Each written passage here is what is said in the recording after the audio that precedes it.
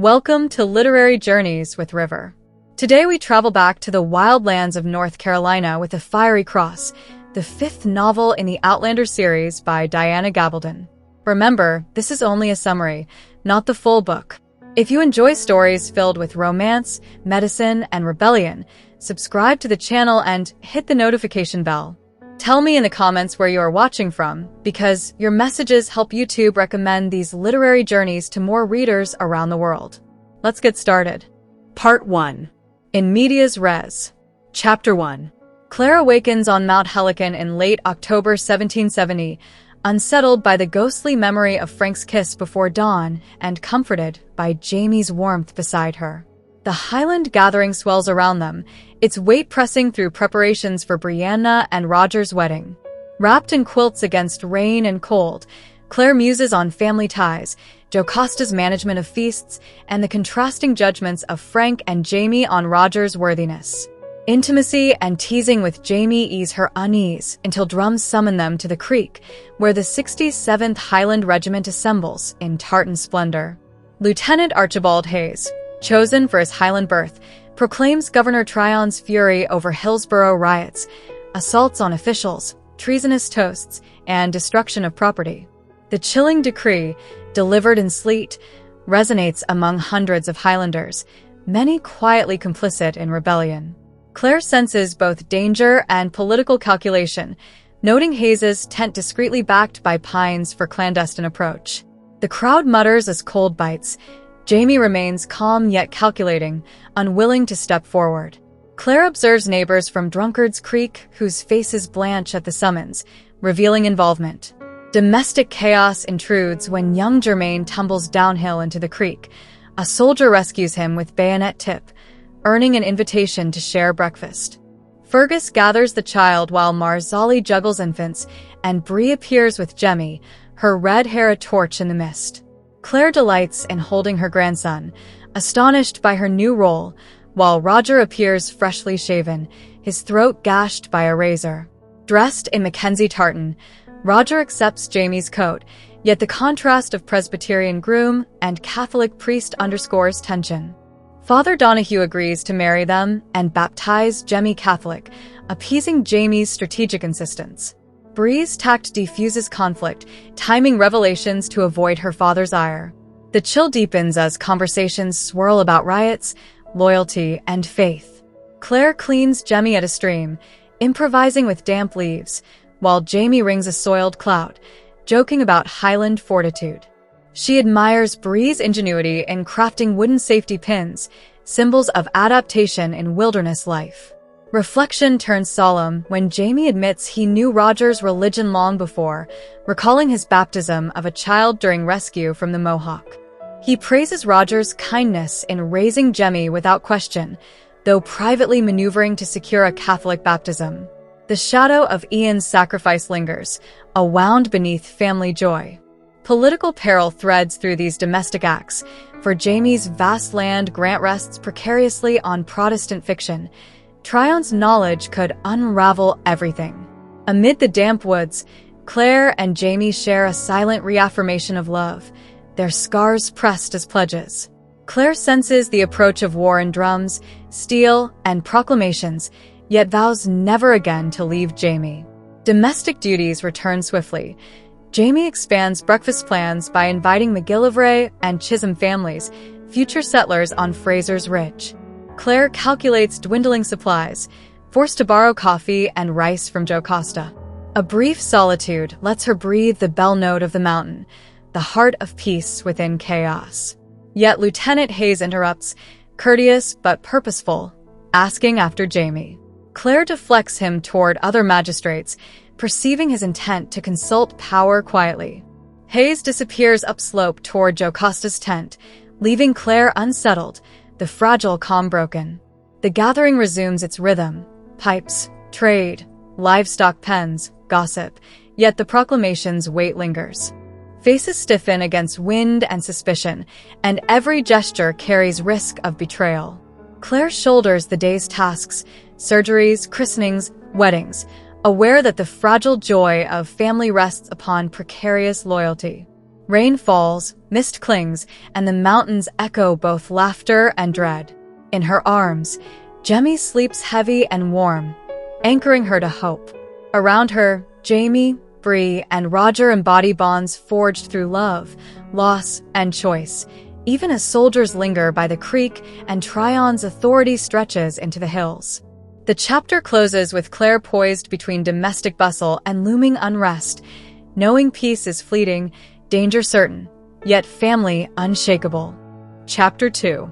From their secluded clearing above the creek, Claire and Jamie oversee the gradual dispersal of Archie Hayes' soldiers, Highland boys happy to mingle with familiar clansmen and accept food at friendly firesides.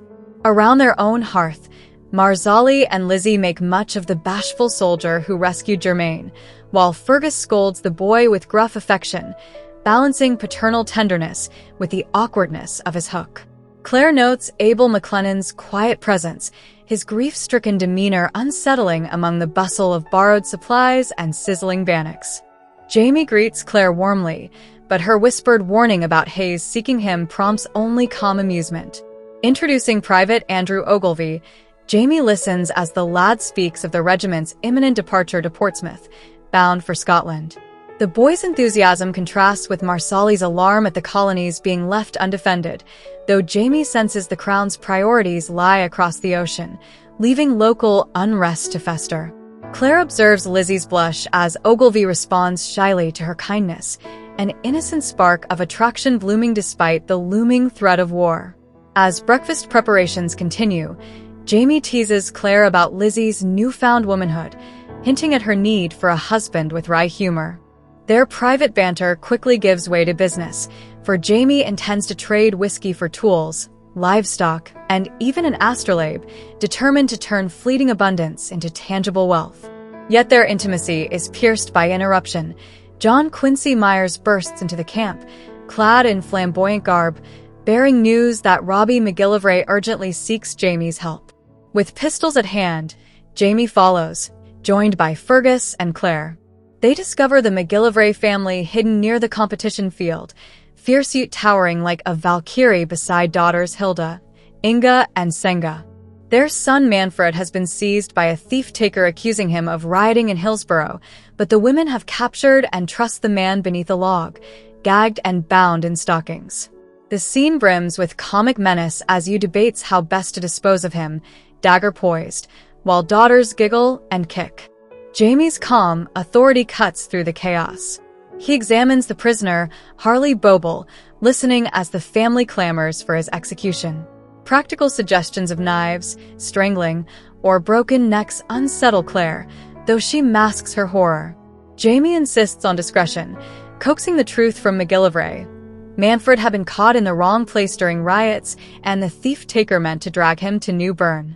Ute, driven by maternal ferocity and the fear of scandal threatening Hilda's engagement to Davy Morrison, sees only bloodshed as solution. Yet Jamie, with quiet cunning, shifts the terms. Producing rancid sausage from his sporran, he exploits Boble's terror, weaving a tale of Uda's murderous reputation as a butcher and sausage maker. With Myers and Robbie solemnly affirming the fiction, Boble turns pale and yields, promising to leave Manfred unmolested. The grotesque humor relieves tension, though Claire senses Jamie's memories of Ardsmuir resurface as he handles manacles with disgust. The thief-taker departs, jangling irons, while the McGillivrays express booming gratitude. Back at their own camp, breakfast lingers with warmth and coffee, though undercurrents of sorrow remain. Claire tends to her medicines, steeping tansy and rue for Lizzie's nerves and possible ailments, her healer's instinct mingling with maternal watchfulness. She considers Abel McLennan's pallor, debating remedies, while Marzali nurses baby Joan through pain and cracked skin. Conversation turns when Marzali innocently mentions Hobson's plans to petition the governor in New Bern, drawing Jamie's sharp attention. Abel, quietly mourning, confesses his wife Abigail's recent death. The tale pours forth haltingly, how taxes demanded coin, not barter, how he delayed travel to Salem during harvest, how the sheriff seized his land and strangers took his cabin, how Abigail, refusing to leave the graves of her children, died shivering beneath the spruce. Abel buried her in her embroidered shroud, then drifted, hollow and detached, into the fury at Hillsborough. His words reveal a man dead within, shuffling along with Hobson and Fowles as if already a ghost. The camp falls silent at his story, each listener struck by his despair. Jamie steadies him with whiskey, but Abel's numb recounting lingers. He recalls seeing the riots as nothing but dead men rattling bones, his own existence already surrendered. When he asks Jamie if he too is dead, his hand trembles against Jamie's cheek. Jamie answers softly, "Not yet," offering life where Abel sees only emptiness. With quiet resignation, Abel rises, places his red kerchief on his head, and thanks them for breakfast before walking away, a figure fading into rain and grief. The chapter closes on the contrast between bustling community and private sorrow. Amid sausages and laughter, flirtations and trades, the harsh reality of loss underscores the fragility of survival. The gathering brims with life, pipes, competitions, gossip, yet beneath lies the weight of injustice, dispossession, and looming rebellion. Claire, balancing medicine, family, and politics, feels the mountain's pulse of danger and endurance. Around her, bonds of love, duty, and resilient struggle against forces of law, poverty, and memory. Jamie, ever strategist, shifts from soldier to patriarch, from husband to negotiator, sustaining peace with cunning while nurturing the fragile threads that hold their world together. Chapter 3. Abel McLennan's tragic tale leaves the camp subdued as Private Ogilvy takes his leave. Fergus and Jamie vanish in search of tools, and Lizzie collapses pale beneath a lean-to, nursing Tansy and Rue T. Brianna arrives, claiming Jemmy sleeps soundly in Jocasta's arms, and insists on helping at the morning surgery despite it being her wedding day. Claire, skeptical of her daughter's readiness for festering wounds and noxious illnesses, reluctantly yields. Together they prepare the makeshift clinic, Bree striking stubborn joints into submission with firm hands, masking unease with determination. Talk shifts to a woman seen the previous day with a syphilitic child, and Bree presses Claire about contraception. Claire explains crude 18th century methods, vinegar-soaked sponges, tansy oil, even lemons, while Bree listens uneasily, mindful of Marsali's failed precautions. The discussion sharpens when Bree, flushing deeply, confesses fear of disease carried from Stephen Bonnet. Claire reassures her that Roger shows no signs, and Jemmy radiates robust health, silver nitrate at birth having offered protection. Yet beneath, Claire perceives Bree's pragmatic wish to delay another child, ensuring Roger bonds wholly with Jemmy before complicating family ties. The morning grows damp as mist seeps through trees, women bearing kettles pass with wedding blessings, and Bree's polite responses betray inner tension. Claire senses deeper fears, mortality in childbirth, peril of losing children, the precariousness of life etched in the gathering's tales.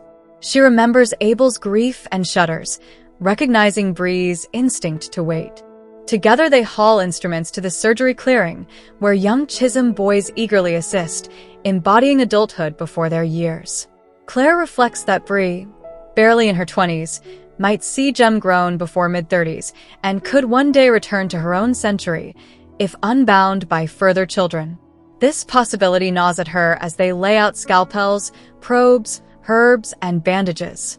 Patients soon arrive. A pale man, reeking of whiskey, groans with hangover. Claire prescribes raw egg and ipecac, confident the purge will restore him. Attention shifts to Murray MacLeod, barber surgeon, bleeding a jaundiced drunkard under drizzle. Claire instantly diagnoses cirrhosis, drawing sharp rebuke from Murray, who insists on bilious humors. Bree cautions her mother that no cure exists, and Claire grudgingly yields, saving the patient from infection by allowing Murray's trade. Bree seizes the moment, performing a theatrical blessing of the rusty flame. Towering, solemn, invoking Saint Michael while plunging the blade into boiling water, she captivates onlookers, baptizing the instrument in ritual that doubles as sterilization. Murray, confounded yet grudgingly respectful, accepts the charm, unwittingly protecting countless future patients. Claire, guilt tugging at her conscience, recognizes Bree's ingenuity as true medicine cloaked in faith. They return to their own patients, prescribing ointment for nettle rash while behind them blood drips into a bowl. The lesson endures. In this world where cure is scarce, faith, theater, and hygiene blend to sustain fragile lives. Chapter 4. The rain had stopped, though the sky still brooded, and smoke drifted ghost-like through the trees as Roger pushed along the trail, stockings wet from grass, coat darkened by dripping pines. He ignored the damp, focused on his errands, determined to buy Brianna a token for their wedding. His money was meager, but he longed to mark the day with something of his own. Bree had insisted her grandfather's ruby ring was enough, but Roger yearned to place a gift upon her hand. Practicality tugged at him, perhaps a ribbon, a comb, or fabric, but he remembered Mrs. Abercrombie's rage at an iron gifted by her husband. The poor man nearly brained for his sense of pragmatism. Romance, he decided, must guide him, even if his purse was light. The thought steadied him as he passed smoke and chatter, his heart set on finding something worthy despite his circumstances. Through a swirl of gray haze, a flash of scarlet appeared, and Duncan Innes emerged from the trees, plaid wrapped in old Highland style. Shy and deliberate, he asked Roger for a word, and together they walked toward the tinker's wagons. Duncan's silence stretched, then broke. He confessed unease about marrying Jocasta. He was Presbyterian, not Catholic, and feared Jamie's judgment if the truth emerged. Roger, startled, reassured him. He too was Presbyterian, raised by the Reverend, though bound to Jamie's family by circumstance and love. Duncan, cautious, pressed whether Roger had been forced into rebaptism. Roger admitted no. The priest had not demanded it, and if Duncan was already christened, nothing more was required. The relief on Duncan's face was plain, though shame lingered in his tone. The conversation drew them close. Two men poor in fortune, yet bound to women of wealth, each uneasy at whispers of advantage. Roger realized bitterly that others saw him as fortune hunter, marrying above his station, while Jamie and Jocasta's riches loomed over their unions like shadows. They reached the wagons clustered like oxen, canvas flapping against drizzle, vendors calling as crowds pressed tight. Roger towered over most, scanning goods, seeking something Bree would treasure. Jewelry tempted him, ribbons bright as jellyfish tentacles, combs glinting in dim light, but he dismissed them, gems small hands too eager to tug. He weighed earrings, necklaces, trinkets, but none seemed right. Duncan startled him again, inquiring after lavender from Claire. His plan, tender and unexpected, was to stitch a velvet pillow for Jocasta's sleepless nights. Roger, touched, felt chastened. Even marriages of convenience held space for care. Duncan purchased fabric, sheltered it under his plaid, and departed, leaving Roger to wrestle alone with choice. He wandered among hides, cider casks, grain sacks, wool, apples, and dwindling fancies. Everywhere he saw reminders of Bree's practicality, her disdain for frivolity, her beauty unadorned but radiant. She had nearly shorn her red hair in impatience, yet he remembered the way sunlight caught it, and the way Jem clutched it with drooling fists. He considered a ribbon again, but unease gnawed at him. He wanted something more, something that bound them together beyond inherited jewels. The ruby ring on her finger was Jamie's gift, passed through his hand, but not truly his. He hungered for a mark that belonged solely to him, a claim as husband. The thought sharpened, fierce in his chest. Suddenly, he stopped before a wagon gleaming with metal wares. His eyes fixed on a simple braided ring of copper and brass, cheap and unassuming. He knew it would stain her skin green, leaving a mark. That imperfection was its virtue. Slipping it on her finger, even for a moment, would declare her his before God, man, and clan. He pressed coins into the vendor's hand, closing his fist around the small circle of metal. For a heartbeat, he saw Bree's long pale fingers, the ruby blazing, and beside it this humble band. Riches, lineage, inheritance, none of it mattered in that instant. What mattered was the visible seal of their bond, imperfect and lasting. As he walked back through damp trails and fading smoke, Roger's heart steadied. The vows awaited, for better or worse, richer or poorer, until death parted them. The ring, modest as it was, became a promise he could afford, a token that carried no weight of family or fortune, only his love. He slipped it into his pocket, the brass warm against his palm, and whispered a prayer that Bree would see not its cost, but its meaning. Among gossip, whispers, and judgment, he would give her this, a mark of belonging, a claim forged not by wealth, but by devotion. The day remained heavy with mist, yet inside him, resolve burned bright. Chapter 5. The final day of the gathering dawns damp and unsettled, yet Claire's surgery draws a steady line of patients. She dismisses a woman with goiter, urging iodine from dried fish, then calls for the next case. A skeletal old man shuffles forward, rank with stench, clutching a bundle of fur. To the crowd's surprise, the bundle shifts, revealing a battered mongrel. The man thrusts the dog on Claire's table, demanding treatment. Claire, resigned, prepares sutures, but the man sinks in gloom, refusing to restrain the animal. Brianna vanishes just as the dog wriggles, forcing Murray McLeod to step in, holding it firm while Claire stitches. The beast thrashes free, leaping from the table, dragging thread and scattering onlookers. Claire tackles it in mud, pinning it with Murray's help until the last knot is tied. Applause ripples through the camp as the patched dog trots away with its master, leaving Claire exhausted and smeared with dirt. Murray, coat torn and hair loose, hefts the animal back onto the table with gruff dignity, and together they return order to the chaotic scene. Bree reappears, murmuring triumph, and Claire turns to greet her next patient. A well-dressed gentleman steps forward, attire and bearing marking him above the common crowd.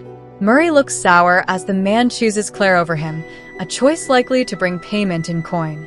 Introducing himself as Mr. Goodwin of Hillsborough, he presents an injured arm. Claire notes scars across his face, a squinting eye, and teeth broken from violence. Examination reveals a dislocated elbow partially healed, torn tendon, and multiple fractures. Bruises linger like badges of recent assault. Bree fetches a splint while Claire probes gently, drawing his rueful admission. He was caught in the Hillsborough riots. His words confirm the proclamation read that morning. Violence had consumed the town. He recounts venturing to the courthouse to support his friend Edmund Fanning, only to be swept into chaos as mobs hurled stones, broke doors, and dragged men into the street. Fanning had been pulled headfirst down the steps, skull thumping each riser like a melon, left insensible in dust while rioters sought greater prey. Goodwin's own injuries came in the melee, cudgels and fists breaking bones as he tried to shield his friend. He lifts his lip to reveal shattered teeth, prompting Bree's queasy gag. Claire masks her distaste, preparing forceps and scalpel. With careful questions, she coaxes the tale further. He had gone to file a lawsuit, only to find the courthouse swarmed by angry regulators, armed with whips and farm tools. Attempting to retreat, he saw Fanning assaulted and felt compelled to intervene. His loyalty left him battered, teeth broken, arms splintered, yet still alive. As Claire aligns his elbow, freeing the tendon with a swift twist, Goodwin pales and sweats but rallies, voice steady with anger. He curses the rioters, declaring he hopes names will be given so the guilty may be punished. Yet even as he speaks of justice, his fists clench, eyes burning with private vengeance, hinting he would rather settle debts with his own hand. Claire, wary of his vehemence, soothes him with whiskey both for spirit and for numbing his mouth. The liquor burns through tobacco-stained teeth, disinfecting as it steadies him. Bree stands pale beside her, shaken by the tale and the sight. Claire gently dismisses her, urging her to rejoin Joe Costa and prepare for the evening's weddings. Bree strips off her stained apron, slipping away toward Roger, who waits half-hidden, his face brightening at her glance. Watching them, Claire warms, reassured that despite violence and uncertainty, her daughter's path holds love and steadiness. Turning back, she prepares pliers for the grim task of extraction, steadying Goodwin with another draft. Around them, The drizzle thickens, fires sputter, and the echo of riot seeps into the gathering. The crowd still mutters of Hillsborough, the memory of mobs and blood close as smoke. Claire steels herself to her work, embodying her creed: treat the patient before her, whatever storms rage beyond. Chapter 6. Roger lingers at the edge of the clearing, captivated by Brianna's strength as she works alongside Claire, tearing linen and pounding herbs. Her arms flex with power that draws admiring glances from men and puzzled stares from women. Possessiveness rises in him. When he steps into view and beckons, her face lights instantly, and she leaves her task to follow. The display satisfies him. She is his, and everyone can see it. They retreat into a copse where scarlet and yellow leaves veil them in privacy. He apologizes lightly for stealing her away. She confesses relief, uneasy with blood and wounds. Banter flows, easing shadows of fear. He teases about her curses in French. She flicks his nose, laughing.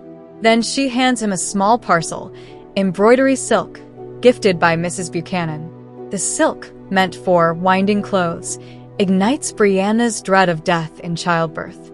Her voice sharpens with anger, citing neighbors who lost wives, contrasting them with women who survived. Roger soothes her with humor and firmness, pointing to her easy delivery with Jamie. Still, her fear lingers, and he feels the weight of it, promising even celibacy if she demands. Desire undermines restraint. Their passion surges, and they tumble into the wet leaves, rain falling on tangled bodies, surrendering to each other once more before marriage is sealed. Afterward, they lie disheveled and streaked with mud, shame mingling with satisfaction. Roger frets about sin, conscious that their handfast year has expired, but Bree laughs off his Calvinist guilt. Yet beneath jest, real anxieties stir. Roger admits he now comprehends the mortal risk of childbearing and fears his desire may imperil her life. She reassures him with humor, calling herself Jugbutt, certain her body is built for motherhood. Still, tenderness turns solemn as he confesses his longing for a child truly his own, an heir to his flesh and bone. He offers her a doll he fashioned for Jemmy, plain with yarn hair and button eyes, a humble wedding gift. The simplicity moves her, proof of his love. Rain falls harder, soaking them, but his vow deepens. He will keep her safe, though the greatest danger may be his own love. Under hemlocks, Roger shares a secret unearthed in the Reverend's papers. Frank Randall forged Jamie Fraser's gravestone, a symbolic act acknowledging debt. Bree reels at the revelation, struggling with betrayal and loyalty. Roger explains Frank's silence. He spared Claire the agony of choice, to remain with child or pursue Jamie. Bree recognizes truth in his reasoning, though sorrow shadows her. Then talk shifts to Jemmy and Stephen Bonnet. Roger wonders if truth should someday be told, but Bree reacts with fierce terror, begging Roger never to reveal Jemmy's possible paternity. She confesses that Bonnet already believes Jemmy is his, having told him so herself while visiting him condemned in Cross Creek. Her admission sparks jealousy and anguish in Roger, who cannot help asking if she believed the claim. She denies it vehemently, insisting she only sought to grant comfort before his death. Their quarrel flares. She kicks his shin, he apologizes, and they stand raw and trembling with unspoken fears. Gaelic voices interrupt, for Highland fishermen emerge from the mist with nets and fish. Recognizing Roger as singer, they banter bodily about stolen fruit and wedding songs. Crude jest softens into courtesy as Angus MacLeod speaks of Skye, urging Roger to teach their sons the songs of the Isles.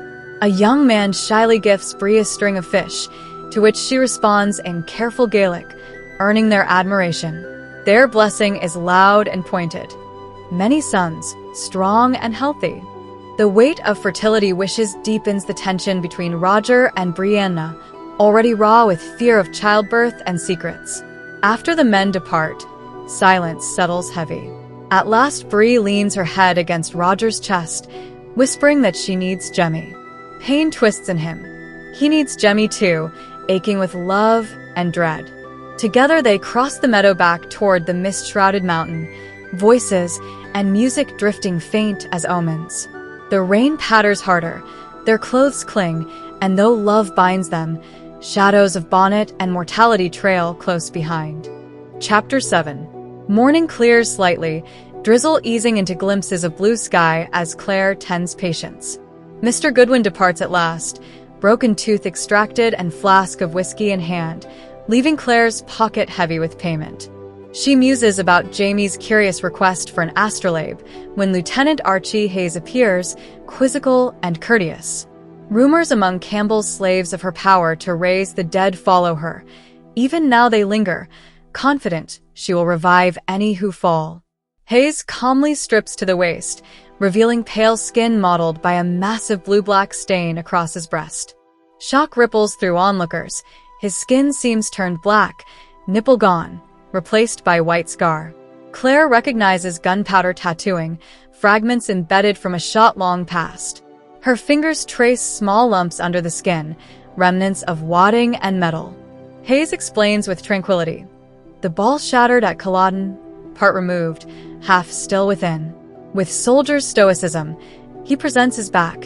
Indeed, a dark swelling marks the bullet's migration. Claire cuts swiftly, extracting jagged shrapnel. Hayes watches, amused, holding the fragment as a relic of survival. Casual as if remarking weather, he names the wound's origin, Culloden, when he was but 11. Claire reels at the revelation, a child shot point-blank. Yet Hayes recounts it without self-pity, crediting survival to Providence. He speaks of Sergeant Murchison, whose bayonet nearly ended him, but whose death blow was forestalled. Jamie arrives, drawn by duty and by Hayes' summons. Recognition sparks in Hayes' words. Read Jamie, savior of his life on the battlefield. Jamie listens warily as Hayes recalls being carried bleeding to a well, tended by others, while Jamie turned back towards certain death. Jamie admits he had forgotten, or buried, those moments, Culloden's nightmare still too vivid in fragments. Claire, hand on his shoulder, feels his tension vibrate like wire. Hayes dresses again, fastening gorget and plaid with deliberate dignity, thanking both healer and savior. But the true purpose emerges. Hayes delivers a sealed letter from Governor Tryon. Jamie eyes it with suspicion, questioning Hayes' detours and motives, but finally breaks the wax. Its brevity chills more than proclamations. Jamie is ordered to muster militia, report numbers of volunteers, and prepare to defend the king's peace against regulators. Claire reads it with trembling hands, Tryon's command stark as threat. Rain spatters down again, echo of Culloden sleet, as Jamie crumples the letter, muttering that even fragments of memory are too much. His wry glance at Claire carries resignation. He had hoped for more time, but war encroaches once more. The shrapnel of past battles and present duties pierces them both, promising that peace at Frasers Ridge cannot endure. Chapter 8. Roger drifts uphill after Brianna leaves to fetch Jamie, replaying her promise of next time, in his mind like treasure. His joy fades when Duncan Innes, splendid in scarlet coat and gold buttons, approaches with a tall, vulture-like old man, Arch Bug, and soon his endlessly chattering wife. Introductions tumble awkwardly, Mrs. Bug fussing over Roger's disheveled hair and Jamie's stained coat, while Duncan explains, Archbug has been asked to serve as factor of Frasers Ridge. The word unsettles Roger. He had assumed, unspoken, that he would be Jamie's right hand. Instead, Jamie seems to place trust in an elderly cripple with twisted fingers. Bitterness rises as Roger measures his own shortcomings. No farmer, no fighter, his music undervalued, wondering if Jamie deems him useless. Mrs. Bug's relentless chatter reveals the couple's long hardship since Culloden, their devotion to each other, and their desperate gratitude for Jamie's offer. Her bustling hands tidy Roger like a wayward child, while Duncan teases him about his singing voice, earning the ladies' delighted admiration. Roger, flattered, feels ashamed of envy. Perhaps Jamie hired them from charity as well as need. Relief comes when Jamie himself appears, harried with a squalling Jemmy in arms. The baby silences only under Roger's thumb, then surrenders completely to Mrs. Bug's firm embrace, leaving Roger to think Jamie hired the wrong bug for the job. Arch, meanwhile, proves sharp in questions of stock and harvest, and Roger reluctantly admits he lacks such skill, yet aches to believe he could learn. The bug's talk turns to Scotland. Castle Liaka's ruin whispers that Hamish Mac Callum Mackenzie lives still as Laird. Jamie's hand tightens warmly on Roger's shoulder at the news, pride lighting his face, kinship bridging gaps of blood and time. For a moment Roger feels included, part of Fraser legacy. But the moment ends when Jamie halts him aside, producing Governor Tryon's crumpled letter. Its order is stark. Muster militia against the regulators. Roger grasps the implication at once. Claire will ride with Jamie. Brianna cannot be left alone. Jamie's gaze fixes him, steady as kin and commander. Come along, Captain Mackenzie. We've work to do before you're wed. The title strikes Roger with shock and pride alike, sweeping away doubts. From rejected son-in-law to captain of men, his place is set, not in music halls, but at Jamie's side, on the path to looming conflict. Chapter 9. Claire bends over Farquhar Campbell's slave, scalpel poised to excise a nasal polyp, her mind split between surgery and the letter smoldering in Jamie's sporran. The cautery iron hisses. The smell of seared flesh recalls barbecue pits, her hunger grotesquely mingling with pity. As she works, her thoughts drift wider. Infection is everywhere, not only in wounds but in the colonies themselves. Seeds of revolution, like bacteria, multiply unseen. The regulator's anger simmers, poor backcountry farmers against wealthy eastern planters. Claire wonders uneasily if she is watching the first sparks that will ignite war. The man endures the painful burn with dignity, his tears mingling with hers, and she feels the grim irony. Small excisions may heal, but the colony's festering discontent will demand fire and blood. Elsewhere, Jamie leads Roger on his first true duties as Captain Mackenzie, walking camp to camp through drizzle and mist. Each recruit requires tact, kinship, and persuasion. Duncan MacLeod agrees, kin to the vast Cochrane clan. Through him, word will spread like seed corn. Angus O.G. Campbell, gruff and sharp, yields only when Jamie's authority is invoked. Then comes Joan Finlay, sharp-eyed and skeptical, mocking the idea of poor men bleeding for rich Fanning's cause. Yet she brings Roger into her meager camp to meet her brother Ian Moore. Twisted, spastic, speech slurred, his body wasted, yet his eyes are brilliant, intelligent, unflinching. Roger, suppressing shock, takes his clawed hand and speaks Jamie's greetings. Joan translates her brother's struggle. Will bounty money be paid? Roger admits no promises, only the chance. Disappointment flickers, but dignity remains. Roger tenderly adjusts quilt and shirt, a small act of care that grants the broken man decency. Joan's teenage sons appear, Hugh and Ian O.G., sturdy, watchful. She asks Roger if he will send them home safe. He answers with solemn honesty, as far as lies within his power. She knows the limits of that promise, but nods, entrusting them nonetheless. The boys grin shyly at being called gentlemen, but the weight of responsibility anchors Roger's shoulders. Walking away, he feels the pride and burden of command. Captain Mackenzie, instant soldier, but not play-acting now. Each pledge is a life, each family a trust. And as mist thins and light fades, Roger senses what Claire already fears. History is shifting under their feet. The germs of dissent are alive, growing. Chapter 10. Claire ends her day of doctoring with aching feet, but deep satisfaction. Pain eased, bones set, lives spared from infection.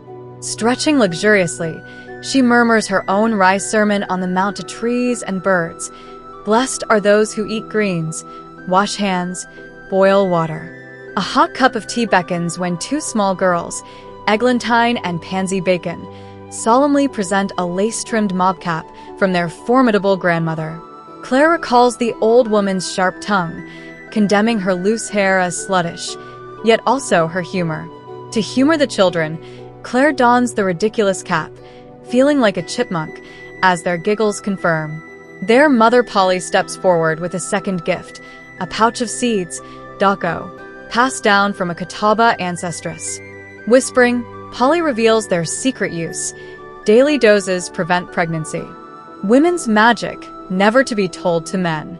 Claire thanks her earnestly, recognizing a treasure for desperate wives and daughters, and tucks the seeds safely into her chest. Yet the moment of intimacy shatters at the name Stephen Bonnet, spoken in Jamie's low voice. Claire confronts him, icy fear in her chest. Jamie admits he has been quietly asking after Bonnet at the gathering, determined to know his whereabouts. She pleads, hasn't the pirate already done enough harm? Jamie's face is unreadable, his strength and resolve frighteningly palpable as he insists it is his duty. He once spared Bonnet. Evil followed. To leave him free now would be like unleashing a rabid dog. Claire begs him to think of family first. His grip softens, but his words remain steel. He will not risk them, but he will hunt. Their whispered argument, masked by what others mistake for tender closeness, burns with cold dread. Jamie swears no danger will touch his loved ones. Claire, torn between panic and trust, senses he is already chosen. Brianna glances over, smiling at what she thinks a tender embrace, while Fergus jests for an encore. Jamie silences Claire's protest with a kiss, his vow echoing, "Trust me, Sassenach." But in her heart, she knows his hunt for Bonnet will shadow them all. Chapter 11. Roger descended from the Finley's rough camp, his thoughts circling around Joan Finley, her children, and her crippled brother Ian Moore. The memory of the family's poverty and resilience stayed with him, stirring a mix of pity and admiration. He considered telling Brianna about Joan's survival through multiple marriages and childbirth, but hesitation gnawed at him. His heart tightened at the sight of Ian Moore, so frail yet sustained by the quiet devotion of his kin. The request Joan had whispered, "Send them safe home," echoed like a moral burden Roger could not ignore. As he passed Jocasta Cameron's bustling camp, overflowing with luxury and preparations for the grand double wedding, the contrast to the Finleys' hardships struck him sharply. Driven by impulse, Roger turned back to her tent, intent on securing aid for Joan's family. Inside, he found Jocasta resting, attended by Phaedra, her faithful servant. Despite her blindness, Jocasta instantly sensed him, noting even the reopened wound on his neck.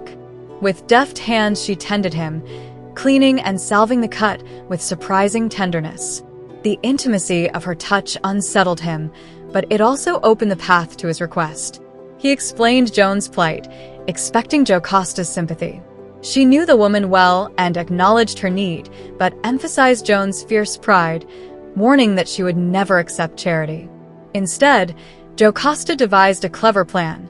Supplies of food, clothes, and money would be passed secretly through Father Donahue, ensuring that Joan's dignity remained intact. Roger felt relief and gratitude, but Jocasta's shrewdness reminded him of her power. Then the conversation shifted. With deliberate calm, Jocasta revealed she had changed her will, leaving River Run not to Brianna, but to little Jemmy. Roger reeled in shock. Jocasta's hand gripped his firmly, her sightless eyes fixed on him as though she could read his soul through his pulse. She accused him indirectly of being a fortune hunter, suggesting his marriage might be tainted by ambition. Roger bristled with outrage, denying her insinuations with raw emotion, but Jocasta pressed on, warning that if anything happened to Jemmy, the inheritance would pass to Hamish. Her words carried menace. Roger, humiliated and enraged, rejected her wealth outright, declaring he and Brianna wanted nothing of it. The confrontation burned hot, Jocasta's suspicions clashing with Roger's pride until his temper burst. With finality, he spat his refusal, storming from the tent in fury. Behind him, Jocasta's voice followed, calm yet cutting, reminding him that perhaps his care for Jemmy might yet be secured, not by love, but by the boy's prospects. The insult seared Roger's heart, but his rejection stood firm. Chapter 12. Evening shadows deepened over the gathering as families prepared for departure. A bittersweet mood lingered. Farewells, anticipation of the road, exhaustion from days of noise, labor, and festivity. Claire felt the strain deeply, Her body ached with the onset of her bleeding, her hands burned with small injuries, and her patience wore thin as she tended babies, brides, and frazzled mothers. Amid the chaos, a mishap with a scorched kettle, children repeating her sharp French exclamations, and sudden hail drove her near despair. Jamie arrived with Father Donahue, cheerfully unaware of her frayed temper. Their banter turned sharp, Claire snapping under the burden of fatigue. Yet Jamie, perceptive and gentle, drew her aside to rest by a stream. He offered her whiskey mint as a wedding gift, soothing her pain with its warmth. In the quiet, surrounded by dripping trees and fading storm, they found a moment of intimacy, laughter breaking through her exhaustion. Their talk turned unexpectedly serious, about age, cycles, and the waning possibility of children. Jamie's shy question revealed his fear that Claire might no longer want him. Her reassurance, softened with humor and promise, renewed his spirit. The peace broke with interruptions. Mr. Weems entangled in shrubbery, quarrels erupting among neighbors, and Marzali rushing with news of Father Donahue's sudden arrest by county officials. Jamie's temper flared, blood rising with the insult of soldiers seizing a priest from his hearth. Before he could act, Brianna appeared with yet another complaint: soldiers stealing food. The gathering's fragile harmony was fracturing into disorder and conflict, and responsibility pressed heavily upon Jamie. Still, amid the chaos, Claire and Jamie's bond glowed. He teased her gently, braided her hair with tender hands, and reminded her of her growing reputation as a healer, her virtue flowing into those she touched. Though weariness and tension lingered, his steady presence anchored her. Their kiss by the stream, simple and heartfelt, restored a fragile calm before duty called him again. The night closed with unresolved threats, arrested priests, restless settlers, the looming demands of militia service. Yet in that fleeting moment of stillness, Claire and Jamie reaffirmed their love, their shared resilience the only certainty against the storm gathering both within and beyond the ridge. Chapter 13. The day at the gathering unfolded with smoke, noise, and the smell of roasting hogs as Claire balanced exhaustion with her role as healer and reluctant diplomat. Returning to camp, she found the place empty, and her instincts drew her to the creek, where Jamie was already preventing a violent culinary dispute. Ronnie Sinclair, stubborn in his Scottish traditions, condemned Rosamund Lindsay's thick Boston-style sauce as poison, insisting vinegar was the only proper way to dress a barbecued hog. Rosamund, formidable and wielding both ladle and axe, defended her recipe, boasting of killing the wild chestnut-fed hogs herself. Jamie, calm and tactful, maneuvered between them, steering conversation away from bloodshed while Claire broke tension with a cheeky rhyme about beans that left everyone laughing. Though lighthearted on the surface, the scene emphasized the blending of cultures at Frasers Ridge. Boston flavors clashed with Highland vinegar, and humor provided the bridge.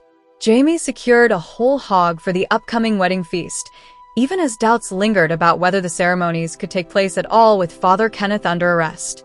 The irony was not lost on Claire as she held Jamie's axe and pondered the fragile balance between feast and chaos. Back at camp, Roger returned troubled, confiding in Brianna and Claire about his heated quarrel with Joe Costa Cameron. Joe Costa had implied his motives for marrying Brianna were tied to River Run's inheritance.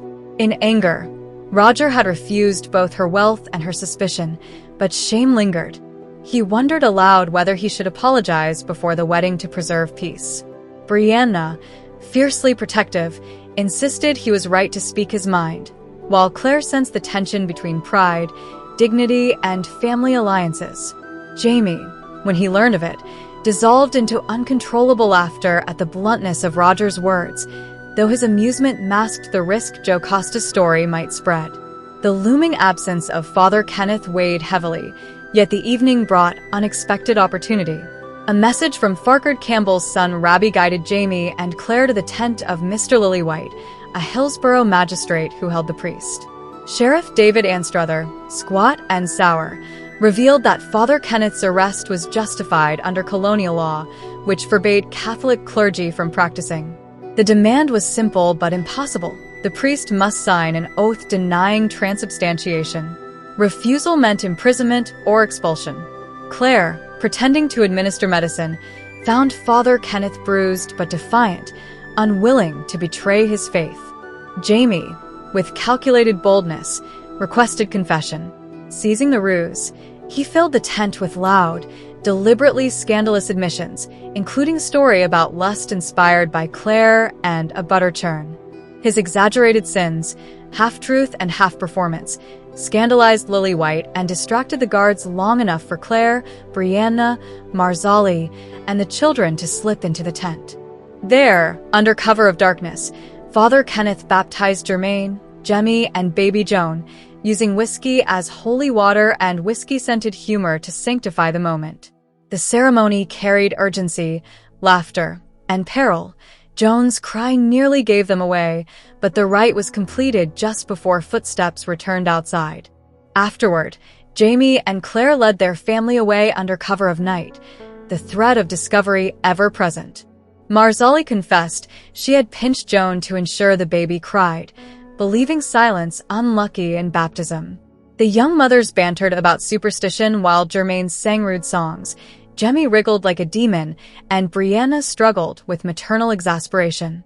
Amid the chaos, Claire reflected on the christening's importance, recalling Frank's promises decades earlier and the unspoken truths of fatherhood and loyalty.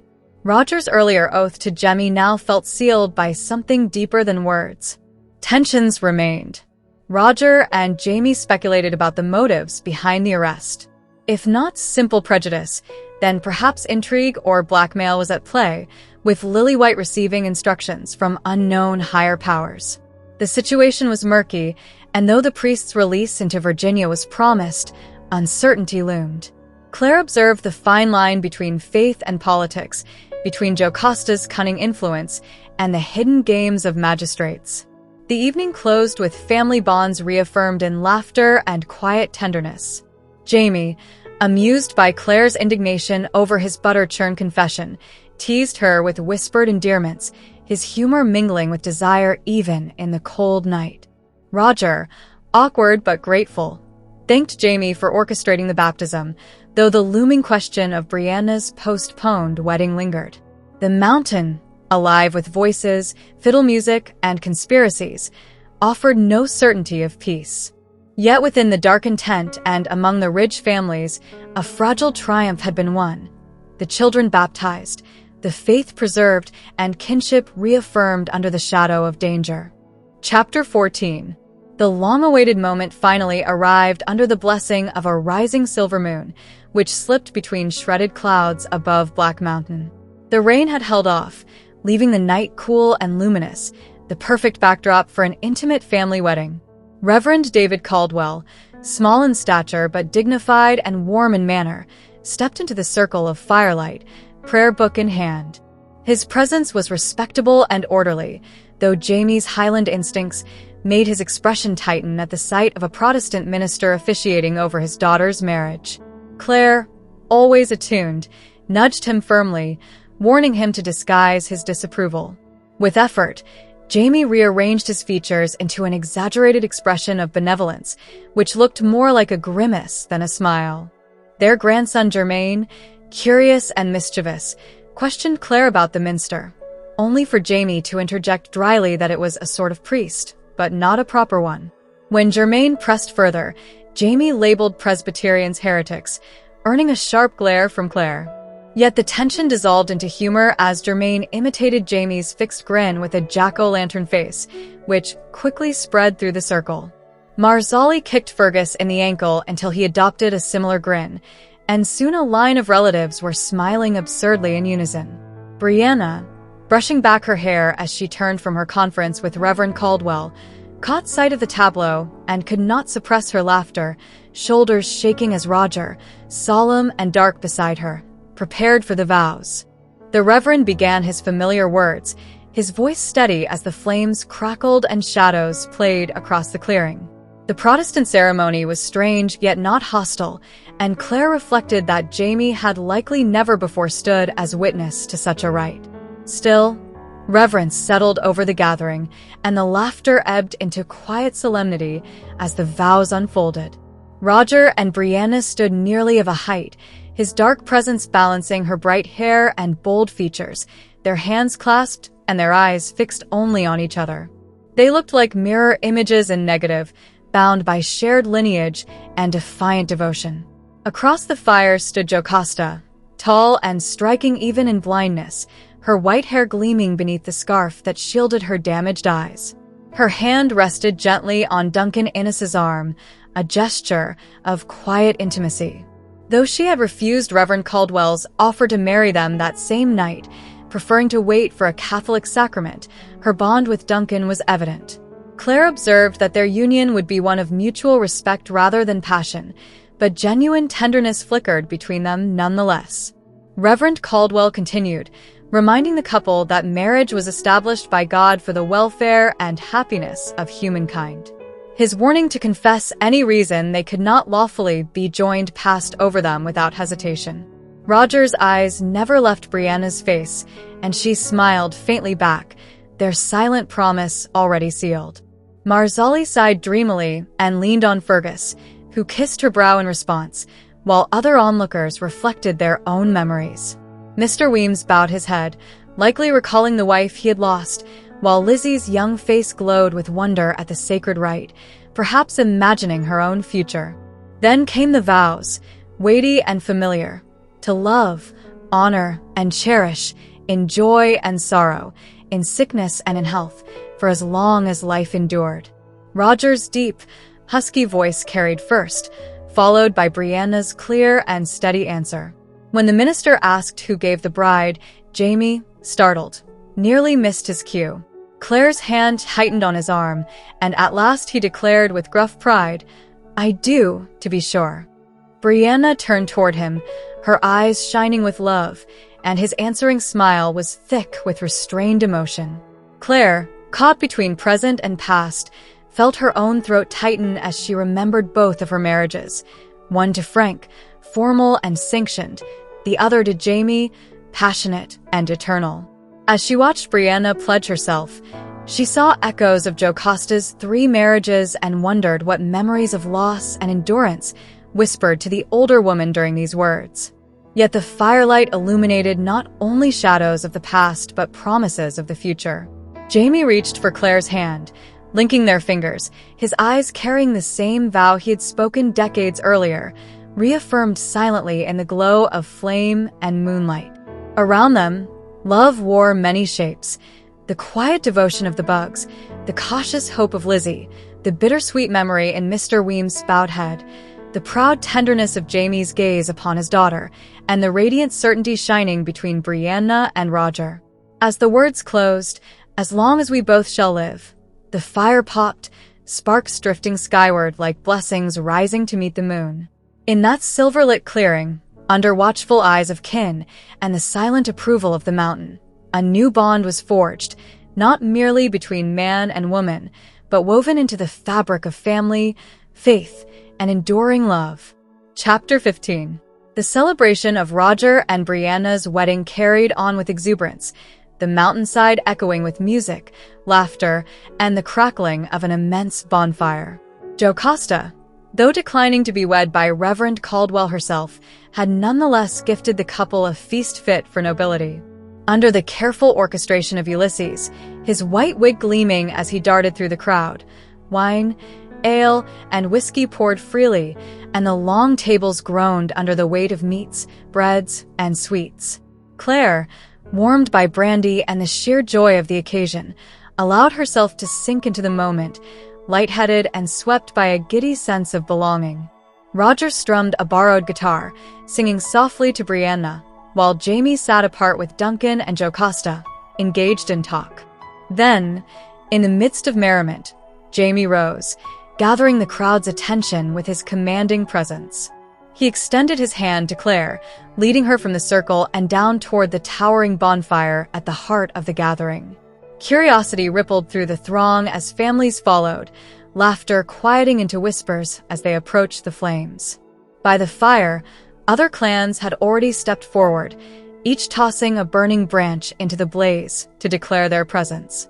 When Jamie's turn came, he stood alone, his face lit with the golden heat, shadows carving his features into solemn relief. Speaking in Gaelic, he welcomed old friends and new, acknowledging the shared struggles that had marked their journeys from Scotland to this new land. His voice deepened as he recounted their collective sacrifices, men dead in battle, starved, drowned, burned, or consumed by sorrow. The litany rang heavy, but his raised cup turned grief into defiance. "Slaint," he toasted, and the gathered Scots echoed him, voices rough with memory and loss. Jamie's tribute shifted to those who had endured, honoring their courage as survivors. Then, turning to Brianna, Marzali, and Claire, he lifted his cup to the women, declaring them the true strength of their people. Their revenge, he proclaimed, would not be vengeance on the battlefield, but the children born into freedom and carried forward into a future wrested from despair. The crowd roared their agreement, and Jamie flung his emptied cup into the flames, where it burst into light, consumed as a symbol of renewal. Calling Claire to his side, Jamie's words took on ritual weight. He invoked her name in Gaelic, proclaiming her his strength, then extended his other hand to Roger. Addressing him as Roger the Singer, son of Jeremiah Mackenzie, Jamie invited him to stand as shield and kin, bound not only by marriage, but by solemn oath. Roger hesitated, then, as though compelled by something beyond himself, clasped Jamie's hand in agreement. Claire understood she was witnessing something both ancient and significant, a laird binding his tenants, family, and allies in a pledge of loyalty and protection. One by one, Jamie called men from the shadows, Chisholms, Lindsays, McGillivrays, Weems, and even the shy hunter Josiah Beardsley. Each stepped forward with pride, swelling the ranks until nearly 40 men stood shoulder to shoulder, drawn together by Jamie's words. The firelight caught their faces, marked by hardship but lifted by honor. As the ceremony reached its climax, Jamie declared before all that the Frasers of the Ridge were present. His voice thundered above the roar of flames as he hurled a blazing brand into the pyre, the crowd erupting in cheers that seemed to shake the very mountain. Later, as the crowd dispersed back toward food and drink, Roger walked beside Claire, humming softly. She congratulated him, calling him son of the house, and he grinned with boyish delight, addressing her as Mum.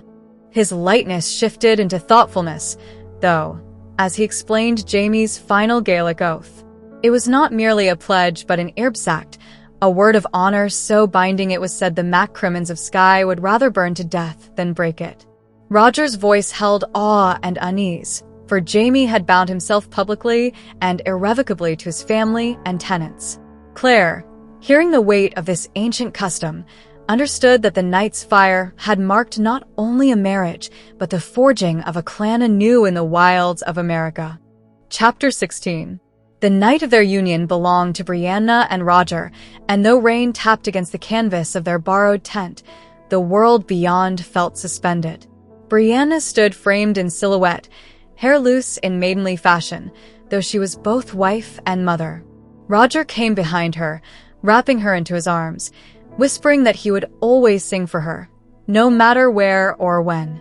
His voice carried devotion not bound by place or audience, a vow that echoed the promises they had spoken hours earlier before firelight and kin.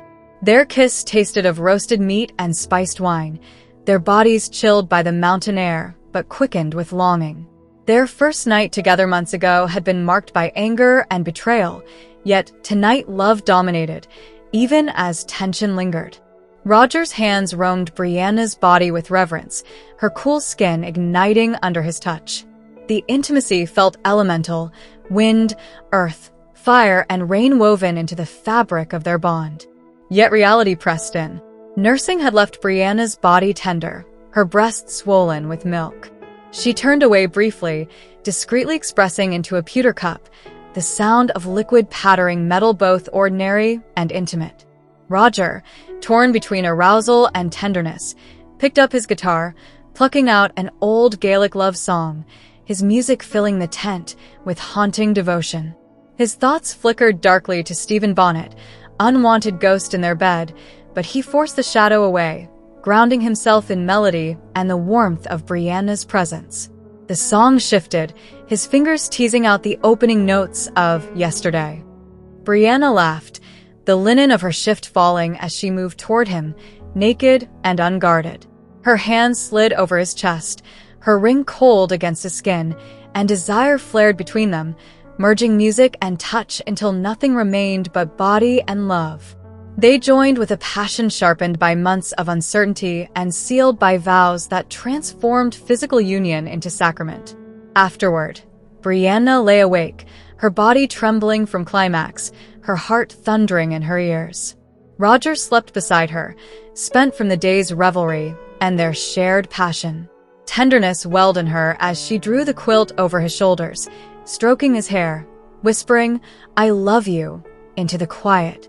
Yet beneath her devotion lingered unease.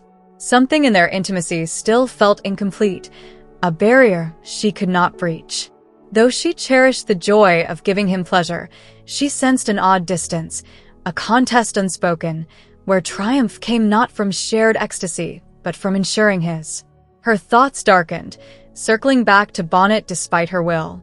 The memory of violation lingered, an unwelcome intruder in her most sacred moments. Still, she fought it with love, telling herself time would heal what memory marred. Checking discreetly, she confirmed the sponge soaked with tansy oil remained in place, her body both vessel of nurture and fortress of caution. As rain pattered overhead and the last echoes of festivity faded on the mountainside, Brianna pressed closer to Roger, fitting herself to his warmth. His unconscious hand sought hers, folding gently beneath her chin, and she kissed his knuckle, comforted by his instinctive closeness. In that moment, despite shadows and doubts, she felt the fragile yet unbreakable bond of marriage, the sense of beginning that promised time would eventually soften distance into surrender. Their journey as husband and wife had only begun, and in the dark of the ridge, with rain, fire, and love surrounding them, hope outweighed fear. Chapter 17. The night on the mountain lay unsettled, the air damp with rain and restless with movement. From where Jamie lay beside Claire, he could see through a gap in the rocks to the watchfire blazing steadily before Archie Hayes's tent. The great bonfire of the gathering, so immense during the flames of declaration, had burned down to embers, but this smaller fire glowed against the dark like a beacon. From time to time, a kilted figure rose to tend it, stark against the brightness before vanishing again into the shadows. Jamie slowed his breathing, his muscles slack as if asleep, though he knew rest would not come. The pretense was not for his own sake but for Claire's, a signal that she need not concern herself with him and could sleep without obligation. The night was alive with stirrings. His hunter's instincts identified faint sounds masked by the wind, shoes scraping on rock, a blanket shaken, footsteps slipping downhill toward the sentries. A few, fearful of discovery, sought to leave the gathering before dawn. From above came notes of fiddle and concertina, Jocasta's slaves prolonging celebration. Nearby, an infant's cry rose thin and plaintive, not Jemmy, but tiny Joan, and Marsali's lullaby floated into the night, the French tune incongruously cheerful in its gruesome lyrics. Jamie reflected, not for the first time, that cradle songs across nations often carried violence in their verses, softened only by the tenderness of mothers' voices. Even Brianna, from her modern time, sang gem songs of loss and death with a face serene as the Madonna's. Claire's voice, soft beneath his chin, startled him from thought. She asked whether the Hillsborough rioters were wrong. He admitted they were, though he confessed that if cheated with no hope of redress, he might have struck back at an offender. Yet what had been done, homes destroyed, men beaten for their offices, was beyond what he could condone. Claire pressed him further. What if the wrong came not from one man but an institution, from crown or court? Jamie tightened his arm around her, unwilling to be drawn toward the rebellion he knew loomed ahead. Not yet, he told her. The time was not now. Claire, though, said quietly that it would be. The paper hidden in his saddlebag, summons to gather the militia, lay heavy on his mind, though he pushed it aside for this one last night of peace.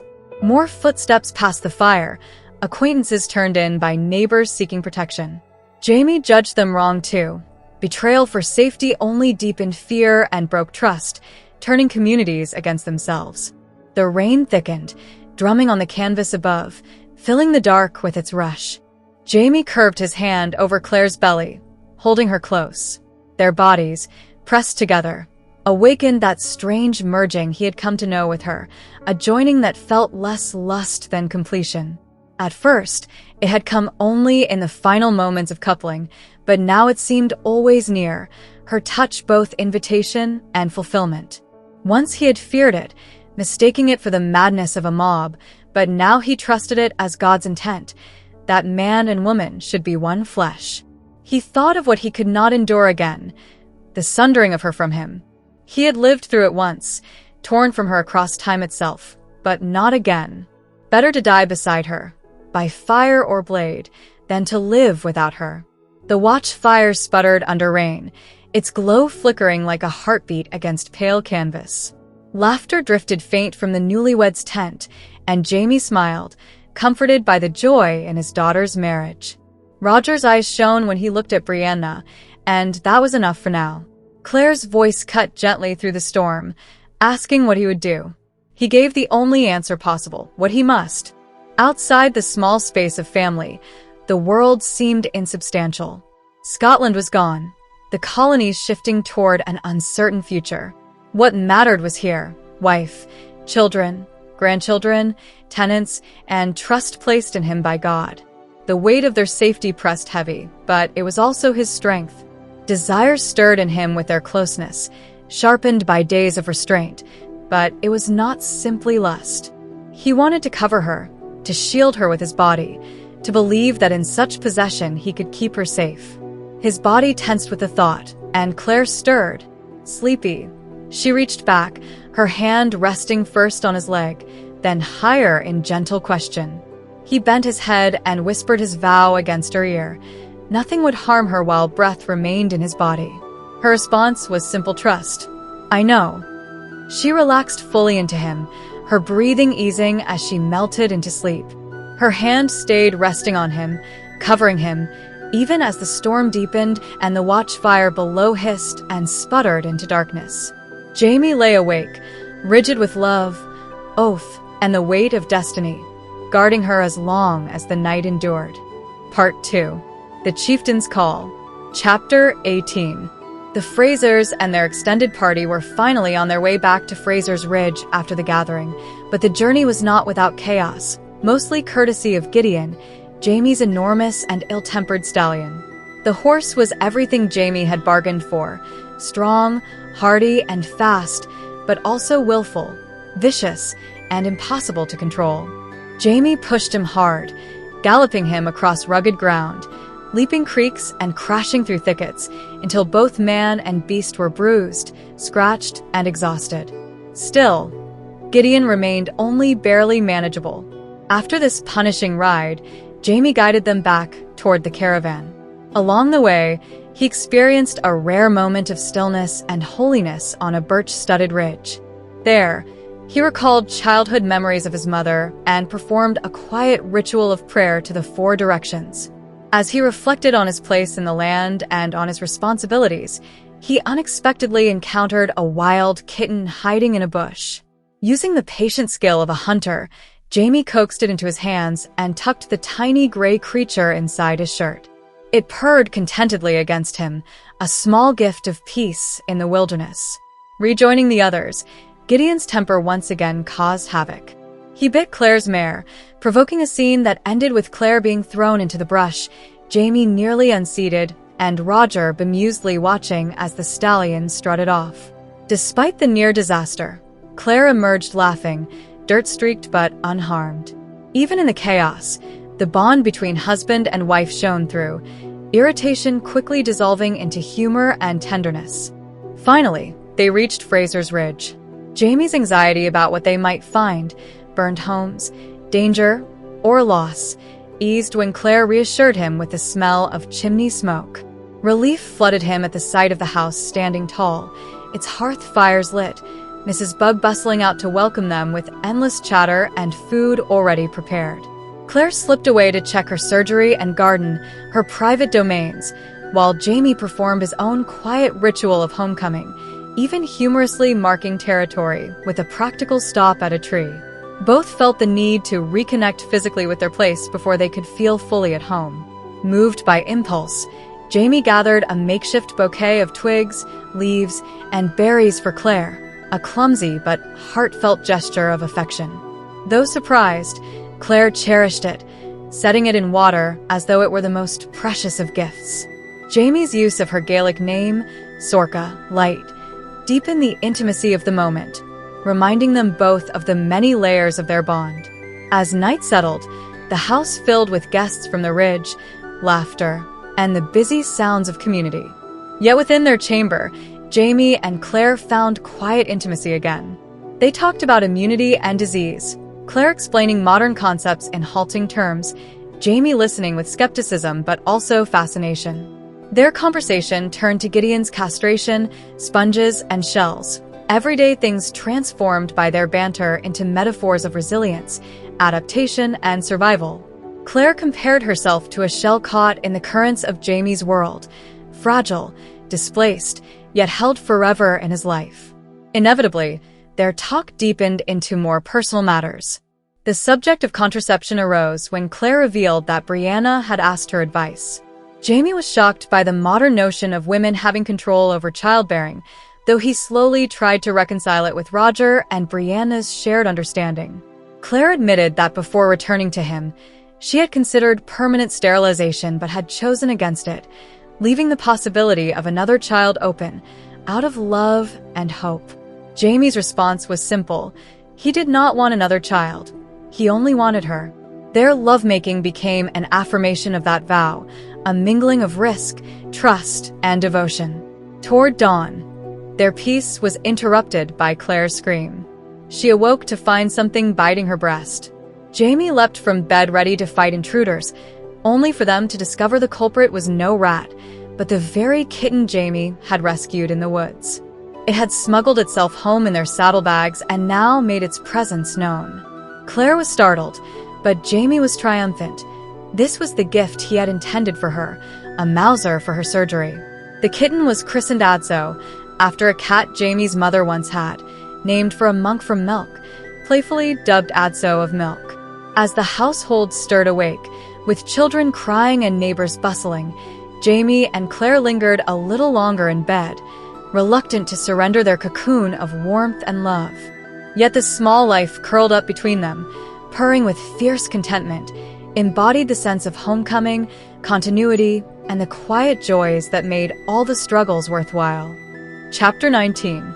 Life on Frasers Ridge seemed busy but stable, until Clarence the mule brayed, heralding visitors. Claire, in the midst of heavy laundry work with the other women, hurried out to see Herman Husband, a Quaker and well-known Regulator leader, limping into the yard on a worn mule. Husband looked haggard, dirty, stiff, and clearly travel-worn. His saddlebags contained crude pamphlets denouncing corrupt officials, proof he had been spreading his cause. Claire suspected his visit had serious purpose, not social courtesy. Meanwhile, Jamie was venting Gaelic curses in the stable, having just discovered their cunning white sow had tunneled out again, close to farrowing. Though furious at the beast, Jamie immediately turned serious when he learned of Husband's arrival. Husband was a controversial figure, expelled from the Quakers for inciting unrest, jailed repeatedly, and now under financial pressure from heavy court fines. When Jamie and Claire reached the house, they found Husband asleep at the kitchen table, exhausted. Once roused, he admitted his reason for visiting. He needed to sell his mare, Jerusha, to pay fines or risk losing his farm and being forced to leave the colony. Jamie sympathized but confessed he had little money. Husband brushed aside concern, saying what mattered most was Jamie's friendship and integrity. Husband then produced something far weightier than a horse trade, a sealed letter from Governor Tryon, summoning Jamie as a newly appointed colonel of militia to raise men and march to Salisbury by December 15th to suppress the gathering regulators. Tryon wanted the information widely known, to intimidate opposition. The document placed Jamie in an impossible position, bound by duty to the crown, yet sympathetic to his neighbor's grievances. Husband explained why he had not hidden the letter from Jamie. Better, he reasoned, that regulators should face a local leader they knew and respected than strangers with no understanding. Better the devil ye ken than the devil ye don't, Jamie summarized dryly, realizing husband meant him. Still, Jamie warned that while he might sympathize, he was bound by honor to fulfill his duty as colonel if called to arms. Husband accepted this, only asking Jamie to shelter his wife and children if danger forced him to flee. Jamie agreed, without hesitation. The gift of his mare symbolized husband's trust, though he joked about her voracious appetite, nicknamed Mistress Piggy. As the sun lowered, husband declined Jamie's invitation to stay the night, explaining he still had many households to visit. Before leaving, he compared himself to James Naylor, a radical early Quaker who once walked naked through snow proclaiming doom, convinced God had directed him. When Fox asked Naylor if he was certain, Naylor replied yes. Husband echoed that conviction. He too was sure God guided him, no matter how mad it seemed. With that, he blessed the Frasers and departed, leaving Jamie and Claire to wrestle with the weight of divided loyalties, the specter of war, and the knowledge that their peaceful life at Frasers Ridge stood on the edge of turmoil. Chapter 20. A week later, Brianna and Roger left Jemmy with Claire and Lizzie, despite Brianna's guilt and Jem's furious crying. She both longed to stay and felt liberated, desperate for private time with Roger. Their walk into the woods began lighthearted, with bare feet in moss and kisses stolen in autumn sunlight. Yet beneath the playfulness lingered deeper tensions about Jemmy's future, their marriage, and Roger's lingering scars from his captivity. They carried a musket, ostensibly for Roger to practice. Brianna, experienced with firearms thanks to Frank Randall, became his instructor. She demonstrated careful loading, priming, and firing, then guided him patiently. Roger, though clumsy at first, grew exhilarated when he finally struck the kerchief target. Brianna's confidence, swift, casual, almost fierce, aroused him as much as it impressed him. When Brianna shot a squirrel by barking it off a branch, Roger was startled by her precision. She credited Ian Murray for teaching her, a reminder of her cousin's absence and Roger's role in his fate. Haunted, Roger confessed he had killed a man in Snaketown during the fight that enabled his escape, though he had never known which warrior it was. He admitted he had not felt guilt so much as an unsettling indifference, dismissing the man's death to avoid facing it. Brianna listened quietly, insisting that if he ever had to kill again, he must do it deliberately, with meaning. The moment deepened their honesty and mutual trust. Their practice resumed, but fatigue set in, and Brianna's breasts ached with milk. They lay together under quilts she had packed, making love in the pale sunlight, the intimacy tender, messy, and fierce. They later shared food, bantering about pizza, Coke, and the oddity of inventions lost or rediscovered across time. Their playfulness turned reflective, wondering why fate had brought them to this century. Roger dismissed certainty, but affirmed that whatever the reason, he and Brianna must protect each other and Jem. On their way home, a flock of turkeys startled them. Roger attempted a shot but missed, nearly trampled by the panicked birds.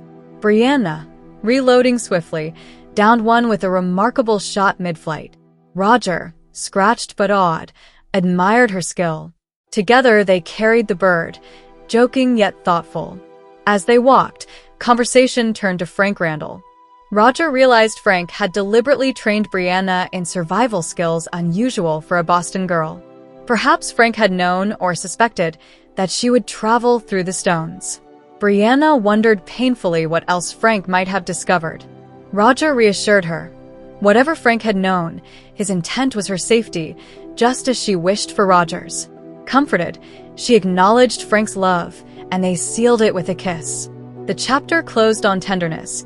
Brianna, still uneasy about Ian's fate, asked if Roger thought he was happy. Roger answered simply, if Ian had a wife like his, then surely he was. The reassurance, half jest and half truth, bound them together as they descended toward Frasers Ridge. Two shadows merged into one, carrying love, loss, and fragile hope into the uncertain times ahead. Chapter 21. Roger stood in the hallway, a wooden spoon pressed over one eye while Claire tested his sight with a handwritten chart tacked to the kitchen door. Instead of the usual meaningless letters, she had written lines from Shakespeare, which amused him but revealed a deeper problem. Brianna and Jamie watched from the porch, both realizing Roger struggled to read the smaller print. Claire moved him into her surgery, determined to examine his eyes more carefully despite his resistance. With only candlelight and improvised tools, she checked his pupils and movements, noting the striking green shade of his irises that recalled Gaily Duncan, though his gaze carried none of her madness. As the test continued, Roger relaxed slightly, soothed by the calm tone of her instructions.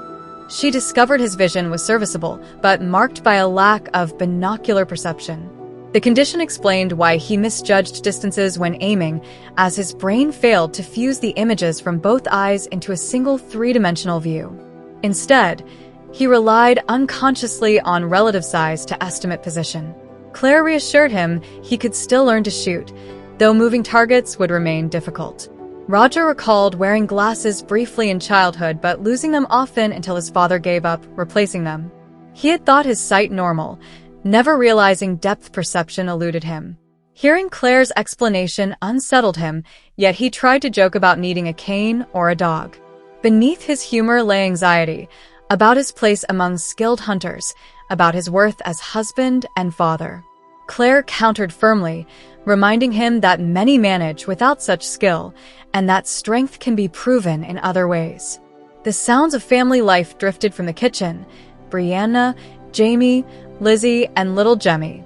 Roger smiled ruefully, admitting his wife could both kill and cook, a talent that might be essential if he could not provide meat. Claire deflected his self-doubt with humor, suggesting even catching the troublesome white sow would earn him respect. His smile remained tinged with unease. He feared confessing his weakness to the expert marksman around him, comparing it to the pity given someone missing a limb. Claire reminded him that Bree's worry stemmed from the looming regulation troubles, not from any lack in him. Jamie believed he was unlikely to need to fire at a man, and besides, hawks and eagles also lack binocular vision. She advised him to tell Brianna he had eyes like a hawk. The remark made him laugh, though the shadow of doubt lingered. When he asked if the condition was inherited, his thoughts turned to Jemmy. He remembered his mother wearing spectacles, though his father's sight had been keen as a pilot. Claire could not confirm whether Jemmy might face the same challenge. Roger quickly denied worry, yet his disappointment showed. If his son shared the trait, at least Roger would understand what it meant.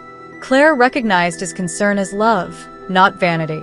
Bree's voice carried through the door, singing to Jemmy, and Roger's expression softened. He asked Claire not to tell Bree of his thoughts, fearing to burden her with the possibility. She touched his arm gently, assuring him Bree would understand, though he remained doubtful. The test had begun with Shakespeare's words pinned to a door, but ended with something deeper, Roger confronting limitations he had never considered, and wrestling with the fear of passing them on. Claire saw both the fragility and resilience within him. He left the surgery still uneasy, but with the knowledge that his condition did not define him, even as he wondered what it might mean for his future and his sons. Chapter 22. At dawn, Jamie and the other men slipped away, leaving only crumbs and muddy prints. Claire awoke instead to the shouts of children fighting below her window, momentarily startled into hospital reflexes before remembering she was home on the ridge. The kitchen was already in chaos, Mrs. Bug commanding children and mothers while lamenting that Jamie had gone without a proper breakfast. The crowded household reflected both the demands of the militia summons and the swelling number of settlers seeking shelter for winter. Brianna arrived, weary from a sleepless night after the Muellers crowded into her cabin. Claire recalled the darker side of Gerhard Mueller's past, remembering the scalps nailed to his barn, yet recognized the necessity of accepting them as part of the Ridge's fragile community. Marsali's earlier outrage over Gerhard's vengeance against Tuscarora women echoed in memory, yet Jamie had insisted vengeance upon vengeance solved nothing. Taking refuge from the bustle, Claire inventoried provisions in the sheds: hams, bacon, venison, fish, grain, jars of honey, roots, and preserves. Supplies were sufficient if carefully managed, though the burden of feeding militia men loomed. She knew Jamie, as colonel, bore that responsibility. Brianna appeared at the well, speaking of pipes and pumps, her mind balancing engineering against exhaustion. Their conversation broke when both noticed the ominous cross erected in the yard. The cross, crafted with Jamie's careful skill, dominated the space with a sinister weight. Bree tried to joke, but unease lingered. Before Claire could question further, domestic tensions exploded inside. Mrs. Bug had cleansed Claire's surgery, destroying her penicillin experiment, while Mrs. Chisholm burst in enraged, broom in hand, defending her children whom Mrs. Bug had disciplined. The clash erupted into shrieking insults until Brianna intervened, physically lifting the indignant housekeeper out of harm's way. Though peace returned, unease permeated the house. Jemmy's teething cries frayed nerves, Lizzie burned stew, and temper sharpened. Claire, seeking calm, carried Jemmy outside. The cross loomed, an unanswered question. She walked into the woods, heading toward the whiskey clearing, lulled by the hush of fallen leaves and the cries of a raven overhead, an omen of change. Hidden in the clearing, she found Jamie at the spring, washing himself deliberately with icy water. It was ritual, not cleanliness, preparation of body and spirit.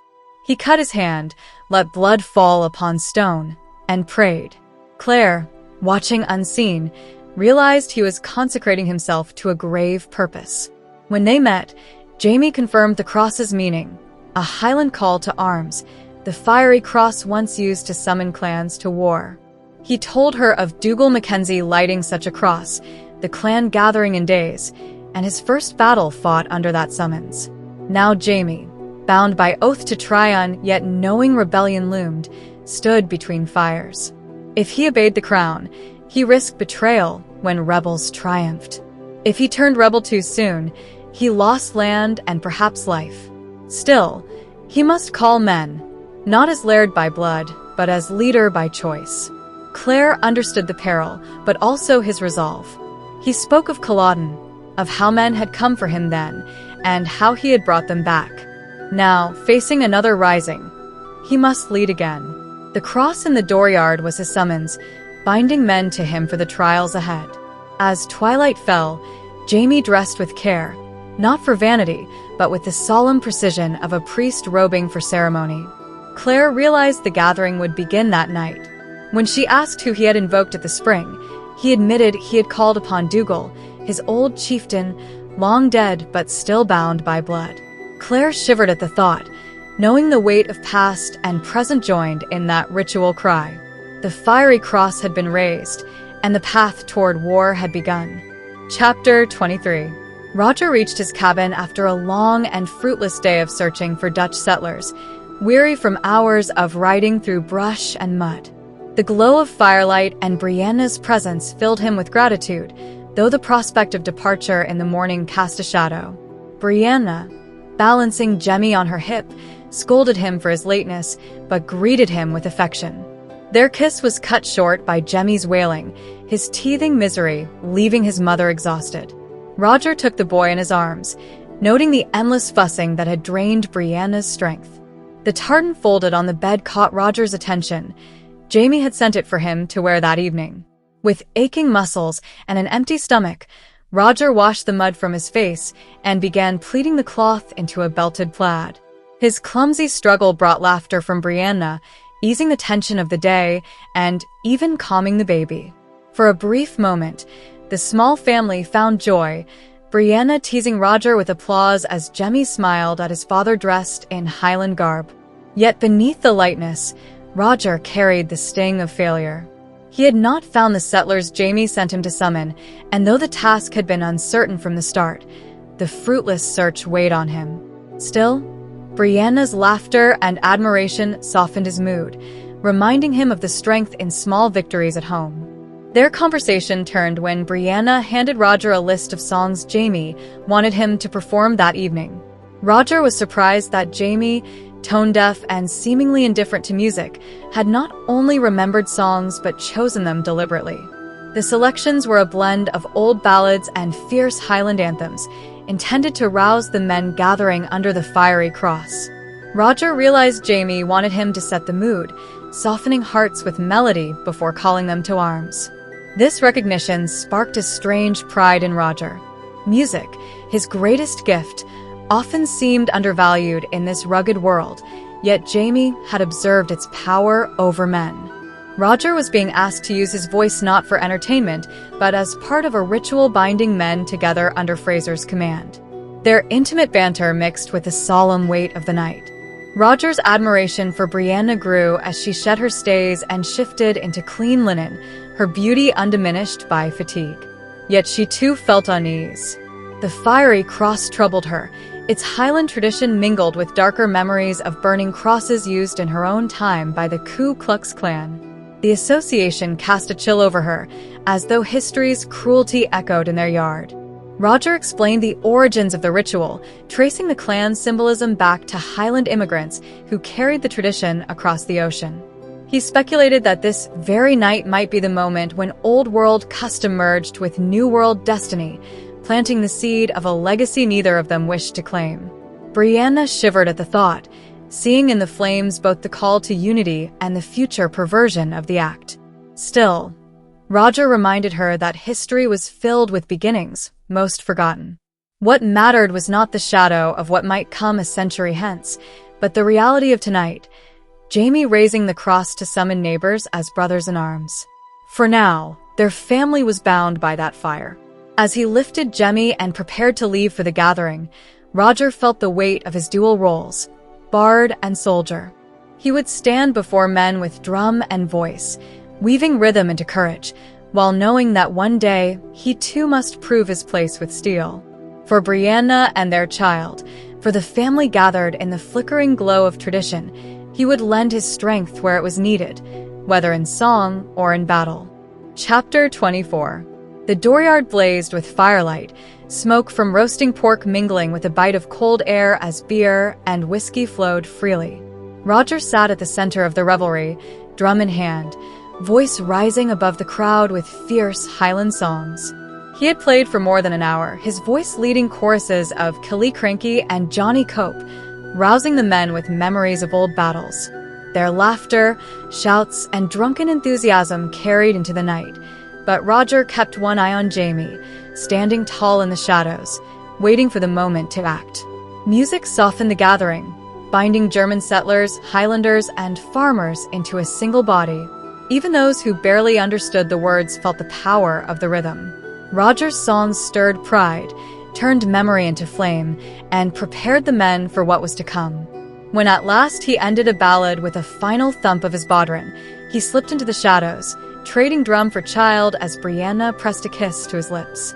She carried his instrument while he cradled Jamie, their small family forming a quiet island at the edge of the storm. Then Jamie stepped forward. Dressed in tartan and coat, hair blazing in the firelight, dirk gleaming at his side, he commanded the crowd without raising his voice. He held aloft the governor's summons, its seal red against the flames, declaring duty and honor in service of the crown. German voices echoed, Gaelic voices answered, and the yard rang with assent. Yet Jamie reminded them they were not a clan, bound by blood, but neighbors and companions choosing to follow his lead. With deliberate solemnity, Jamie drew a torch from the fire and touched it to the cross that loomed at the yard's edge. At first, only a frail flicker caught in the bark, but soon the flames steadied, crawling upward, turning wood to glowing embers. Silence fell as the men watched. No roaring inferno, only a steady burn, a symbol, not of destruction, but of unity. Jamie's voice carried over the crackle, invoking God's protection, courage, and peace until they might return home safe. The fiery cross burned slowly, casting crimson light across the yard as men whispered and shared food, the bond between them strengthening beneath its glow. Roger felt the weight of the moment, recognizing that Jamie was more than commander. He was becoming a chieftain in truth, drawing loyalty from men who saw in him both strength and destiny. As the crowd absorbed the solemnity, Roger lifted his voice once more, beginning the mournful Flower of Scotland. Unlike the raucous battle songs, it was tender, filled with remembrance and quiet pride. One by one, voices joined his until the refrain rose strong, sending their spirits homeward even as they prepared to march into danger. Roger's heart swelled with conflicting emotions, pride in his role as bard, fear of the trials ahead, and the solemn understanding that history was repeating itself. John Adams's words came to mind: one generation warriors, the next merchants, the next poets. Looking at Brianna with Jamie in her arms, and then at Jamie with Claire standing apart in the shadows, he wondered which role would fall to him. Bard he already was, but warrior he must become, for the sake of his son and the generations to come. The fire burned on, men laughed and drank, but beneath it all lay the unspoken truth. Tomorrow they would ride, not as revelers, but as soldiers. The fiery cross had done its work, binding them together under Jamie Fraser's command and sealing their fate. Chapter 25. Alone in their chamber, Jamie and Claire sought comfort in each other, their lovemaking a refuge from the clamor outside. Roger's voice still carried through the shutters, weary but unyielding, as the dooryard buzzed with celebration. Wrapped in Jamie's arms afterward, Claire soothed the tension in his shoulders while laughter rose between them at the rumble of his empty stomach. Though food remained downstairs, Jamie refused to leave their bed, insisting this might be his last night of peace for some time. He wanted only to remain with her, pressed close beneath the warmth of the blankets. The house quieted gradually, the raucous gathering tapering to snores and the occasional thud of emptied kegs. Claire, however, could not still her mind. She played their familiar bedtime game of recalling the day's events, yet the effort only brought back worries. The chaos of the surgery, Mrs. Bugg's temper, the endless needs of children, and the fragile order she left behind. Anxiety stirred her restlessness, but Jamie's presence drew her back into calm, his hand steady against her waist. Their conversation wandered from humor to tenderness.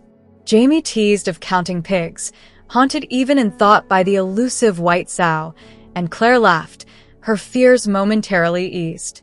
Talk shifted to prayer, memories of her first marriage surfacing with the suggestion of nightly rosaries. Jamie countered with a memory of his own, a Celtic blessing his father had taught him shortly before his death. Softly, halting at first, he recited the words, blessing the moon above, the earth below, his wife and children, his purpose, his hands, and at last the angeling of his rest. His voice deepened as the prayer flowed, no longer hesitant but solemn, resonant with devotion. Claire, touched by the cadence, recalled the angel prayers she once spoke over Brianna's bed. Side by side, their fingers entwined, they lay bathed in the glow of embers, faith and love woven together in the quiet night. Later, Claire stirred to find Jamie slipping from bed, whispering he had only a note to write. Exhaustion tugged her back to sleep, unaware of the words he was setting down. In the flickering firelight, Jamie composed a letter to Lord John Grey. Dated December 1st, 1770, it began with polite news: family weddings, christenings, the growth of their settlement, the prosperity of crops and livestock. His tone shifted as he recounted the disturbances in Hillsborough, the rise of regulators, and the violence of September past. He wrote of Governor Tryon's call for militia, his own appointment as colonel, and his doubts about campaigns waged in winter. Though he sought to reassure his friend, Jamie's words carried the weight of foresight. He acknowledged the volatility of rebellion, the danger of small sparks growing into catastrophe. Knowing the unpredictability of war, he made provisions for his family's welfare, naming Claire, Brianna, Roger, their child Jemmy, Marzali, Fergus, their children, and even Leaguer and her daughter Joan.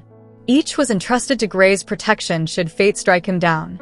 Closing with humility, Jamie offered gratitude for information about Stephen Bonnet, affirming that counsel, though kind, would not sway his course.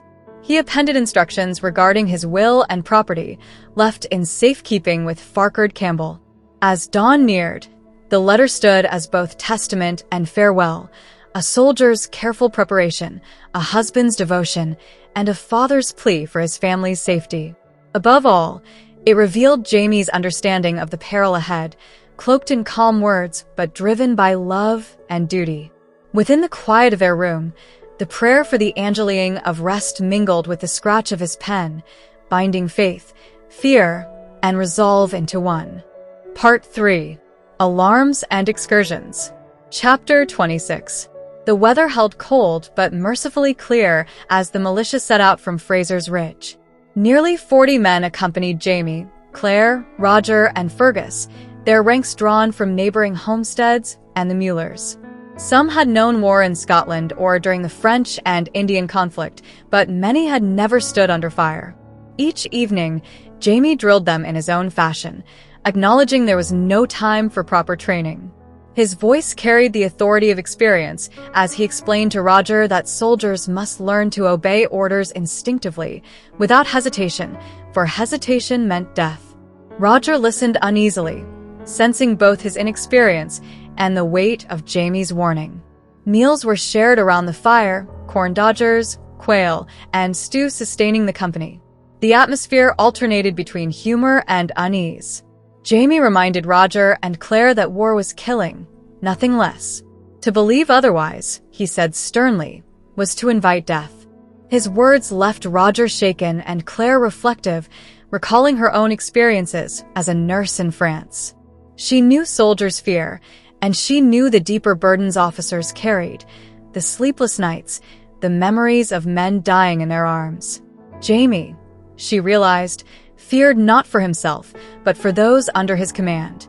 As the company pressed toward the treaty line, the men drew closer, their separate campfires destined to become one circle of light. Yet illness threaded through the group. Coughs, sneezes, and red noses marked the march, and Jamie himself showed signs of strain, his breath whistling with each cough. Claire, worried by the sound, tended him with stew and quiet admonitions, though she knew he would never alter strategy for comfort. They made camp above Lucklow, close enough to Brownsville to reach it by daylight. Around the fire, camaraderie warmed the night. Men argued over whether to sleep head first or foot first toward the blaze, joked about hair loss, and teased Roger about his thick beard. Jamie, laughing with them, claimed Claire in jest, his crude humor both protective and commanding.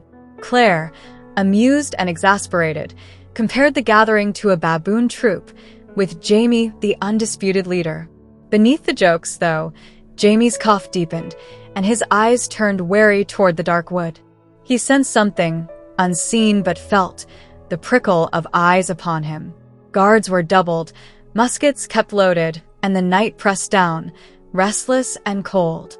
Later, as Claire ventured into the dark to fetch water, a figure stumbled near her. Reflexively, she struck it with a swinging canteen, and chaos erupted. Men shouted, muskets were seized, and confusion reigned until the intruder was dragged into the firelight. It was Josiah Beardsley, the sickly boy who had once sought Claire's help for his throat.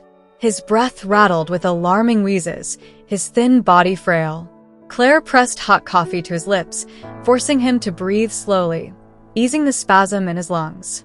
Wrapped in blankets and salved with ointment, he recovered enough to face Jamie's quiet interrogation. Jamie pressed for truth, reminding Josiah of the bond between laird and tenant. The boy evaded, wary and calculating despite his youth. Then Roger, observing keenly, mentioned a mark on Josiah's thumb.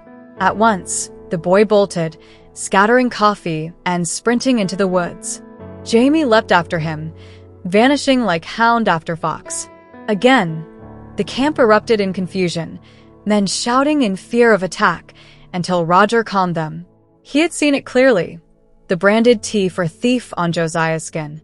Not merely a tenant, Josiah was a fugitive, and Jamie had pursued him into the dark. Claire and Roger waited by the fire, their thoughts heavy. She recalled earlier wars, boys with knives, and the smell of burning flesh, while Roger wrestled with unease at Jamie's methods. Both knew Jamie would do what was necessary to extract the truth. Exhaustion claimed Claire at last, and she slept near the fire, only to wake at the acrid hiss of hot metal. Jamie sat nearby, holding Josiah's wrist, pressing the boy's thumb against the searing dirk. Claire realized, with shock, that Jamie had sliced away the branded flesh and cauterized the wound, erasing the mark of shame. From beneath her cloak, another boy stirred, Josiah's twin, identical but with longer hair, thin and barefoot. The brothers clung to each other, wary but united, and Jamie provided them with food, a blanket, and Claire's spare breeches before sending them silently into the forest. His act was both ruthless and merciful. The mutilation saved Josiah from discovery, and the supplies gave the brothers a chance at survival. Jamie returned to the fire coughing heavily, exhausted from both chase and decision. Claire tended him, while Roger watched in silence, the questions unspoken but heavy in the air. Dawn edged into the sky, bringing no answers, only the certainty that choices had been made and consequences would follow. Jamie, drained yet resolute, whispered that he must now decide what to do next. Chapter 27. Claire rides beside Jamie along a cold, brittle morning, eager to put distance between the ridge camp and the road. They speak without ceremony. The urgency of the previous night's events has left both of them wakeful and alert. Jamie explains the background of the two boys they rescued, disclosing that they had been indentured as very young children after emigration. Josiah, thin and frightened, had run away after being implicated in a theft and had tried to return to rescue his deaf twin, Keziah. Jamie recounts the theft, Josiah's capture, and the boy's plan to slip into the Beardsley farm to reclaim his brother. The pair ride down the ridge and watch the smoke from the little cove below, recognizing the rough farmhouse where the brothers lived as bond servants to a trader named Beardsley. They choose not to bring the whole company to the farmhouse, preferring to send Roger and the men ahead to Brownsville while Jamie and Claire visit the Beardsleys alone. Jamie prefers discretion, hoping the town's hospitality will distract men and reduce chance of a pursuit. At the door and windows of the shabby house, an odd silence and the heavy smell of closed rooms greet them. The cottage shows signs of neglect and oddity, stacks of trade goods, food barrels, and a piled, chaotic front room. Mrs. Beardsley appears, a plump, lisping woman who seems defiant and strange. She claims her husband is unfit for company and reluctant to be seen. The pair push past filth into a clean rear room that feels like a sanctuary, contrasts of dirt and order amplifying the oddness. Jamie climbs a ladder to a loft where Mr. Beardsley lies in a horrific state, wasted, partly paralyzed from a stroke, riddled with infected wounds and gangrene, living in filth though surrounded by abundance. Claire's physician's eye takes in the shock of disease, the burn marks and slashes on entrails of flesh, and the unmistakable odor of gangrene. She recognizes that amputation is necessary to prevent spreading infection, yet fears the shock and the grim prospects of caring for such a patient. Mrs. Beardsley's manner alternates between pragmatic and malevolent. She seems to want the man to linger in torment, and even hints darkly that she has desired his death. When Claire prepares to act to remove gangrenous tissue, Mrs. Beardsley violently resists, culminating in a sudden, frenzied assault on her husband and an effort to throttle him. In the struggle that follows, Jamie intervenes, and violence escalates until he finally shoots Mr. Beardsley through the blind eye to end his suffering. The scene afterward is exhausted, quiet, and raw. Jamie digs a grave with an intensity that reveals inner grief not merely for the dead man but for a private wound in his own past, an unburied father. He weeps silently while shoveling, and Claire senses why the work matters so much to him. They prepare the corpse, bind it in a blanket, and make a small cairn to protect it from scavengers. Jamie asks Claire, with trembling earnestness, to promise the same mercy if ever she must act for him as he acted here. The episode leaves the two of them stained, physically and spiritually, but connected by the grim mercy and the shared burden of duty and compassion. Chapter 28. Roger, Fergus, and the militia finally reach Brownsville in mid-afternoon after losing their way on the hills and being redirected by Cherokee travelers. Brownsville is little more than a scattering of ramshackle huts around a slightly larger trading house that serves as general store and taproom. The men are cold, hungry, and eager for food and alcohol when they approach, but the welcome is hostile. 2 gun barrels protrude from a window, trained on them. Roger identifies himself as Captain Mackenzie and demands entry, but hostilities flash when a man inside cries out, and the guns fire. Roger hurls himself through the door to confront the attackers, and the room dissolves into chaos. Women shrieking, men reloading, mud and smoke filling the air. Roger's quick physical response seizes one of the gunmen and defuses part of the threat. Fergus strides in with a pistol and a cool, theatrical manner that helps transform tension into uneasy parley. The occupants claim to be Browns, Richard Brown and kin, who loudly accuse Isaiah Morton of dishonoring Richard's daughter and boast of their willingness to kill him. Militiamen stream into the doorway, guns raised and curiosity bristling, and a local named Henry Gallagher confirms that Morton is alive, but is taken to the brush after being shot with birdshot. Roger must balance the immediate danger, the obligation to raise militia, and the need to protect a fellow militia member. He uses diplomacy and small tactics, offer to purchase provisions and a barrel of beer, and suggests Fergus look into the fate of Morton, buying time while trying to calm volatile tempers. Brownsville's tense. Muddy Hub reveals a town riven with private feuds and raw local justice. A man confident he can lay claim to rough vengeance for family honor, women who scream and faint but also manipulate the scene, and militiamen unfamiliar with how to apply authority in such a mess. Roger lacks Jamie's practiced instinct for resolving such crises and seeks delay and negotiation, where Fraser might have used force or cunning. The scene closes with Roger arranging to buy beer and supplies as a temporary measure, hoping to keep the situation from exploding and to hold the Browns accountable until Jamie or other authority arrives to assert order. Chapter 29. Night fell hard around the hollow as Claire and Jamie prepared to leave the Beardsley farm. The house stood behind them, dark and empty, the mound of fresh earth over Beardsley's grave damp with shadow. Neither had appetite for food within sight of the place, the weight of death pressing even through the clean air. Mrs. Beardsley appeared suddenly, a swaddled child in her arms, declaring she would come with them. The goats, roped together in a bleeding procession, followed as if the farm itself had expelled them. Claire cradled the kid, its warm breath easing her nerves, while Jamie worked out how to mount their new charge and his wife safely for the journey. They moved off into the woods at a slow pace, goats rustling like clumsy companions, Gideon snorting under Jamie's firm hand. Fanny Beardsley, settled heavily on a horse with her infant, muttered of a former wife named Mary and seen beneath the mountain ash at moonrise. The chill in her words tightened Claire's skin. Jamie slammed the farmhouse door before leaving, sealing away its emptiness, though the sense of haunting lingered as the moon rose. Claire felt the solid arm of Jamie steady around her as they climbed toward the trail. She tried to push away dread, focusing on goats munching grass and Jamie's warmth at her back.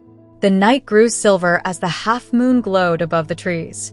Then Gideon reared violently, chaos erupting in shrieks and crashing brush.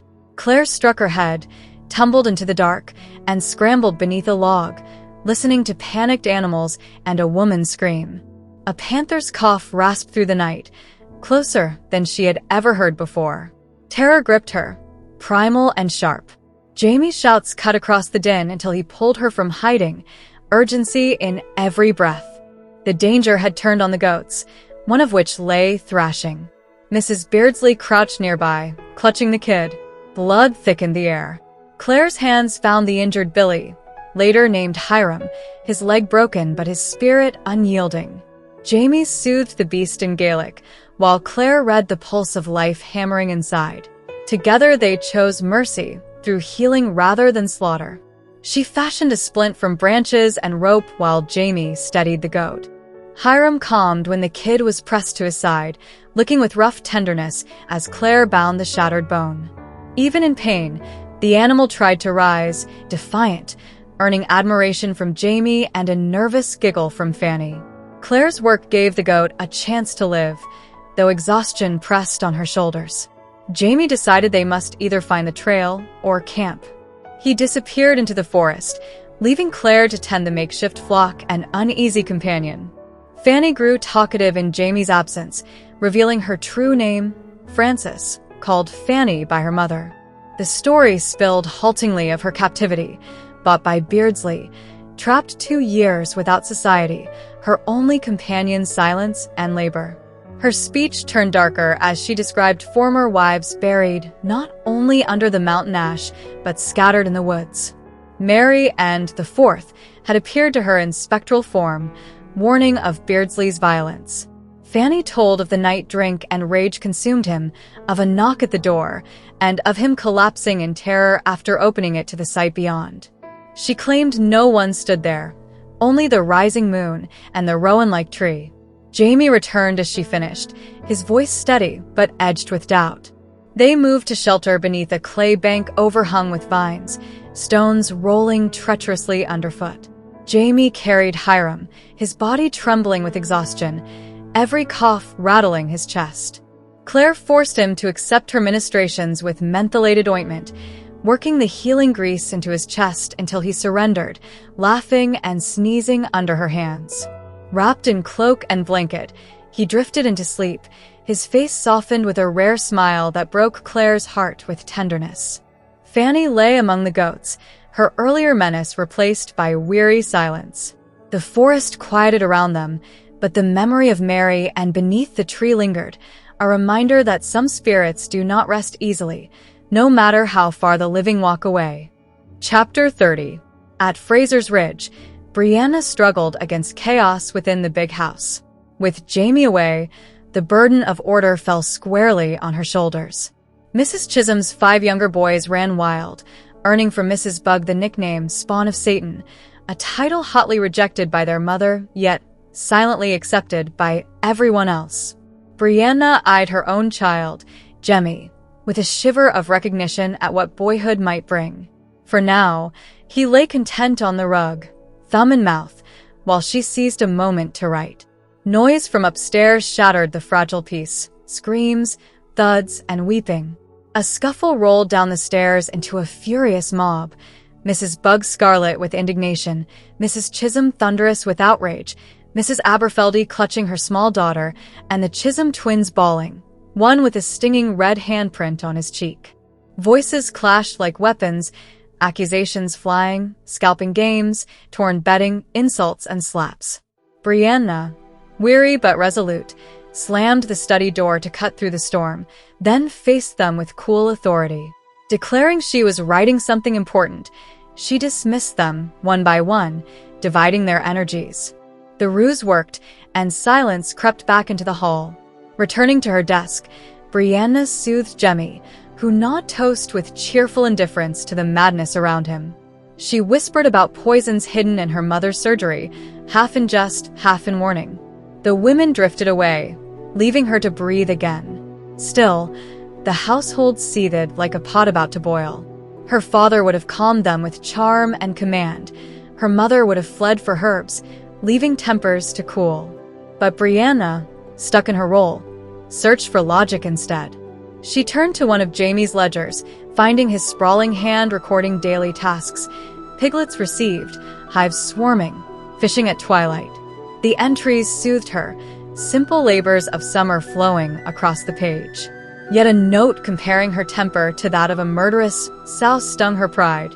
She cursed aloud, then softened her tone for Jemmy's ears. The ache of missing Roger pressed heavy as she imagined him away, perhaps for weeks, perhaps hurt, perhaps never returning. She forced herself to believe he would come back, clinging to the certainty of reunion. As icy rain lashed the window, she considered solutions. Moving the disruptive Chisholms to her cabin might restore peace in the big house. The thought made her stomach twist with reluctance. That cabin was hers and Roger's, their sanctuary. To leave it felt like surrender, as if she admitted he might never share it again. Jemmy's warm weight grounded her, his drool-soaked grip on an iron bowl's ring replacing the soggy toast he had been chewing. Gathering the fallen ledger, Brianna discovered a hidden letter sealed with the half-moon crest of Lord John Grey. Expecting humor, she found instead grim tidings. Stephen Bonnet still lived. The letter described Bonnet's presence in Charleston, dressed richly, spending freely, fighting with deadly skill. A duel against Captain Marsden had ended in cruelty, Bonnet blinding his opponent with calculated malice before robbing him. The account warned that Bonnet's survival meant he enjoyed powerful protection, connections that made him bold enough to flaunt himself in the open.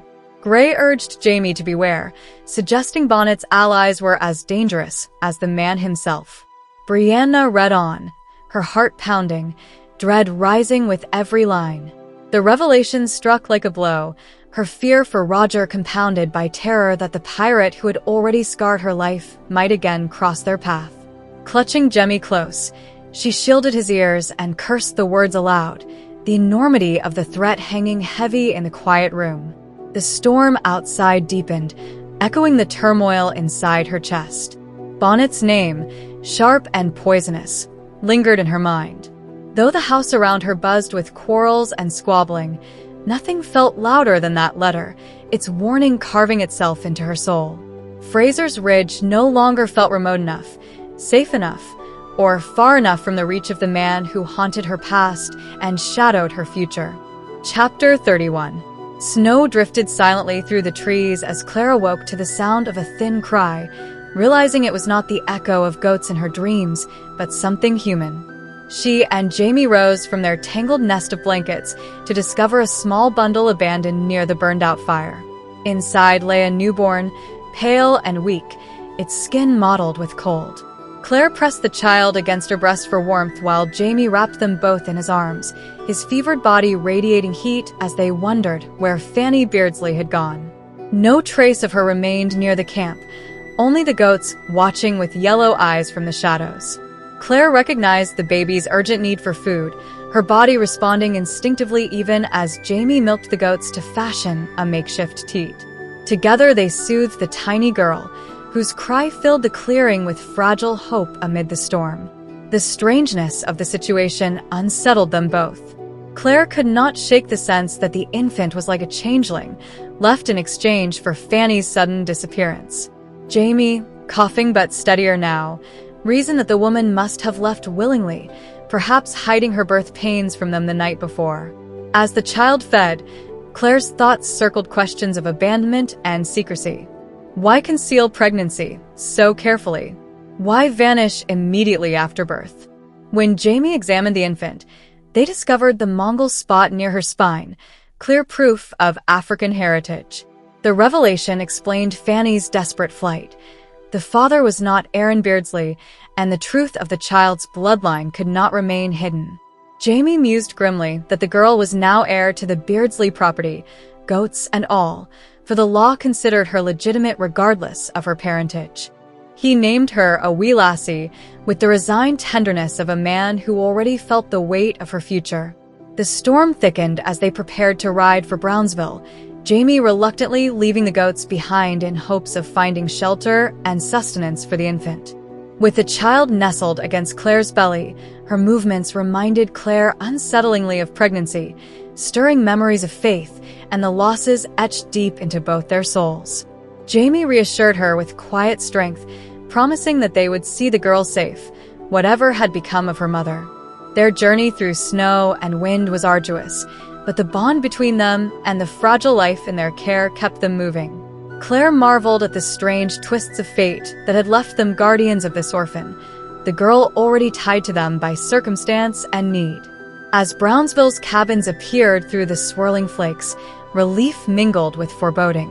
The mystery of Fanny Beardsley's fate lingered heavy in the cold air, but the child's cries demanded immediate answers of food and warmth. Jamie, grim yet resolute, knew they carried more than a burden of care.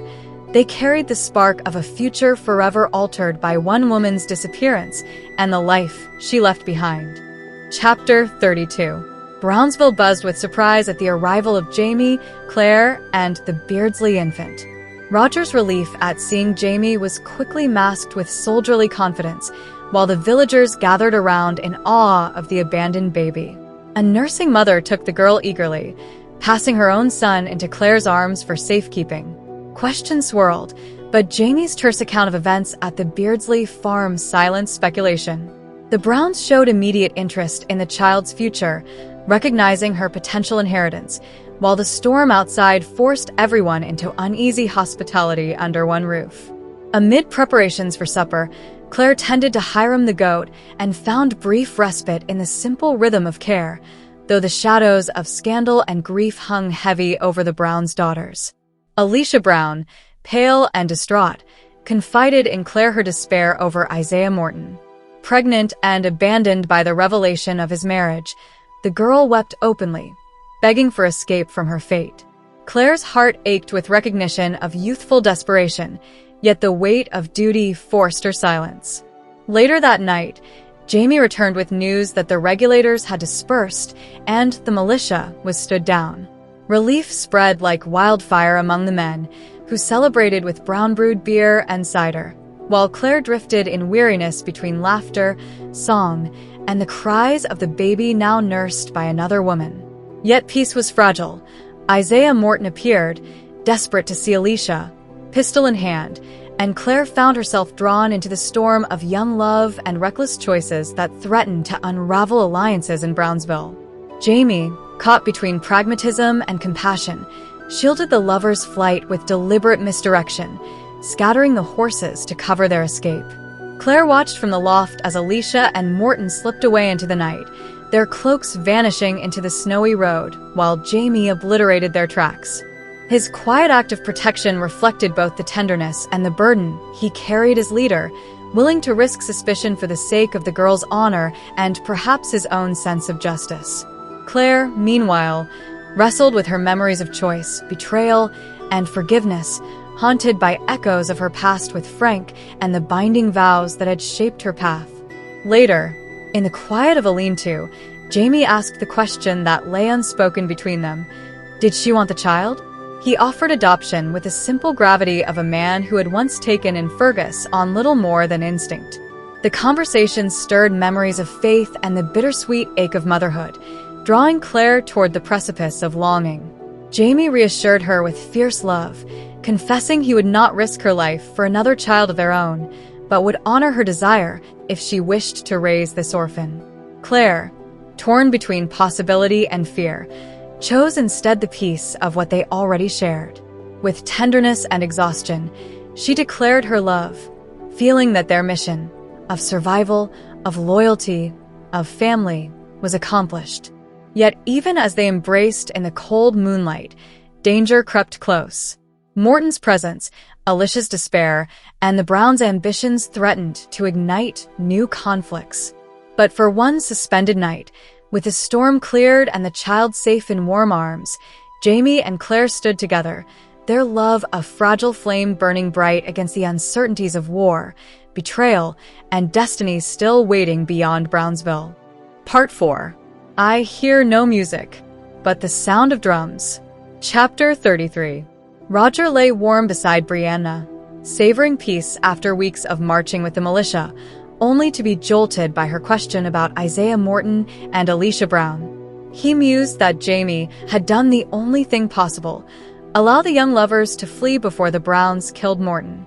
The storm that had cloaked their escape had since melted into muck, leaving the militia disbanded and men eager to return home. Roger basked in Brianna's nearness, distracted by her hair scented with walnut oil, until the aroma of roasting geese reminded him of reality. To his surprise, Brianna announced that Christmas was the next day. He had lost all track of time, while she had filled their cabin with greenery, garlands, and preparations for the feast. His careless remark and muddy clothes, however, sparked a furious outburst. She hurled accusations that he dismissed her efforts, ignored Jemmy, and cared only for his important things. Their quarrel swelled until she hurled a soap dish at him, railing that she had endured endless chores, shrieking children, and cold solitude while he fought. He felt guilty but baffled, fumbling for explanations until she softened, recounting how chaos had overtaken the house when she shot down a flock of wild geese. In the uproar, children screamed, dogs fought, and Mrs. Bug brandished a broom against imagined attackers, but Bree's aim had filled the larder. Her anger ebbed as Roger teased her about the near disasters, reassuring her that she had done well. The tension gave way to laughter, and they clung together, both relieved to rediscover affection after days of strain. Later, she revealed the drawings she had made in charcoal. One of geese in flight against a storm, full of yearning and defiance, the other of a single dead bird hanging in still beauty and sorrow. Roger was struck by the mingled strength and loneliness in her art, realizing she had poured her fears of his absence and possible death into those stark images. She spoke of Jamie's tale of greylag geese, whose mates mourned to death when left alone, and confessed her terror of being left without him. He held her, humbled by the gift of her love, recalling even childhood battles with fierce domestic geese, and ending with laughter. With tenderness restored between them, they turned toward Jamie, eager to share the holiday as a family, their quarrel forgotten beneath the glow of candles and evergreen branches. Chapter 34. The kitchen filled with the scent of goose fat as Claire ladled rich, white grease into crocks, saving half for ointments and half for Mrs. Bug's cooking. Plans for hogmanay feasts, venison pies, raisin tarts, haggis, spilled eagerly from the older woman, while Claire considered medicinal salves for burns, rashes, and congestion. Jemmy gnawed contentedly on his wooden horse in the corner, while Adso the kitten lurked nearby, rewarded with broth for his prowess in catching mice. Between the bustle of food and preparations, Claire reflected on the Scots' modest Christmas observances and the more raucous New Year's traditions soon to come, already wary of the injuries hogmanay celebrations might bring. As they worked, Mrs. Bug's talk shifted. Watching Claire strain the broth to mold for experiments, she spoke of Johnny Howlat, a sinister healer from her village in Scotland. He had trafficked in charms, bones, and foul-smelling remnants, selling both cures and spells, feared and sought by desperate folk. She studied Claire with sharp eyes, suggesting that she, too, was a charmer, though cleaner and more respectable. Claire denied it, insisting she knew plants and surgery, but nothing of spells, yet Mrs. Bug seemed unconvinced. Her story unfolded with unsettling candor. Years ago, after miscarrying 4 children, frail and desperate, she had gone to Howlat. He gave her a carved charm and warned that if she bore a living child, her husband would die. For a month, she carried the figure in her pocket before hiding it away, choosing Arch over the children she had yearned for. Her tale carried the weight of sacrifice, and as she recounted it, she placed the charm, a crude figure of a pregnant woman, ancient and weathered, before Claire. The small pink stone idol, relic of older pagan rites, spoke silently of longing and resignation. Mrs. Bug touched Jemmy's head with tenderness, confessing that she could never destroy the charm, but perhaps another woman might find use for it. Claire, moved and unsettled, understood the truth in Mrs. Bug's gift, the mingling of superstition, grief, and love woven into Highland life. Between goose bones hissing in the fire, Jemmy's babbling, and Adso's whiskered watch, the figure sat on the table like a token of old magic lingering in a new world, a reminder of the choices women carried in silence and the burdens they could never fully set down. Chapter 35. The last night of the year drew the people of Frasers Ridge together at the big house, where lantern light filled the barn with warmth against the freezing mountain air. Music from fiddle, flute, drum, and ancient pipes urged men and women into reels and strathspeys until the floor trembled beneath their stamping feet. Children too small to last the night slept nestled in hay, while couples slipped into the frosty dark for moments of stolen closeness. Jamie moved through the crowd, flushed with whiskey and joy, his eyes glowing as brightly as the lantern flames. When called to dance the Highland sword steps, he yielded to the crowd's chants. Barefoot, kilt swinging, he moved with the precision of a warrior, his shadow leaping tall against the wall. Those watching cheered the skill of the man they called Mac Dub, yet Claire saw in his distant eyes not revelry but memory, a private echo of battles fought under darker skies. Inside the house, customs carried the celebration forward. Unmarried girls peeled apples, tossing the curls behind them to divine the letters of their future husbands' names. Giggles and shouts filled the kitchen as hopeful shapes were read into red peelings, the air bright with superstition and cider. Brianna and Roger prepared for the midnight first footing, gathering the gifts that tradition demanded: salt, egg, whiskey, and wood. Because dark-haired men brought luck, Roger was chosen to cross thresholds first, while Jamie, red-haired, was confined in his study under guard until the year turned. Claire, searching for the salt, stumbled across Adso hiding in her cupboard with the remains of a mouse, and then found Mrs. Bug's ancient fertility idol still lying on the counter. Roger examined it reverently, certain of its age, while Claire, unsettled, tucked it into her pocket before the moment of midnight arrived. When the knock finally came, Jamie opened the door expecting Roger but found instead Josiah and Keziah Beardsley. Thin, shy, and dark-haired, they were judged doubly fortunate omens. Their arrival revived talk of Aaron Beardsley's death and his wife's disappearance, gossip swirling long into the night, while Mrs. Bug ushered the twins away to food and warmth. As the house quieted and smaller groups broke off into conversation, Jamie sat with Claire in his study, a plan for housing settlers spread across the table. Roger had cleverly arranged for cabins to change hands so that the Chisholms, Weems, and Frasers might all gain stability. Claire praised the design, while her hands eased the ache of Jamie's temples. In his weariness, he confessed that long ago, after an axe blow to his skull, he had lost the ability to hear music, save the beating of drums. The scar beneath her fingers carried them back to Culloden and the death of Dougal, whose last words Jamie revealed at last. He had declared it must always be one or the other, nephew or uncle, and died believing the feud inevitable. Holding Claire's hands, Jamie whispered that the past was gone, the dead buried, and only the two of them remained, together, standing in the fragile present as the new year dawned. Chapter 36. Morning brought stillness to the big house, with its halls emptied of voices and laughter. Claire carried her tray of tea into the surgery, eager to explore the invisible life held in water and broth. At her microscope, she watched paramecia swim like frantic ovals, their cilia thrashing in currents unseen. When Jamie appeared, toast in hand, she invited him to look. His astonishment was genuine, his delight unfeigned as he marveled at the busy creatures thrashing their tails. But when she revealed that these were not simple pond animals but his own sperm cells, his face darkened scarlet. Mortified, he muttered about seed and spunk, while she explained how they lived, swam, and battled until only one claimed victory.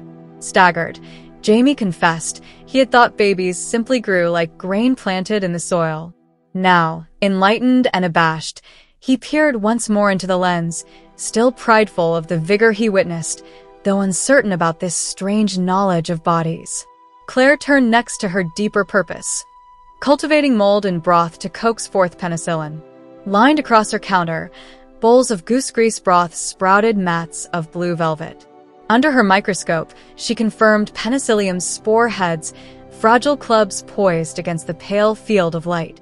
Straining the liquid through cloth, she filled jars with the clear broth, her hope balanced between faith and science. Jamie, reading aloud from Dr. Rawlings's casebook, teased her that the cure was little more than mold's piss, but he stood ready to help nonetheless. She reminded him that such broth could mean life or death when infection threatened, and he listened with wary respect while jesting about ancient remedies. The timing was urgent. Josiah and Keziah Beardsley awaited surgery to free their throats from years of pain and swelling. Penicillin might guard them where medicine of the century had none to give. Jamie ushered the boys in, Lizzie hovering fiercely at their shoulders. Pale, nervous, yet determined, Josiah seated himself first. With forceps and scalpel, Claire worked swiftly, her hands steady, her voice calm. Blood splattered, Pledgets stuffed his mouth, cautery irons sealed vessels, and at last his tonsils lay discarded in the basin. Lizzie steadied him as he staggered away, and Keziah bravely took his place. His case was worse, scarred by chronic infection, and blood soon drenched towel and apron. He bore it in silence until the ordeal ended in collapse, sliding limp to the floor as Jamie caught the basin. Cradled in Jamie's arms, Keziah looked like a murdered child, but Claire's skill and penicillin promised life, not death. The others, eyes full of trust, turned their faith upon her. When the surgery ended, the house filled again with quiet, Adso licking broth from a bowl, while Claire recorded her triumph in Dr. Rawlings's book. With a whisper to herself and to the cat, she marked the page with one word: Eureka. Chapter 37. The quiet rhythm of Fraser's Ridge was broken when Fergus returned from Cross Creek, carrying not only supplies but also a precious bundle of mail. His eagerness to rejoin Marzali left Brianna and Claire with the task of sorting through the bounty. Among the papers were newspapers, already months old, yet treasured in a place where printed words were rare. There were also periodicals from Jocasta Cameron, including Brigham's Lady's Book, which amused Brianna with its eccentric remedies for men's ailments and strange recipes. The laughter between mother and daughter briefly softened the heavy atmosphere that hovered in the background of their lives. As Claire sifted through letters, she noted the absence of Jenny Murray's handwriting. Months had passed without word from Jamie's sister, silence born from the wound left by her son's choice to stay with the Mohawk. Claire felt the ache Jamie carried, for she witnessed the way his eyes lingered on every letter, hoping in vain for reconciliation. Her muttered plea for Jenny's forgiveness underscored the tension that remained unresolved. Brianna's attention shifted when she found a letter from Lieutenant Archibald Hayes. A flicker of dread swept through Claire, and her unease betrayed the truth that Jamie's daughter quickly sensed. Together, they read Hayes's words, which spoke of Portsmouth and of whispers surrounding Stephen Bonnet. The smuggler's name struck with the force of a long-dormant storm. Hayes relayed intelligence of warehouses linked to Bonnet, including one connected to Philip Wiley, a figure already tied to their world. Time seemed suspended as mother and daughter confronted the name they had avoided. The intrusion of Jemmy's cries broke the spell, forcing reality back into motion. While Brianna nursed her son, Claire confessed Jamie's hidden quest to track Bonnet. Yet Brianna revealed her own secret discovery, a letter from Lord John Grey describing Bonnet's duel with Captain Marsden. The revelation confirmed that Jamie's pursuit was deliberate and that their fragile peace had been a mere illusion. Anger and fear mingled in Brianna's voice as she questioned her father's choices. Why could he not leave Bonnet alone? Claire's explanation, that Jamie was a Highlander, bound by vengeance, offered little comfort. When pressed about the inevitable outcome, Claire admitted that Jamie intended to kill Bonnet. The stark truth hung heavy between them, Brianna's fear for her father and husband outweighing her own thirst for justice. She asked directly if Roger knew, and relief mingled with frustration when Claire admitted he did not. The secrecy stung, highlighting the rift that secrets carved within their family. Yet beneath the surface, Claire recognized Jamie's determination as immovable. She doubted even Brianna could turn him aside, though his daughter declared that she must try. When Claire pressed her to confront her own heart, Brianna's answer came haltingly. She admitted the dangerous desire that lurked within, a hunger to see Bonnet dead. But she resisted allowing that thought to consume her, fearing that such hatred would define her life. For all the rage burning inside her, she clung fiercely to the love that bound her to Roger and Jemmy, declaring that their survival mattered more than vengeance. The chapter closed in a moment of fragile calm, Jemmy soothed in his mother's arms as the caw of crows echoed outside. The shadow of Bonnet loomed closer, the fragile balance between life, vengeance, and family threatened by the choices Jamie had already set in motion. Chapter 38. Roger returned from a wedding with a new song captured in memory, eager to preserve it before the details slipped away. The study, shared with Jamie, offered a quiet refuge. As Roger transcribed the words into his journal, Jamie labored over his own letters, his hand awkward with the quill yet steadfast in its purpose. Around them, The Ridge's library rested on simple shelves, a small collection of classics, romances, and Brianna's sketchbooks, a world of stories preserved in fragile bindings. When his work was done, Roger's curiosity led him to one of Brianna's books. Among sketches of Jamie, he found evidence of her artist's eye, expressions captured in fleeting moments, the child rendered in subtle strokes. Her drawings of the baby were tender, but her comments echoed in his memory. Infants lacked the visible bones that shaped identity, leaving their faces indistinct. The sentiment carried a shadow, for Roger sensed her quiet doubts about Jamie's parentage, though she never voiced them directly. Beneath the sketches lay something else. Not a sketchbook, but a journal of dreams. Roger hesitated, guilt prickling, but temptation overcame restraint. Each entry began with the same phrase, "Last night I dreamed." The first dreams were simple, reflections of mundane memories, shaving her legs with her father's razor, recalling scents of Old Spice and cigarette smoke clinging to his clothes. Nostalgia laced with intimacy spilled across the page, and Roger found himself absorbed by the private rhythm of her thoughts. Then came dreams of rain, of Boston streets glistening with water, of cars rushing past, visions of a future world that no one but Brianna, Claire, and Roger could understand. Dreams blurred into memories, straddling the border between two lives lived in separate centuries. Turning the page, Roger found a dream that chilled and aroused him in equal measure. Brianna described lovemaking, wild, unrestrained, freed from self-conscious thought. She spoke of knowing his real name, a secret identity beyond words, something deeper than the surface of language. It was in that nameless recognition that their union in the dream became complete. Her description ended abruptly with blacked-out words, accompanied by a note admitting that no book had ever captured such an experience. Roger's heart pounded, torn between embarrassment and wonder. Yet the dream turned dark in its final lines. In the moment of release, Brianna had opened her eyes to find Stephen Bonnet within her. The shock jolted her awake, her body trembling and her throat raw. Even in waking, the terror lingered, shadows of his presence mingling with the warmth of Roger's bed. In later entries, she confronted the dream directly, seeking to disentangle fear from memory. She wrote of sitting alone in the herb shed, revisiting every sensation, determined to claim the passion for herself and for Roger. She wrestled with the fear that Bonnet had imprinted himself upon her dreams, leaving her with a dreadful association.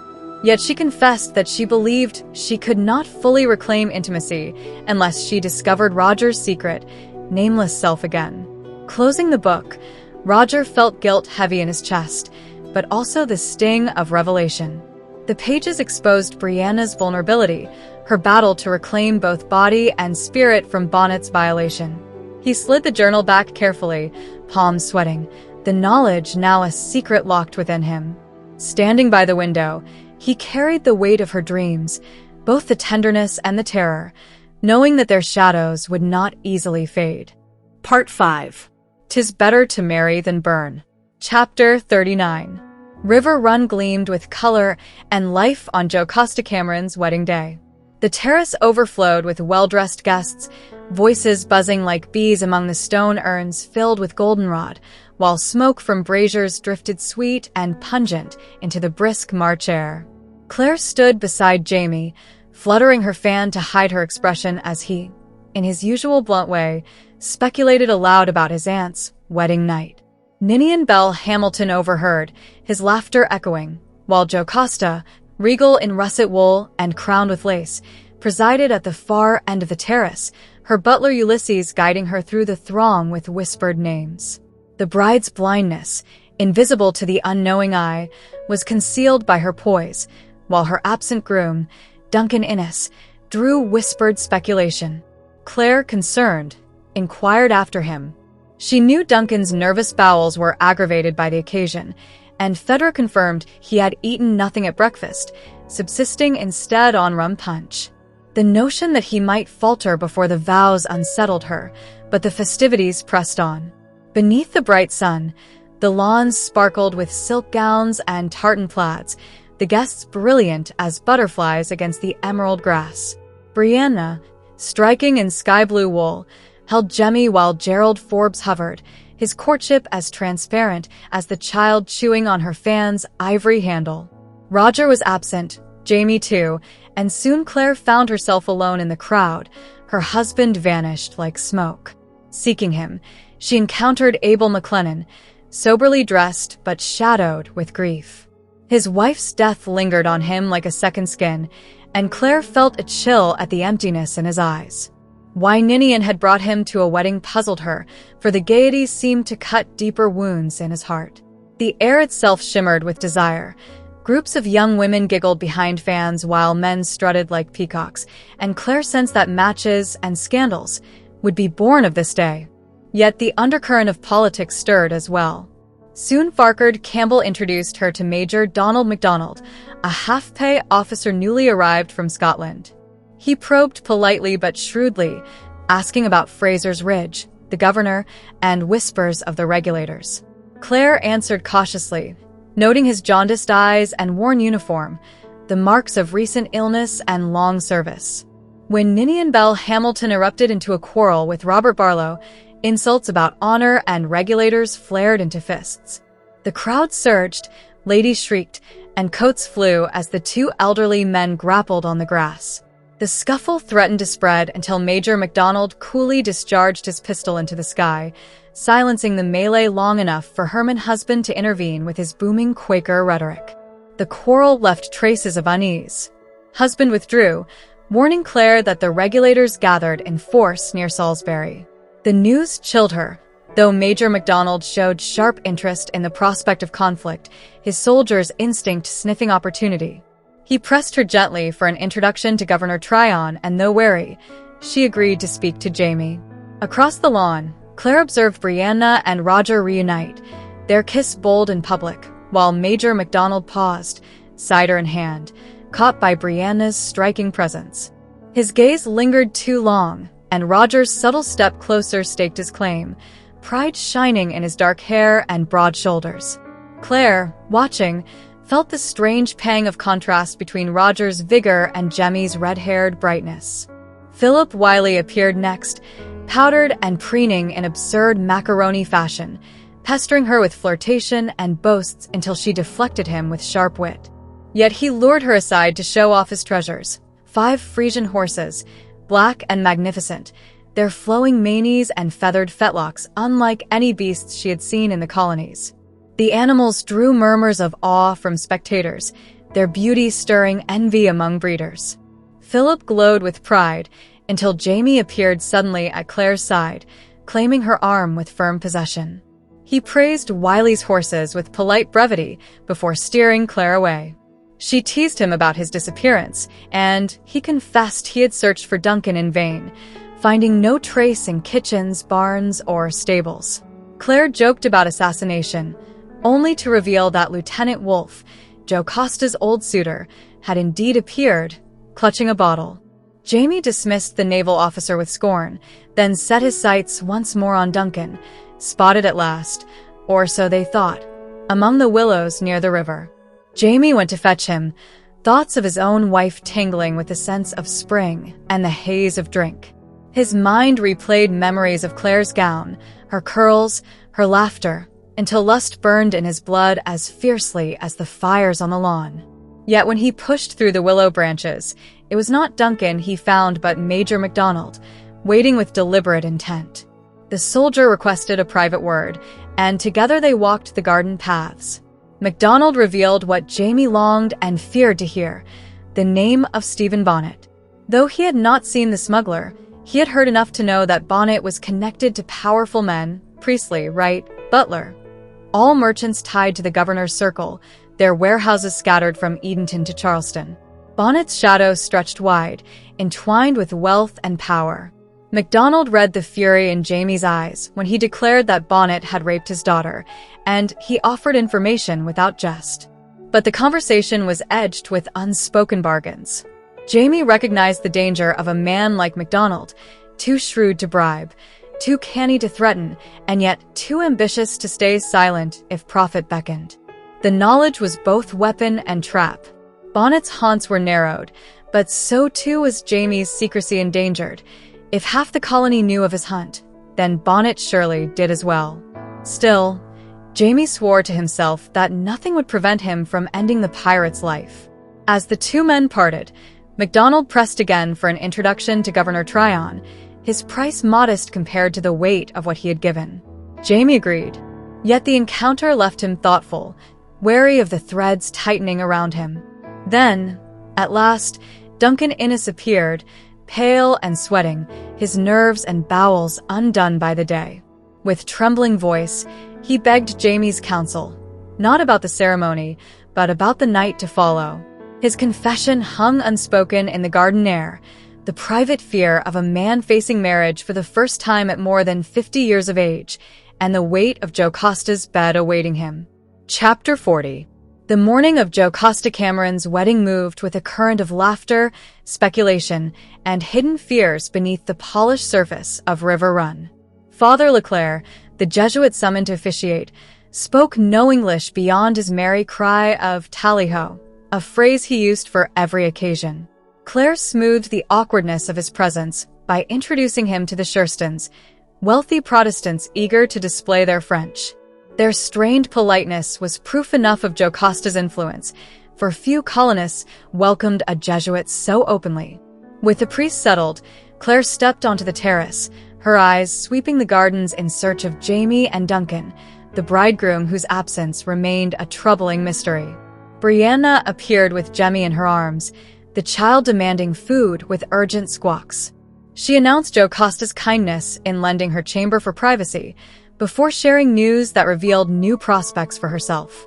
The Shurstons, impressed by Jocasta's praise of her talent, had offered a commission for a portrait. Claire rejoiced in her daughter's triumph, though she advised prudence about the family's finances. The moment carried a rare lightness, mother and daughter teasing each other in mock accents, until duty reclaimed them and Brianna vanished indoors to nurse her son.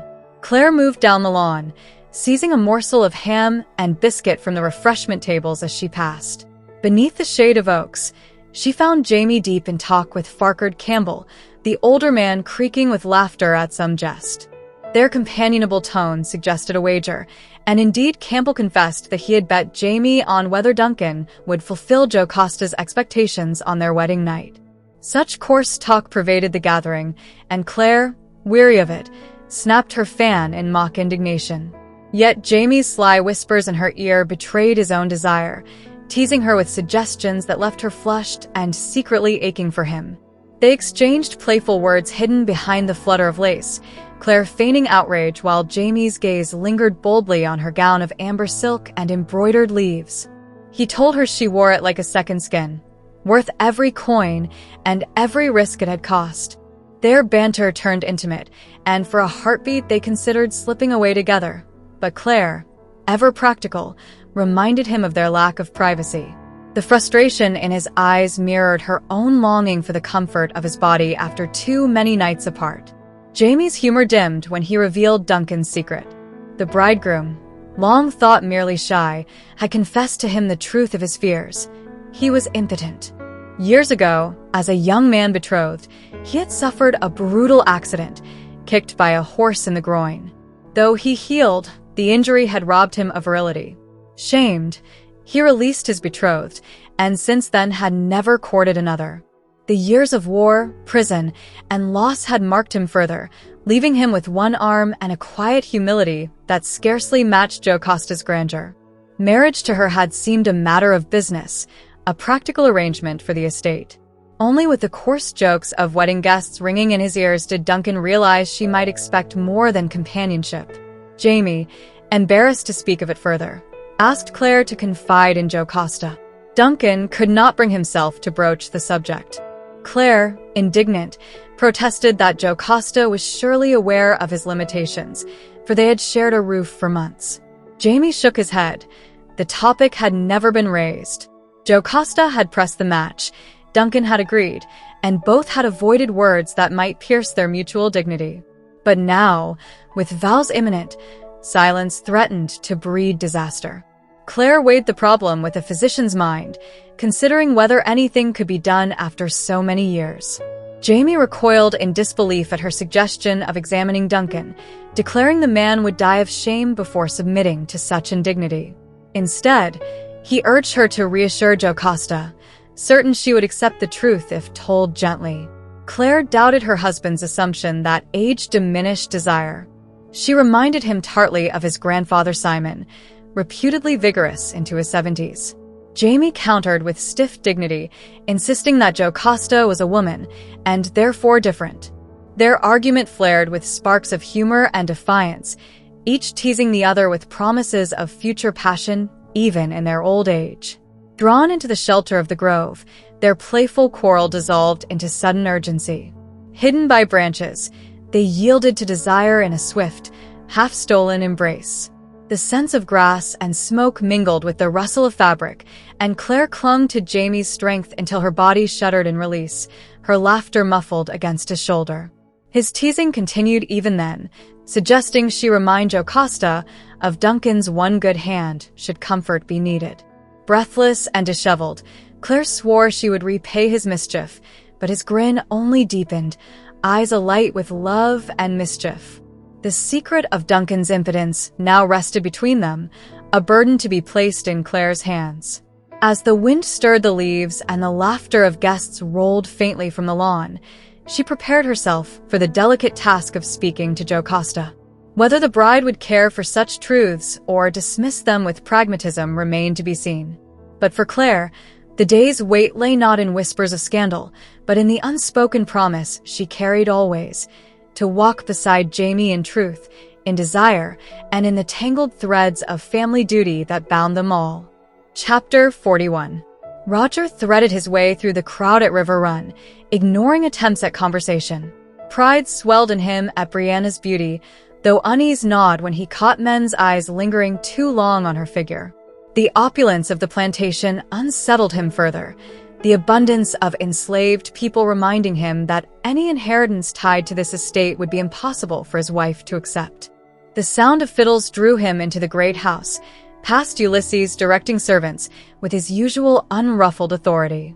In the drawing room, he found the musicians preparing. Their leader, Seamus Hanlon, a wiry Irish fiddler with crooked joints and sharp eyes, welcomed him warmly. Conversation revealed Hanlon's keen perception. He recognized the calluses on Roger's fingers and guessed he was a singer. Their exchange was interrupted by a sudden clash.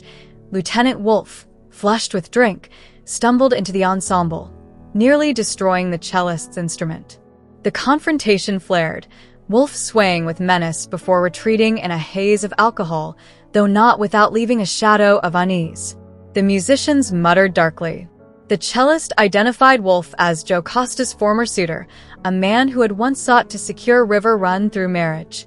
His presence at Jocasta's new wedding unsettled them all. Hanlon, however, suspected that Wolfe's mind remained sharper than his sodden behavior suggested, a warning that lingered in Roger's thoughts. As they shared drink and stories, Hanlon expressed respect upon learning Roger was Jamie Fraser's son-in-law. The men's laughter shifted quickly back to caution. They urged Roger to warn Duncan Innes. Danger might come during the dancing, they said, for Wolfe's bitterness was no secret. Roger promised to pass the warning, though the merriment of fiddles and pipes resumed, mingling uneasily with the scent of rum punch and the murmur of guests preparing for celebration. Beneath the festivity, the air was charged with tension, as though every note struck by the fiddler carried an undertone of warning. Chapter 42. Upstairs, Jocasta prepared for her wedding with Phaedra's careful hands arranging her white hair. Brianna sat by the hearth, nursing Jemmy, while sunlight streamed through the windows and the muffled hum of guests rose from the rooms below. Jocasta resisted fashionable wigs, preferring dignity over London trends, while Phaedra muttered in frustration. Brianna, half lost in thoughts of stolen moments with Roger, listened with affection to their bickering. Once Phaedra was dismissed, Jocasta confided in Brianna with surprising intimacy. She produced a black leather case, old and plain, which contained not jewels alone but charms. Among the rings of past husbands lay a small tin brooch in the shape of a heart. Jocasta pressed it into Brianna's hand, explaining it was a diesel charm to ward Jamie against fairies. Though Brianna had never believed in such things, the gravity in Jocasta's blind eyes and the ritual she demanded felt both ancient and protective. Brianna obeyed, circling her son with a flaming twig while Jocasta intoned Gaelic verses invoking wisdom, protection, and joy for the child.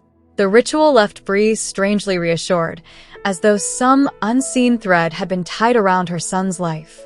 Music from below floated up, a fiddle and Roger's baritone singing "My Love is in America."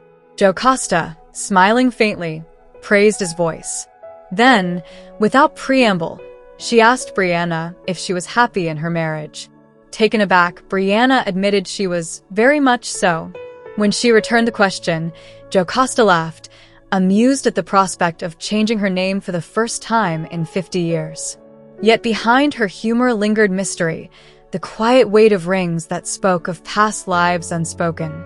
Brianna left her aunt to rest, stepping outside for air. The spring breeze carried the scent of grass and barbecue smoke, music drifting across the lawns. Joy hummed in her veins until her father's whisper halted her. Behind the kitchen garden wall, Jamie crouched beside the unconscious form of Betty, one of the maids. The sour reek of alcohol clung to her, but Jamie suspected more than drink. A discarded cup bore the taste of laudanum mixed with rum punch. Father and daughter smuggled Betty into the servant's attic, laying her gently on her bed. The engraved cup revealed it was part of a wedding gift set for Duncan Innes, deepening the puzzle. Brianna reasoned that if Betty had taken drugged punch, it was likely meant for someone else. Jamie agreed, his brow dark with thought, instructing her to tell Fedra discreetly and to seek Roger. The possibility hung unspoken between them. This was no accident of overindulgence. If laudanum had been added, someone at River Run might be the intended victim of poison. Outside, the merriment of Jocasta's wedding swirled on, but beneath the laughter and music lay shadows of plots and danger, coiling tighter around the unsuspecting household. Chapter 43. Claire stepped out of the grove flushed from her private interlude with Jamie, carefully brushing petals and bits of bark from her gown before rejoining the gathering. Her effort to appear composed failed when she collided with Philip Wiley, who swept her away toward the stables with insistence and his usual theatrical gallantry. Though reluctant, she allowed herself to be led, expecting only another display of his precious Frisians. Inside the shadowed stable, the air was heavy with the warmth of straw, animals, and the scent of new life. By lantern light, Wiley revealed a mare and her newborn foal, the sight tender and captivating. Claire delighted in the filly's gawky charm, only to be unsettled when Wiley, emboldened by the intimacy of the moment, compared her beauty to the animals and, shockingly, kissed her. His advances escalated quickly, his words laced with wounded pride and misplaced conviction that she had encouraged him. Claire resisted fiercely, attempting to keep the encounter quiet to avoid scandal. She shoved, kicked, and even reached for his throat, but his grip tightened, his voice raw with accusation that she had been flirting all along. His delusion both angered and frightened her, and she barely managed to escape, slipping out of the stable with her dignity intact but her heart pounding. Outside, she composed herself only to find Jamie waiting, his sharp eyes noting her disarray. Suspicion flared when he discovered Wiley's star-shaped patch clinging to her mouth. Fury and jealousy boiled over, Jamie accusing her of making him a laughingstock, echoing gossip he had already heard. Their quarrel swelled, voices low but heated, until anger and humiliation threatened to erupt publicly. Jamie's solution was as rash as it was passionate. He seized her and kissed her hard before the gathering crowd. The audience cheered, mistaking the fierce clash of emotions for a display of marital ardor. In the intimate grip of his arms, Claire heard his whispered apology, his offer of death in penance, if she desired. The raw intensity broke through her fury, though the smell of manure and rum punch clinging to him shifted the moment back toward grim reality. Jamie explained the matter of Betty, the maid found insensible from what he suspected was drugged punch, and urged Claire to see Jocasta before the wedding hour arrived. Beneath his outward calm, however, burned a cold promise. Philip Wiley would be dealt with later. Chapter 44. Claire left Jamie still seething and went upstairs to Jocasta's chamber, her mind unsettled by the clash with Wiley and Jamie alike. Humor edged her thoughts, absurdly preoccupied with male anatomy, Jamie's, Wiley's, and Duncan Innes's, yet her purpose was grave: to prepare Jocasta for Duncan's secret. She found Father Leclerc in the room, cheerfully gorging himself on roast fowl and wine, while Fedra fussed with clothing in the adjoining space. Jocasta received Claire in her calm, commanding manner, and Claire quietly broached Duncan's confession of impotence. Shock flickered across Jocasta's face, quickly replaced by an expression of understanding and even relief. At last, the puzzle of Duncan's respectful but passionless demeanor had an explanation. Her sympathy stirred. Jocasta lamented the cruelties of fate, yet her eyes shone with compassion rather than despair. It was then that Father Leclerc, half-drunk but attentive, intruded. Though Jocasta understood little French, she caught enough to know that Duncan's name was involved, and Claire, flustered, realized too late that her Latin words had betrayed the subject. The Jesuit pressed firmly. Such a condition, by canon law, barred the consummation required for true marriage. Did Jocasta still wish to proceed? The question froze the room. Jocasta, though startled, quickly masked her turmoil behind the calm strength of her Mackenzie blood. Claire feared that this revelation might unravel Jamie's careful plans for his aunt's security, but Jocasta's resolve was swift. With dry wit, she praised the Jesuit's logic, declaring she would marry Duncan regardless. She had lived with admiration and suitors aplenty. What she desired now was partnership, not procreation. Father Leclerc, solemn yet moved, reminded them that union of flesh was more than duty, that joy shared between man and woman carried its own sanctity. He confessed his own past as a husband before priesthood, lending weight to his words. Jocasta listened, then thanked him with quiet dignity, affirming her choice. With his blessing, the matter was sealed. The priest squeezed her hand with gentle encouragement, his parting words, "Tally-ho, madam," both comic and poignant in their incongruity. Jocasta sat tall and composed, prepared to walk into marriage once more, her will unshaken. Claire, watching her, felt a mingling of relief and admiration. In Jocasta's blind gaze and steady voice lay the strength of a woman who had survived much and chosen, at last, her own peace. Chapter 45. Claire ascended to the attic intent on checking Betty, the enslaved maid Jamie had found insensible and reeking of rum punch. Expecting a quiet patient, she instead discovered Ulysses standing like a sentinel while a small, wigged physician, Dr. Fentiman of Cross Creek, busied himself with a scarificator, bleeding the woman with officious pride. His gin-blurred eyes and foul-smelling kit confirmed to Claire what she most feared. Betty's life was entrusted to incompetence. Polite sparring ensued. Fentiman, flattered by Ulysses's deference, dismissed Claire's authority and insisted the case was nothing but overindulgence. Yet the stench of vomit soon proved otherwise. When the woman retched violently, Claire bent to check her eyes, pupils pinpricked, unmistakable evidence of laudanum. But before she could intervene, Fentiman snapped at her to leave, his authority bolstered by Ulysses's obedience.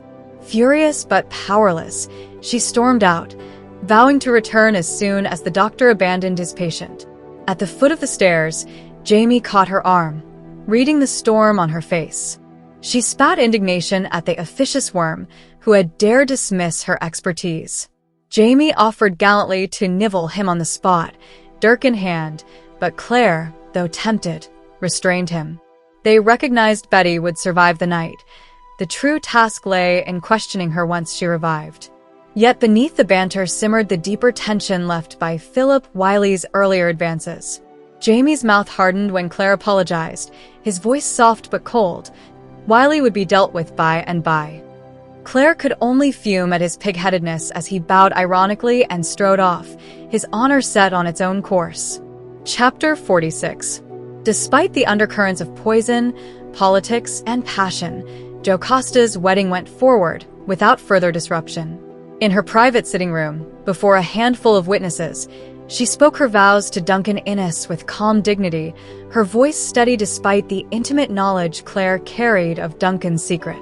Brianna, still tender from her own vows, beamed mistily beside Roger, while Jamie, moved in spite of himself, brushed a kiss across Claire's fingers as the blessing was spoken.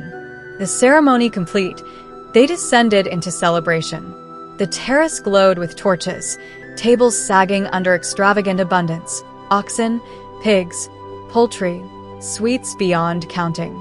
Jamie, easing his taut shoulders with wine, let his thoughts drift toward simpler desires, the memory of Claire's warmth under the grove's branches, the quicksilver heat of anticipation stirring him toward her again. He watched her from across the crowd, flushed and laughing among gentlemen, fan in hand, her curls half loosened by the night breeze. Their eyes met, her coy glance sending fire through him. But the spell shattered when Philip Wiley appeared, powdered and flushed, issuing a challenge disguised as an invitation. High stakes whist with Stanhope. The insult could not be mistaken. Jamie, jaw tight, accepted with lethal politeness, his voice promising violence beneath civility. Claire marched at his side afterward, seething. How could he risk ruin over a popinjay's taunts? Yet for Jamie, pride and honor outweighed prudence. To refuse was impossible. When Claire objected to the madness of gambling without the means to wager, Jamie asked, quietly, inexorably, for her gold wedding ring as a stake. Shocked and hurt, she hesitated, knowing he understood its value to her beyond mere coin. Still, she slipped it off, alongside the silver ring he had given her, and dropped both into his palm. Without a word more, she walked away, the weight of the moment pressing like iron, her heart pounding with dread and betrayal. Chapter 47. Roger escaped the suffocating heat of the crowded drawing room and stepped onto the terrace, relieved as the night air cooled his flushed face. Around him, torches flickered, casting a restless glow over jewels, lace, and polished silver, making the celebration shimmer like a swarm of fireflies. He searched for Brianna, whom he had glimpsed only briefly during the long day. She had been busy with her aunt with Jemmy, or with acquaintances from her earlier stay at River Run. While Roger had enjoyed himself, his voice hoarse from singing, his mind pleased with new songs committed to memory, his heart lifted when he finally saw Brianna step out of the parlor, her hair catching the torchlight. Their reunion was warm, playful, and affectionate. Brianna teased him about his singing, mimicking admirers with exaggerated tones, while Roger, delighted by her presence, laughed and invited her either to dance or to eat. She wanted instead to escape the crush of bodies, though a tray of savory food carried by Tommy tempted her. Taking it and accompanied by Roger, who had procured wine, she slipped down the path toward the dock. Together, they shared food, drink, and jokes about drunken guests sprawled in bushes. Their talk touched on Betty, the slave woman who had been found intoxicated, and Brianna confessed her dislike of Dr. Fentiman, describing him as goblin-like and sinister. Roger, amused, led her into the willow grove, where the noise of the house receded, replaced by frogs and rushing water. In the seclusion of the grove, they settled on a stone bench. Roger poured wine, raising a toast to beauty, answered by Brianna's toast to privacy. The setting reminded them both of their wedding night in Wilmington, hidden under branches, distant from the noise of a tavern. The memory of that intimacy merged with the present, their closeness charged with longing. They kissed, warmth spreading through the cold night, and Roger's fingers fumbled with the laces of her gown. Their conversation, light and tender, turned to the future. Would they still desire each other in old age? Roger vowed they would, pulling at the ties while Brianna pressed herself against him. Their closeness deepened, hands and mouths exploring with rising urgency. Yet hesitation surfaced. Brianna admitted she was unprepared, though she had taken the protective seeds. Roger, burning with desire, reassured her. He caressed her, whispering his intentions. When he touched her breast, a startling moment occurred. Milk, unexpected and intimate, filled his mouth. Shocked, Yet aroused, he continued, encouraged by Brianna's embrace. His passion grew, and with reverent determination, he moved to please her, echoing Seamus Hanlon's song about the lists of Venus, intent on proving himself worthy in those sacred, sensual contests. Just as intimacy deepened, a voice shattered the moment. Phaedra, Jocasta's slave, emerged from the shadows to report that Jemmy was ill, hot and coughing violently. The urgency of her words snapped both Roger and Brianna into action. Brianna fled toward the house with Phaedra, leaving Roger shaken, torn between his own desire and paternal fear. He chose instantly, racing after them. The lists of Venus, postponed by dread for his child. Inside Jocasta's boudoir, Brianna held Jemmy, who burned with fever, his breathing harsh and seal-like. Roger's heart clenched as fear replaced passion.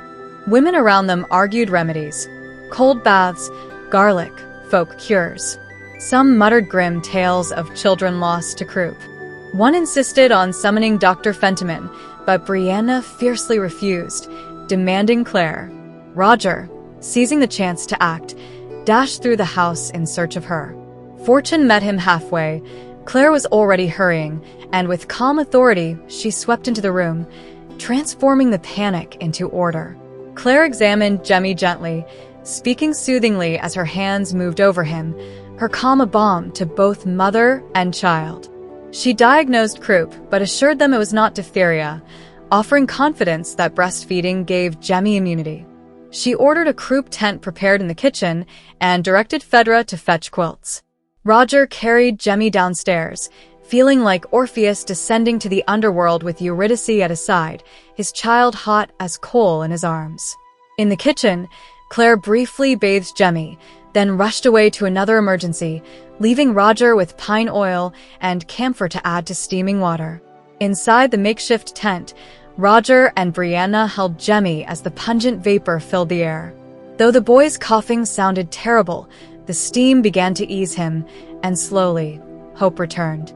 Brianna's tension softened as she patted Jemmy's back, reassured by the memory of Roger's own childhood croup. Amid the steam, they found a fragile calm. Roger noticed Claire's rings were absent, a detail that unsettled him.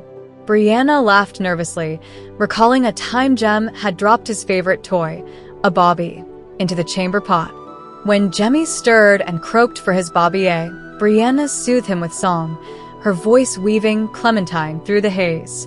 Roger, too, sang, his voice rising unexpectedly loud, startling those outside before he softened to lullaby tones. The music soothed Jemmy, his cries fading, his eyes drooping. At last, exhaustion claimed the child. Roger kissed his damp hair, overwhelmed with gratitude.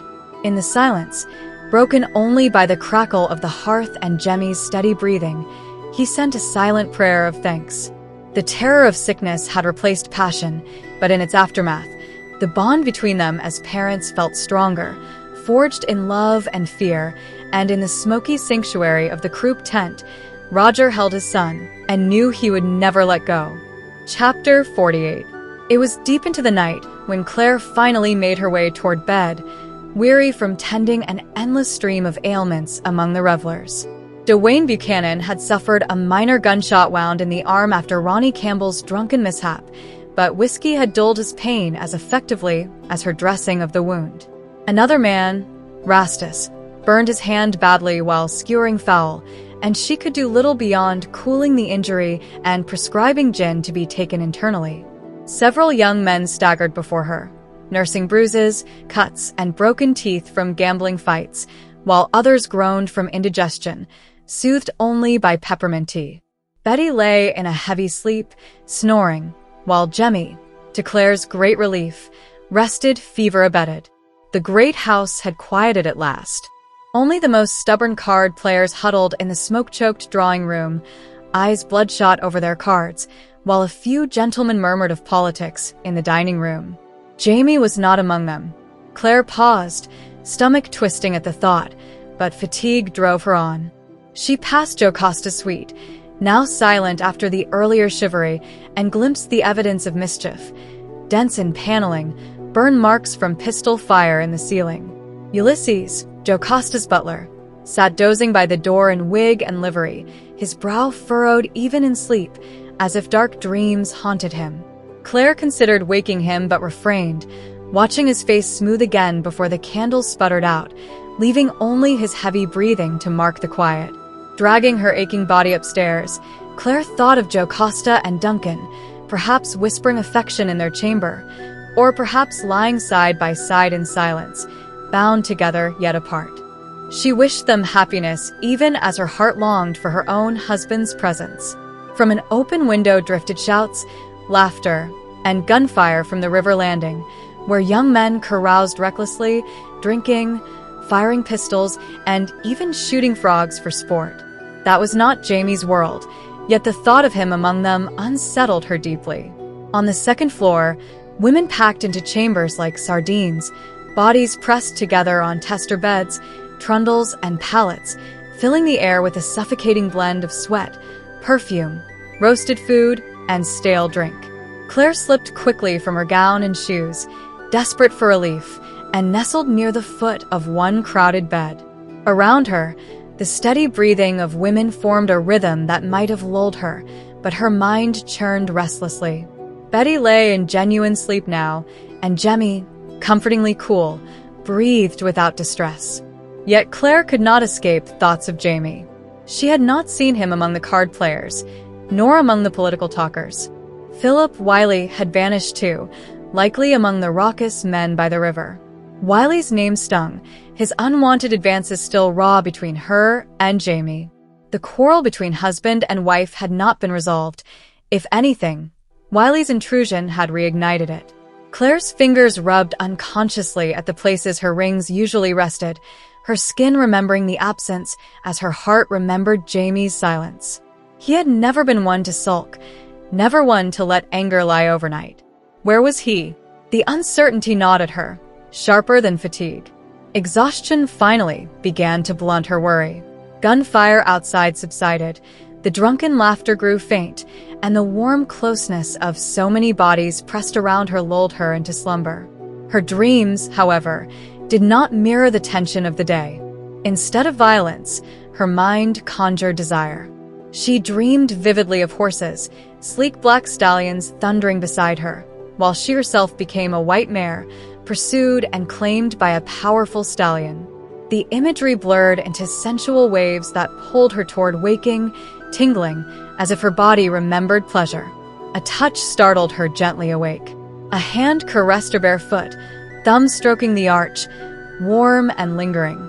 Still lost between dream and reality, she luxuriated in the sensation before full awareness returned. The fire had gone out. The room was velvet dark, bodies shifting faintly around her in slumber. The hand, undeterred, continued with lazy intent, fingers squeezing her toes as if playing the childhood rhyme of "This Little Piggy." Suppressed laughter bubbled in her chest as the touch tickled, yet she dared not draw attention. The unseen figure stroked upward along her calf, pressing the back of her knee, tracing her pulse as it hammered wildly.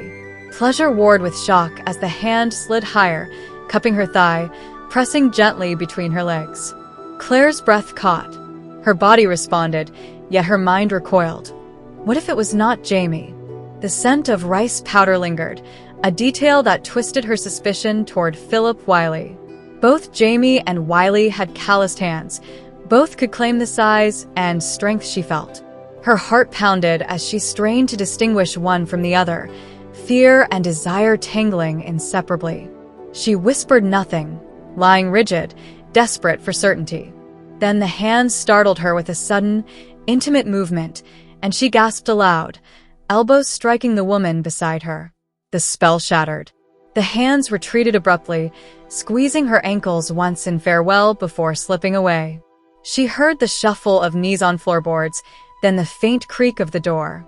A rush of cool air swept through the chamber, and darkness claimed the space again.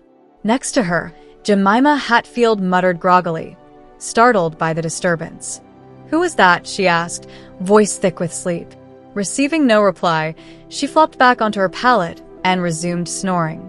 Claire, however, remained wide awake, her heart still racing. Whether it had been Jamie, moved to reconcile passion with her even in such a crowded room, or Philip Wiley, emboldened by secrecy, she could not know.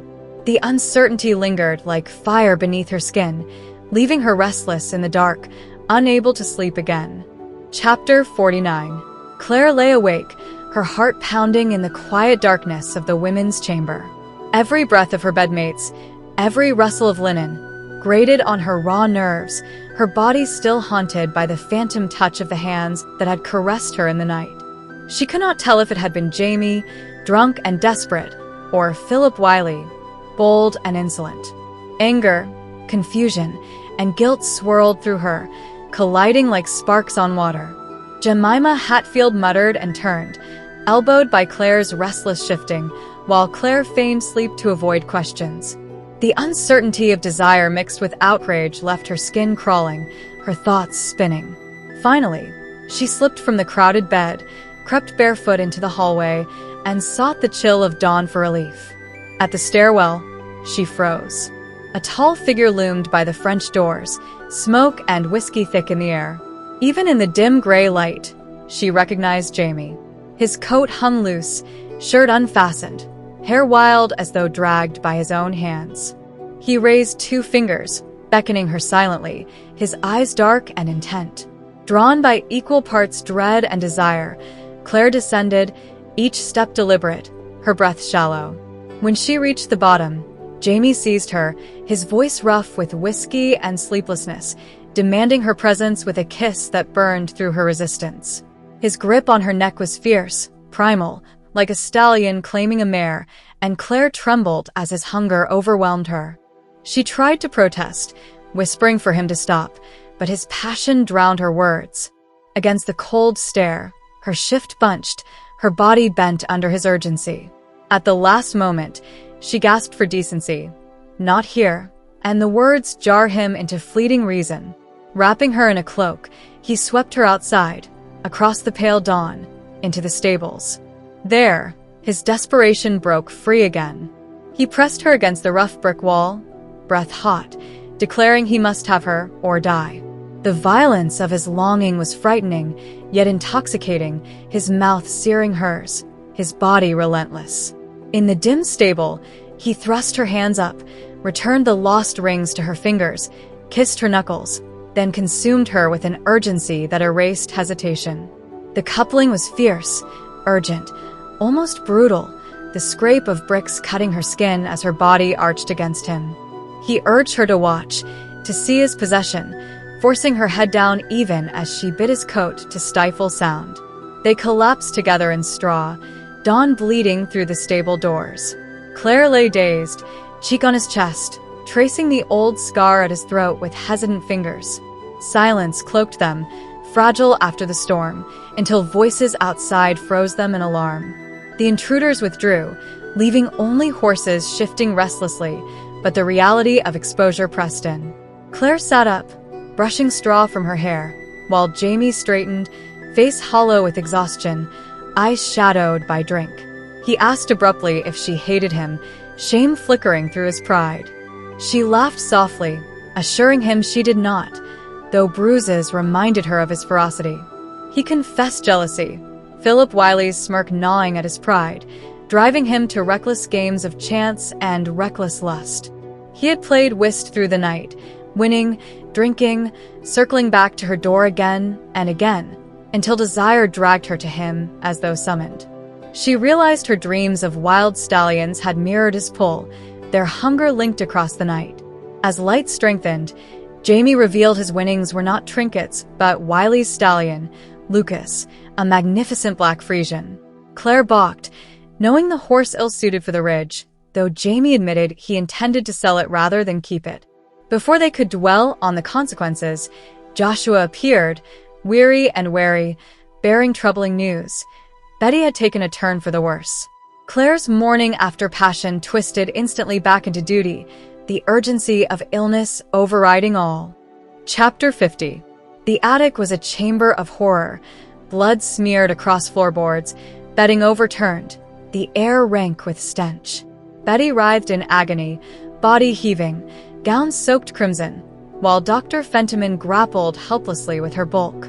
Claire rushed forward, but before she could reach her, Betty convulsed, coughed blood, and collapsed, limbs slack in death. The silence that followed was heavy, broken only by the ragged breaths of the doctor, his breeches and skin stained red, his wig lost, his eyes wide and empty with shock. Claire touched his shoulder, murmuring words of absolution, acknowledging the futility of the fight. He nodded numbly, laying Betty gently down, the shaft of sunlight exposing his fragility. In the corner, a cluster of slave women huddled, whispering prayers.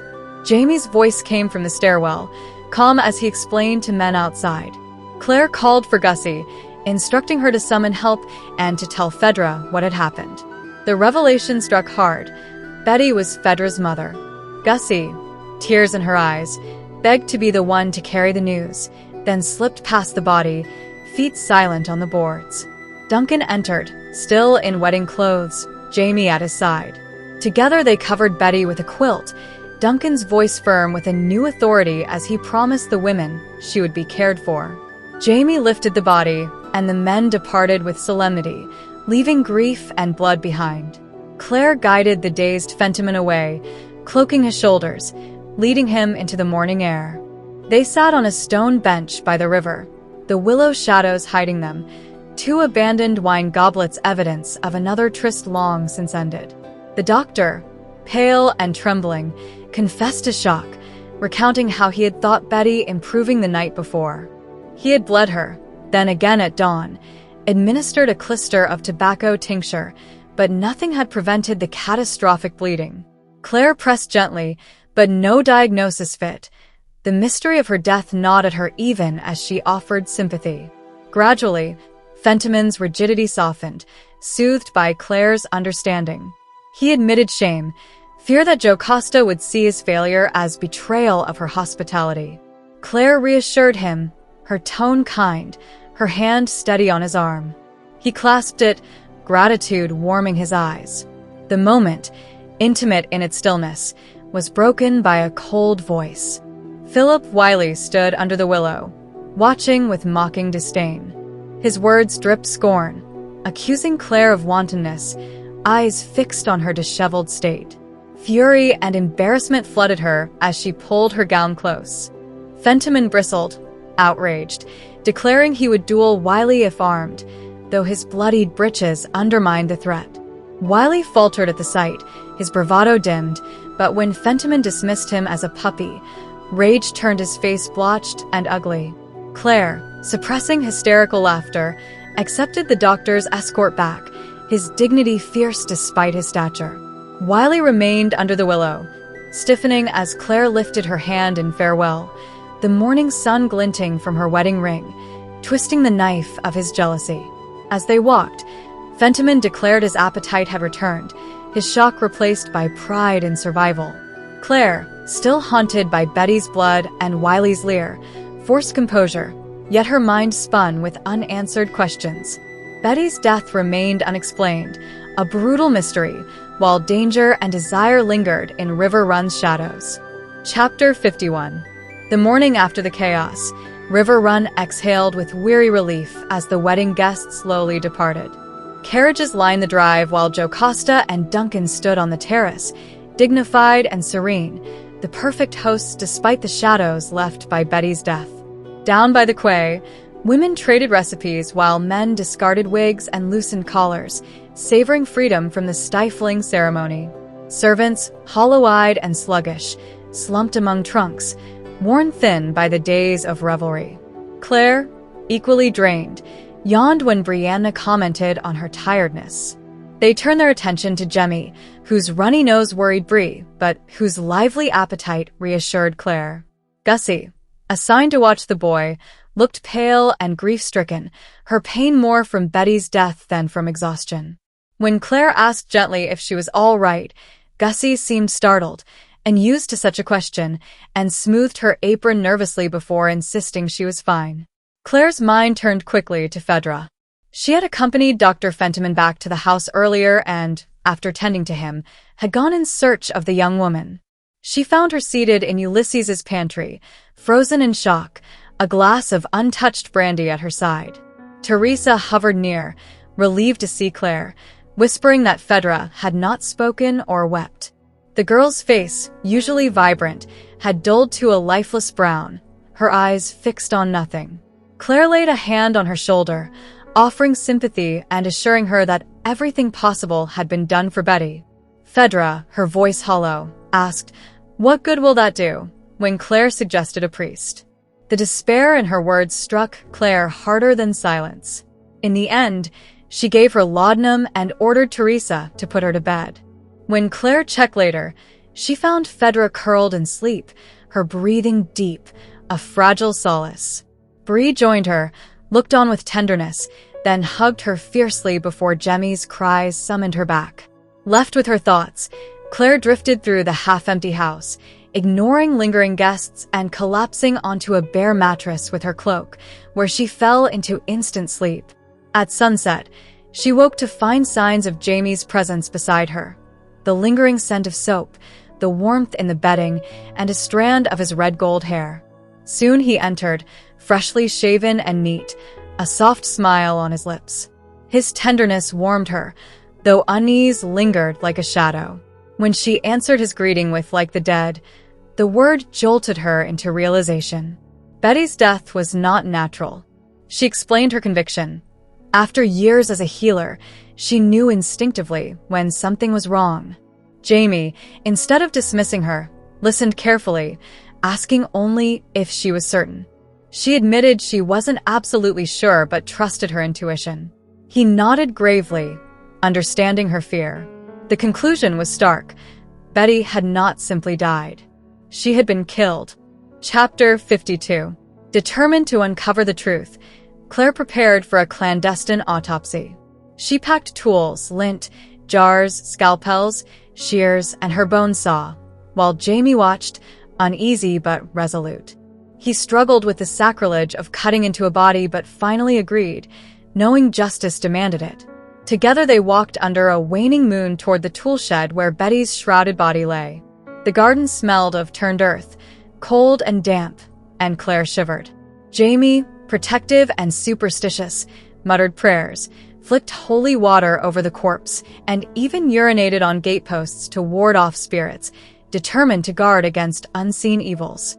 Inside the shed, the muslin-shrouded form rested on trestles, accompanied by bread, brandy, and herbs, tokens left by slaves. Jamie crossed himself and gave reluctant permission. Claire slit the shroud, exposing a gray, lifeless face, easier to see as a shell than the woman she had been. With Jamie holding the lantern, she worked methodically, cutting bone, examining lungs blackened by smoke and soot, ruling out embolism and hemorrhage. When the body groaned with escaping gas, Jamie leapt back, startled, but recovered with a grim smile. Both knew too well the unnerving phenomena of death. As Claire probed deeper, Jamie recalled seeing corpses move after Culloden, burned Highlanders contracting in flames. Claire explained it clinically, but his memories of war gave the moment a haunted weight. Her hands, bloody and numb, searched the stomach, the place most likely to yield answers. The sharp scent of ipecac rose, confirming it had been administered recently. Yet no rupture suggested overdose. She considered Fentiman's ignorance. Perhaps he repeated a useless treatment out of desperation, but something darker prickled at her instincts. Grainy residue clung inside the stomach, a gritty paste that could be poison. She scraped it into a jar, planning to analyze it later. Then disaster struck. The shed door burst open, and Philip Wiley stood framed in shock, staring at Claire with horror. Her heart seized. If he spread word, she could be accused of witchcraft again. She forced calm, deflecting his question with sharp authority, but his fear was palpable. Then another figure stepped forward. Stephen Bonnet, his sardonic eyes gleaming. Claire's blood ran cold. Jamie erupted from hiding like a striking animal, sending Wiley stumbling back. The lantern fell, oil igniting the straw. Fire roared up the shroud and floor. Claire reacted swiftly, toppling the table, dragging the burning cloth over the body to erase evidence. Sawdust caught. The shed blazed. She grabbed her bag and fled, clutching the precious jar of residue. In the garden, servants rushed, believing the stables ablaze. Claire hid in shadows, her body trembling, ears ringing as smoke filled the sky. Flames consumed the shed, sparks showering as slaves clustered in awe, unwilling to douse what was already lost. Then Phaedra burst in, shrieking for her mother, her grief echoing through the night as sparks lit her white shift. Claire bit her lip until she tasted blood, guilt crashing down on her, but clung to her evidence. Betty had been murdered, and this proof was all she had. As the roof collapsed, panic spread. Claire rinsed her bloody hands with alcohol, hiding the stains in her cloak. Barely steady, she stumbled among the gathering crowd. Major MacDonald, oddly fully dressed amid half-naked guests, caught her arm, startled by her state. She demanded news, but no one knew where Jamie was or Bonnet. Servants shouted, the night thick with confusion, until a woman's furious cry rose from the house. Jocasta's voice cut through the chaos, summoning all to attention as River Run woke fully to scandal, death, and fire. Chapter 53. The night at River Run had not yet loosened its grip when Claire stumbled upon a scene of shock. Jocasta Cameron Innes bound hand and foot, her face burning with fury, while Duncan lay sprawled on the floor, struck down by a candlestick. Claire hurried to him, relieved to find his pulse strong and his breath steady. The chamber, however, was chaos, guests and servants crowding, exclaiming, and hindering more than helping, until Major MacDonald's bellowing voice pushed them into order. Jocasta, released from her bonds, demanded her husband, reaching Duncan's side with Ulysses's guidance. Blind yet fierce, she touched his face with trembling fingers, her autocratic strength dissolving into raw tenderness. When she sniffed blood on Claire's hands, Claire lied quickly, attributing it to her courses, masking the truth of Betty's autopsy. Relief washed through her as Jamie appeared, bruised but whole. Their eyes met. Claire silently mouthed the word murder, and his hand closed on her arm in tacit solidarity. As Duncan was lifted to bed, Jocasta, pale now, her white hair falling loose, accepted brandy and, pressed by Jamie, began to speak. The intruders, she insisted, were after gold. Not the petty sterling in the house, but the fabled French gold, sent to aid Charles Stuart before Culloden. With Brianna's help, she revealed a leather case containing rings once meant for her daughters, long dead. Her voice, stripped of its usual command, softened as she recounted the tragedy. Clementina, Sionag, and Morna, each beloved, each lost to the aftermath of rebellion and Hector Cameron's ruthless choices. Jocasta's story unfurled like a dirge. She had been present when 6 iron-bound chests of bullion, marked with Lewis's seal, were rowed ashore on a foggy Scottish night. Hector, Dougal Mackenzie, and a masked Highland gentleman had divided the treasure, swearing blood oaths to guard it for King James. But Culloden crushed those hopes. Hector buried his share beneath his floor, then fled south with Jocasta and Morna, leaving her other daughters behind. Jocasta's voice broke as she relived the moment Hector's pistol misfired, killing Morna as soldiers closed in. Clementina and Sionag perished soon after, consumed by Cumberland's fire and vengeance. The tale ended with a bitter revelation. Hector had bought River Run with the stolen French gold, discarding oaths as easily as his dead children. Jocasta's voice was steady, yet haunted, as she admitted she had long buried her daughter's memory beneath silence. Now, speaking to Bree, herself a mother, she confessed both grief and intent. River Run would pass to Brianna or her blood. Jamie pressed further. What of the Irishman intruder? Jocasta admitted telling him that no gold lay at River Run, that it remained buried in Scotland. Yet the menace had been real. Duncan, groggy and pale, confirmed he had been clubbed upon entering, while Jocasta bore a thin cut on her palm where a knife had proved their captor's seriousness. Only her quick wit, directing them toward the garden shed where Betty's corpse lay, had bought her chance at escape. Likely, The lantern dropped in their fright had sparked the fire that consumed the shed.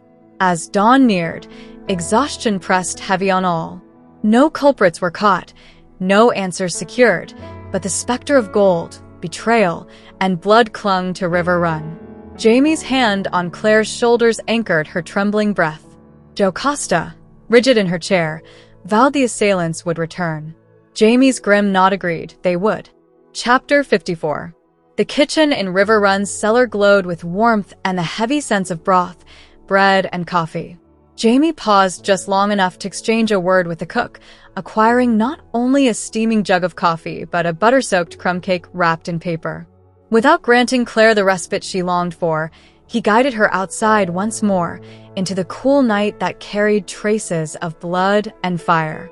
Together they walked toward the stables, their steps deliberate and quiet, as though both feared what waited in the shadows. Inside, Roger kept watch.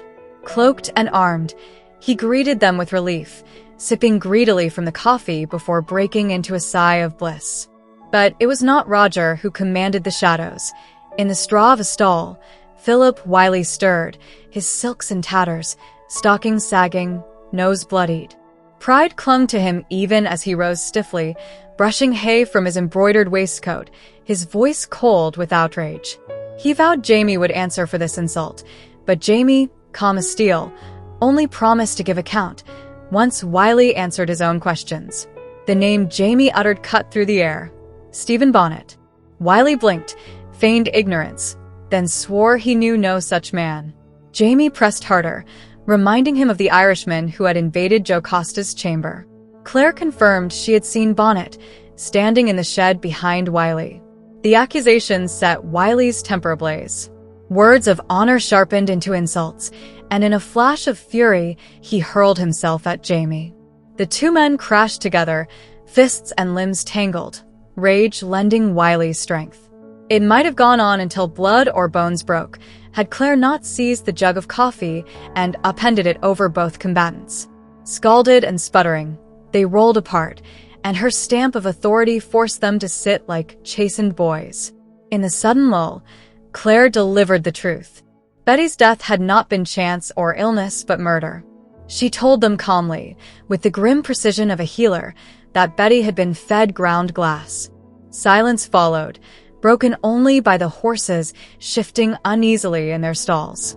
Even Jamie faltered at the revelation, while Roger muttered a curse at the cruelty. Wiley, white-faced, gaped between them, clearly shaken. Suspicion circled, each man's gaze cutting toward the other. Jamie accused Wiley of silencing a witness. Wiley spat back that Claire herself was guilty, her bloodied hands proof of dark desecration. Rage flared again, but this time Jamie's blade and threats silenced the fop. Quieter now, trembling but proud, Wiley insisted he had nothing to do with the murder. Pressed further, Wiley revealed his true reason for lurking near the shed. His voice cracked with emotion as he admitted he had come to bid farewell to Lucas, the black stallion Jamie had won from him at cards. He had raised the horse from foal to glory, and grief lent his confession unexpected dignity. For the first time, Jamie's scorn softened, for he understood the bond between a man and the creature of his pride. Yet when Jamie carried the lantern to Lucas's stall, the truth struck like a hammer. The stall was empty, the straw cold. Bonnet had fled, and he had taken Lucas with him. A silence heavier than any quarrel filled the stable. Wiley straightened, his face pale but voice sharp with bitter triumph. "If I no longer have him, Mr. Fraser." "Neither do you," he said, then fixed Claire with a dark, ironic glance. "But I wish you joy of your wife." With that he turned, stockings sagging, wig lost, dignity clinging only in the angle of his back as he walked into the pale wash of dawn. Outside, the river shimmered silver under first light. Roger trudged toward the house, yawning, but Jamie led Claire away from the questions and chaos that surely awaited. They passed the forge, where a boy coaxed sparks into flame, and came to the carriage shed. Inside, Jocasta's phaeton gleamed faintly in the dimness. Jamie lifted Claire into it, spread the buffalo robe on the floor, and pulled her down beside him. Wrapped together, exhaustion settling at last, they found a fleeting moment of peace. Claire, half dreaming already, asked if he trusted Jocasta's tale of the French gold. His voice, muffled by her hair, carried the weariness of truth. "Oh, Of course I do. At least as far as I could throw her." Dawn broke fully over River Run, the household stirring with rumor, but in the carriage shed Jamie and Claire surrendered, for a brief while, to rest, the scent of fire and betrayal still clinging to the air. Chapter 55. Hunger and thirst forced Jamie and Claire from their hiding place after the chaos of the wedding feast. They crossed the lawn under the downcast eyes of slaves still tidying debris, and Claire noticed Phaedra carrying dishes from the mausoleum. Grief distorted the young woman's face, though she shed no tears until Jamie offered quiet sympathy.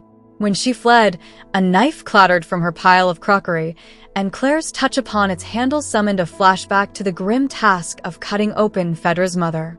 The bright morning banished the memory, yet unease lingered. They found Jocasta, Duncan, Roger, and Brianna gathered in Jocasta's sitting room over a belated breakfast. Everyone appeared weary, Duncan sporting a bruise from his fall, but conversation turned inevitably to the murder of Betty. Claire attempted to impose order by reviewing events logically. She insisted Betty must have been drugged, though Dr. Fentiman had obstructed her examination. Jamie confirmed tasting something suspicious in the punch, while Brianna reported servants saying Betty had sipped leftovers, but seemed only cheerful. Roger recalled Ulysses mixing the punch and vouched that Betty had not been reeling at that time. The butler admitted to preparing a second batch of punch after breakfast, from which Betty likely drank. Suspicion of laudanum arose, a substance Jocasta confirmed was easy to obtain. The group debated why a slave would be targeted, and Jamie wondered if Betty had consumed poison meant for another. Brianna countered with the certainty of deliberate murder, since ground glass had been discovered in the body. The discussion examined timelines. Fentiman's medicines would have revealed internal bleeding had she already ingested glass during his first visit, so the lethal dose came later, probably while she was isolated in the attic. Roger eliminated the possibility of other drugged guests, though many were drunk. Lieutenant Wolfe, however, had been spectacularly inebriated. Duncan speculated whether he might have consumed part of a laced portion, then passed the rest to Betty. Yet witnesses recalled Wolfe staggering outside with a bottle, conscious but incoherent, before requesting a boat during supper and vanishing downriver. Jocasta's attention shifted to the silver cups gifted to Duncan on their wedding morning. Jamie had seen Betty with such a vessel, leading Jocasta to conclude grimly that Duncan's own cup had been intended for poisoning. Duncan protested, insisting nerves had kept him from accepting any drink. Still, suspicion fell upon motives for harming him. Jocasta reminded them of threats at the gathering when Lily White had hinted at preventing ceremonials. She suggested that thwarting her marriage remained the goal. Roger advanced a chilling theory. If Duncan were eliminated, a rival suitor could coerce Jocasta into a marriage on the spot, using the priest present and the distraction of Duncan's collapse. History offered precedent, and Roger speculated that Wolfe, known to have pursued Jocasta, might have feigned drunkenness to mask involvement. The reasoning explained Betty's death as silencing a witness who could identify her poisoner. Ground glass, plentiful from shattered goblets, could easily have been slipped into food or drink delivered to her. Jocasta admitted that identifying when or how the fatal dose was given would be impossible, given the crowded kitchens and frequent visitors to the attic. Suspicion thickened without resolution. Attention shifted to the nocturnal intruder in Jocasta's chamber. Jamie confirmed that Stephen Bonnet himself had appeared, terrifyingly close. Brianna reeled at the name, fear flashing in her eyes despite her composure. Jocasta recalled that the second man had remained silent, which suggested someone she would have recognized by voice, possibly Wolfe, who had indeed fled by boat. Theories arose of an alliance between Wolfe and Bonnet, uniting naval access and piratical skill to pursue Jocasta's hidden gold, once Hector's French treasure. Jocasta reluctantly admitted that a fragment of it remained at River Run, perhaps enough to incite suspicion and greed. Jamie warned Duncan that such men would surely return. Duncan took Jocasta's hand, vowing readiness. Jocasta pressed about Bonnet, and Jamie assured her with grim certainty that the pirate would be back. Claire, watching Brianna's controlled face, recognized the shadow of fear within her daughter's eyes. The menace of Stephen Bonnet hung over them all, unseen yet already moving. The next morning, they departed for the mountains. Their journey had barely begun when Major MacDonald rode up, scarlet uniform blazing among the chestnut trees. He carried a sealed letter from Governor Tryon. Jamie read the proclamation dated 19th March, calling for militias to assemble and march against the rebellious regulators. 30 men were to be chosen from each regiment, families to be aided by neighbors during their absence. Payment would be issued in warrants until funds could be raised. Claire swore under her breath as realization struck. War was at hand. Jamie absorbed the summons with his usual composure, remarking only that there remained just enough time to plant the barley. The shadow of conflict settled over them, a counterpoint to the threats within River Run, binding their fates to struggles both intimate and political. Part 6. The War of the Regulation. Chapter 56. The chill of March clung to the Carolina hills when Waitstill Avery found himself pulled into the heart of unrest. At the lower end of Long Island, he encountered a band of men who styled themselves regulators. 30 or 40 surrounded him, rough voices naming James McQuiston as the one who seized him. Declared a prisoner in the name of the movement, he was warned that escape would bring harm, but obedience would keep him safe. With 2 guards pressing close, Avery was marched across fields and woodlands until the sprawling camp of the insurgents revealed itself. There, on trampled ground that smelled of smoke and sweat, more men gathered by the hour, swelling until 200 and more stood assembled. The camp carried the air of defiance, rifles leaning against tree trunks, rough coats stained by labor, voices raised in angry chorus. Names of leaders passed through the throng: Thomas Hamilton, his kinsman, James Hunter, Joshua Teague, Gillespie, and James Grimes. These men moved among the crowd, their presence a center around which fury gathered. Avery, though held captive, observed with sharp attention, noting each word, each face etched with determination. The regulators spoke with scorn for authority. The governor's name was spat like a curse, judges accused of corruption, the assembly denounced for tyranny. Thomas Hamilton climbed onto a stump in the center, his figure stark against gray sky, and thundered that Maurice Moore was no judge at all, nor Henderson, for neither bore the sanction of the king. He declared the riot act a weapon stolen from France, a herald of the Inquisition, and the crowd roared assent. The men around him shouted that clerks and lawyers deserved death, swearing to drag them down.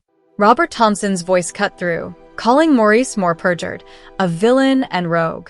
Others shouted scoundrel and traitor, their fury uniting into a vow of blood. Edmund Fanning was damned already, declared outlaw by proclamation, and they swore that any who crossed his path would end him without delay. Some longed to see him in Salisbury and pledged to kill him there. Their wrath spread to Judge Moore, some desiring only to flog him, others promising death.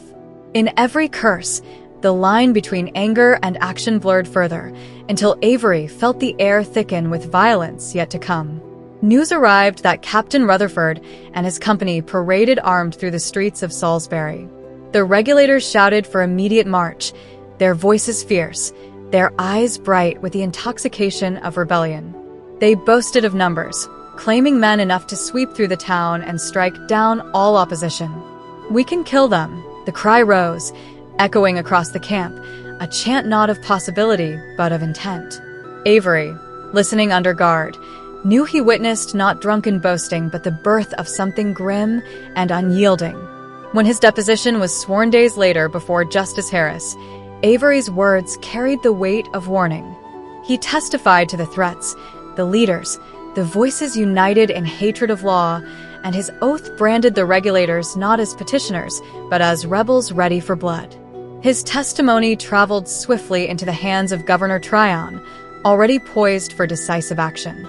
In New Bern, on the 19th of March, Tryon wrote to General Gage with cold clarity. He declared that His Majesty's Council had resolved to march with militia into the settlements of insurgents who defied government authority. The governor requested cannon, shot, colors, and drums, admitting the province lacked the engines of war needed for such a campaign. His plan was precise: to begin from New Bern on the 20th of April, drawing militia companies as he advanced through the counties, forming 1,500 men or more under the banner of royal order. The letter bore both urgency and resolve. Tryon cast the service as honor, demanding each regiment provide 30 men, while urging planters at home to tend families of those called away. Payment would come in warrants, promises bound to a treasury stretched thin. Yet beyond practicalities lay the tone of determination, a certainty that rebellion must be crushed before it consumed the colony. Thus two worlds collided. In the camp on Long Island, men cursed authority and spoke of murder with voices hoarse from rage, their oaths thick with contempt for judges, clerks, and lawyers. In the chambers of New Bern, words flowed in formal script, summoning men under scarlet authority, sealing rebellion's fate with proclamations and drums not yet beaten. Between them stretched only weeks, a narrowing span that drew both sides toward inevitable clash. The regulators, armed with fury and numbers, felt themselves righteous, avengers of wrongs long endured.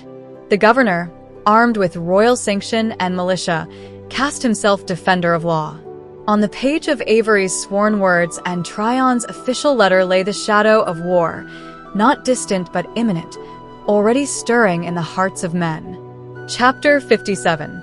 On Frasers Ridge, the night of April 15th wrapped the cabin in restless silence. Roger lay awake, listening to the persistent whine of a mosquito that slipped past the hide covering the window.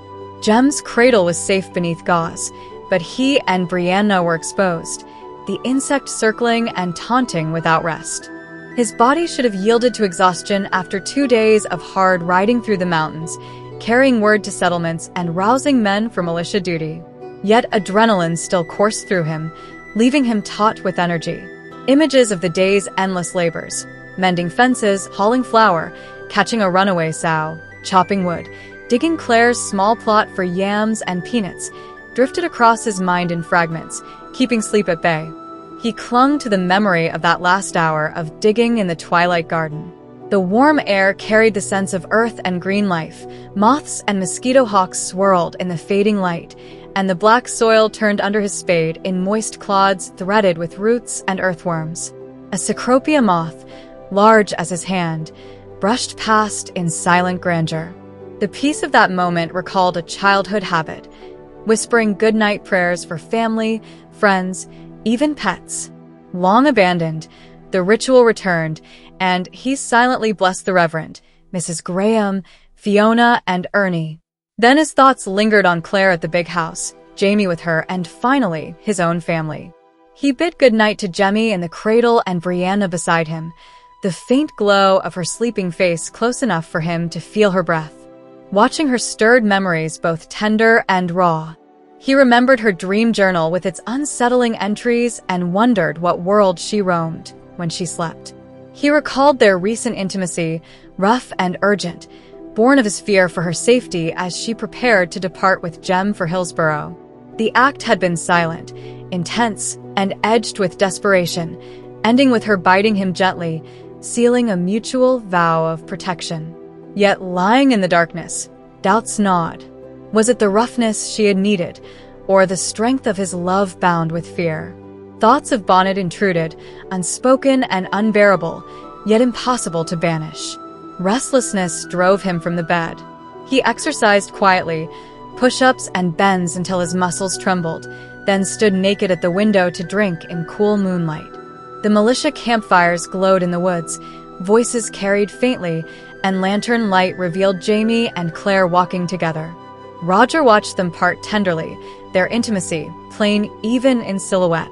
Turning back to his own dwelling, his gaze fell on Brianna's small collection of objects by the window: tortoiseshell combs, her bracelet, the jar of tansy oil, and a larger jar filled with daco seeds.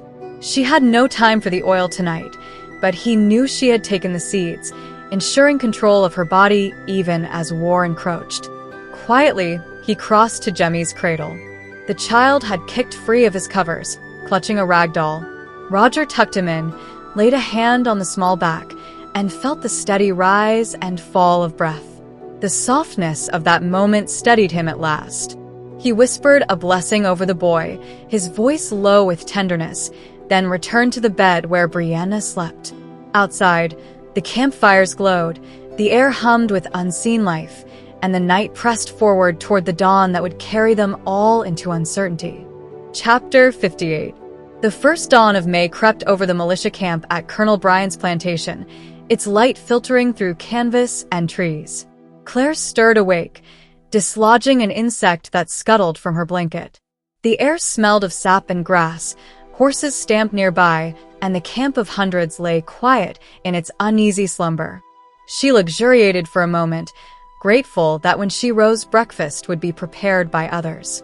Their journey from the mountains had ended the night before, in time to await Governor Tryon and the arriving artillery detachments. The army was not yet assembled, though rumors flew like sparks through dry grass. Beside her, Jamie lay wakeful, studying his hand in the pale glow. Calloused and scarred, marked with an old nail wound and twisted joints, it bore the signs of labor and battles past. To Claire, the hand was beautiful.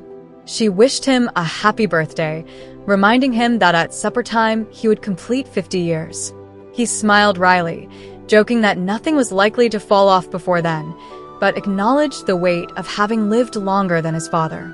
Claire teased, touched, and reassured, telling him it was still him she saw. The intimacy between them was unbroken, tender, and edged with humor, even as uncertainty loomed. The camp outside was chaotic. Some companies, drilled by veterans, showed discipline, while others sprawled in disorder, tents sagging, equipment scattered. A drumbeat failed to rouse the mass of men. Claire doubted such a force could face battle, but Jamie, with quiet certainty, said Tryon knew well how to drill men to march and dig. Fighting, though, was another matter, and the question was whether it would come to that. Rumors swirled of regulators numbering 10,000, of general gauge sailing south, of riots, arrests, and plots. Amid confusion, only one fact was sure. Tryon was marching to join his militia, and the outcome waited in shadow. Jamie's thoughts returned inward. Having outlived his father, he confessed the strangeness of facing years without a model. Claire understood, having lost her mother young, likening life to a journey without a map. They spoke softly, exchanging reflections of invention, uncertainty, and the need to shape oneself from fragments borrowed and found. Tears came unbidden to Claire, and Jamie soothed her with warmth and gentleness. He reminded her that each day was a gift, whatever tomorrow might hold. His humor broke through as he tallied his teeth, his parts, and the resilience of his body, easing the weight of the moment with the levity of love. The camp began to stir in earnest, voices rough with sleep, pots clattering, horses shifting. Overhead, a grasshopper sang against the canvas. Within their shelter, however, Claire and Jamie shared a quiet moment of intimacy, marking his 50th year not with fear, but with gratitude. War hovered, rumors swelled, and the army outside remained a disordered sprawl, yet the morning belonged to them, a pause before history pressed forward again. Chapter 59. Governor Tryon's journal recorded the march of the Royal Militia with terse precision, but behind each entry lay the strain of men dragged from fields into ranks, their loyalty uncertain, their spirit wavering. On May 2nd, the detachments from Craven and Carteret trundled out of New Bern with 2 field cannon, swivel guns perched on small carriages, wagons creaking with powder, food, and tents. The governor himself had left days before and reached Bryant's plantation by the 1st of May, where the disparate units were slowly gathering. Day followed day, each step carrying them deeper into unsettled territory. The men crossed meadows, ferried rivers, marched through Johnston and Wake counties beneath the eye of their governor. At Smith's Ferry, Tryon reviewed his troops beneath the noon sun, his red coat gleaming while men shifted awkwardly in the grass. In Wake, disaffection boiled close to mutiny. Colonel Hinton admitted that of the company he had been ordered to raise, scarcely 20 men appeared. Among the 400 gathered, only 1 in 5 carried a serviceable musket. When the governor demanded volunteers, silence met him. Anger flaring, he ordered the entire regiment surrounded by loyal troops. Panic rippled through the unarmed men as 3 colonels moved among them, seizing the most likely recruits. Within 2 hours, persuasion mixed with intimidation swelled the numbers to 50, but shame hung over Wake's men as they slunk homeward, branded by their cowardice. The march pressed on. Turner Tomlinson, a known regulator, was dragged from his home and imprisoned, though he confessed nothing beyond his allegiance. When he later slipped free from the guardhouse, search parties scoured the countryside in vain. At Hillsborough, wagons broke down, horses were shod, and 2 ragged companies of Orange militia were reviewed with little ceremony. Crossing the Haw River on the 12th of May, the army expected ambush, for the regulators had sworn to block the fords. Yet their sudden movement caught the insurgents off guard, and the royal militia splashed across unopposed. On that Sabbath, Tryon ordered divine service. Beneath the open sky, Reverend McCartney thundered from the text, "If you have no sword, sell your garment and buy one." The words rang with martial piety, sanctifying the coming clash. That same day, 20 gentlemen volunteers joined, mounted and proud, forming a troop of light horse under Major MacDonald. A regulator caught lurking in ambush was hauled into camp, his musket seized, while commissaries raided his home for rum and hogs meant to feed rebel men. Then came the grim tidings. An express rider arrived breathless with news from General Waddell. Near the Yadkin, his small force of 300 had been surrounded by 2,000 regulators. Shouts like war cries and the steady trickle of deserters sapped his ranks. With his men unwilling to fight and sentries slipping away, Waddell had no choice but to retreat across the river, his cannon and baggage in tow, the rebels dispersing triumphantly. The council of war that followed in Tryon's tent drew stern faces into candlelight. Councilors and colonels bent over maps, deciding to change course and strike west with haste. The army pressed toward Alamance Creek, sending strong detachments to seize the high ground. Scouts reported regulators massing on Sandy Creek, their settlements alive with messengers, their fury hardening into resolve. By nightfall, Tryon's camp lay on the western banks of Great Alamance. Wagons rattled back to Hillsborough for provisions, while rumors hissed that rebels meant to attack under cover of darkness. 1/3 of the men were ordered to stay armed, the rest to sleep beside their weapons. The night passed in taut silence, broken only by the stamping of horses. On the 15th, the governor received a letter from the insurgents themselves. The council read it, and the decision was made. At dawn, Tryon would send terms of surrender. If the rebels refused, he would order an assault. The army remained under arms through the long night, campfires glowing in the mist, while across the fields the regulators gathered within 5 miles, unseen but palpable, their numbers swelling. In Hillsborough, far from the camp, Brianna Fraser stirred from troubled rest.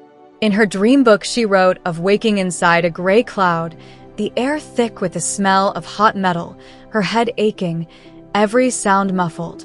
She could not recall the dream itself, only the colorless fog and a rising fear. She had never seen a battlefield, but her mind whispered of smoke, of cannon, and of war about to break. Chapter 60. After the council with Tryon, Jamie returned to his men well after supper, his stride brisk, his eyes alight with contained purpose. He relayed the governor's plan with calm brevity. The army would march at dawn, offering terms to the rebels, and, if rejected, battle. Murmurs rippled through the Fraser company. Ewald Mueller stretched, joints cracking like musket fire, and declared with blunt cheer that they had lingered too long and risked growing moss. Laughter followed, easing tension. The promise of action steadied spirits. Muskets lay polished by firelight, and men settled into talk, the edge of fear dulled by camaraderie. Jamie inspected the camp, answering questions, soothing doubts, then returned to Claire's side at their smaller fire. She saw satisfaction glimmer behind his fatigue and questioned him at once. He confessed without hesitation. After the council, he had contrived a moment alone with Samuel Cornell, a royal counselor. Between mouthfuls of bread and stew, Jamie recounted what he had learned. Stephen Bonnet, that wraith of the coast, appeared and vanished in cycles. For months he prowled the Outer Banks, then disappeared across the Atlantic, only to return with gold in his pockets, swaggering in taverns from Edenton to Roanoke. Contraband trade seemed certain, and the goods were said to come ashore at Wiley's Landing, land adjoining Philip Wiley's plantation. Whether Wiley himself dealt with Bonnet remained unproved, but suspicion clung. For now, Bonnet had vanished again.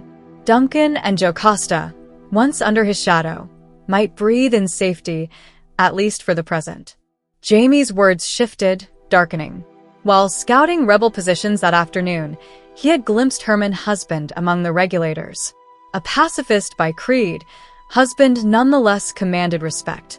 If he could persuade the insurgents to disperse, bloodshed might yet be spared. But Jamie doubted, his brow furrowed with worry. Abruptly, he made a decision. Striding across camp, he sought Roger, drew him aside, and pressed something white into his hand, a token of parley, a charge to seek Husband at dawn and bring him to Tryon's tent. If the governor's words could not move him, perhaps the certainty of royal determination would. If Husband foresaw slaughter, he might restrain his followers. Returning, Jamie seemed lighter, appetite restored, as though passing the burden to Roger had given him brief relief. Around them, the camp smoldered with fire and smoke. Across the unseen stream, the Regulators' own campfires burned, their glow staining the eastern clouds a dull red. Between the two armies, the night stretched taut as a bowstring. Claire added wood to the flames, unease prickling. No one would sleep early. The drizzle that had dampened the day lifted, and the sky opened into streaks of crimson and gold, mare's tail clouds of flame across the horizon. She touched Jamie's arm, bidding him look. He turned, first wary, then softened, gazing skyward with reverence. She thought fleetingly of Frank, who would have dismissed such beauty with a polite nod, his mind already returned to puzzles. Jamie, by contrast, stood still, his face bathed in twilight fire, wholly present. He spoke of Scotland, where twilight brought only leaden skies and the sun dropping like a cannonball into the sea. This sky, he said, was unlike any other, yet change in air and season always stirred memory. Rough living sharpened it. At dawn and dusk, he dreamed of those he had known, of places left behind. Now, though, he thought of Scotland as he watched the fading day. Claire leaned against him, admitting that she too was caught between past and present. Tentatively, he asked if she longed for the other times, the world she had left. She heard his heart under her ear, counted 3 steady beats before answering. No, she did not long for them, but she remembered.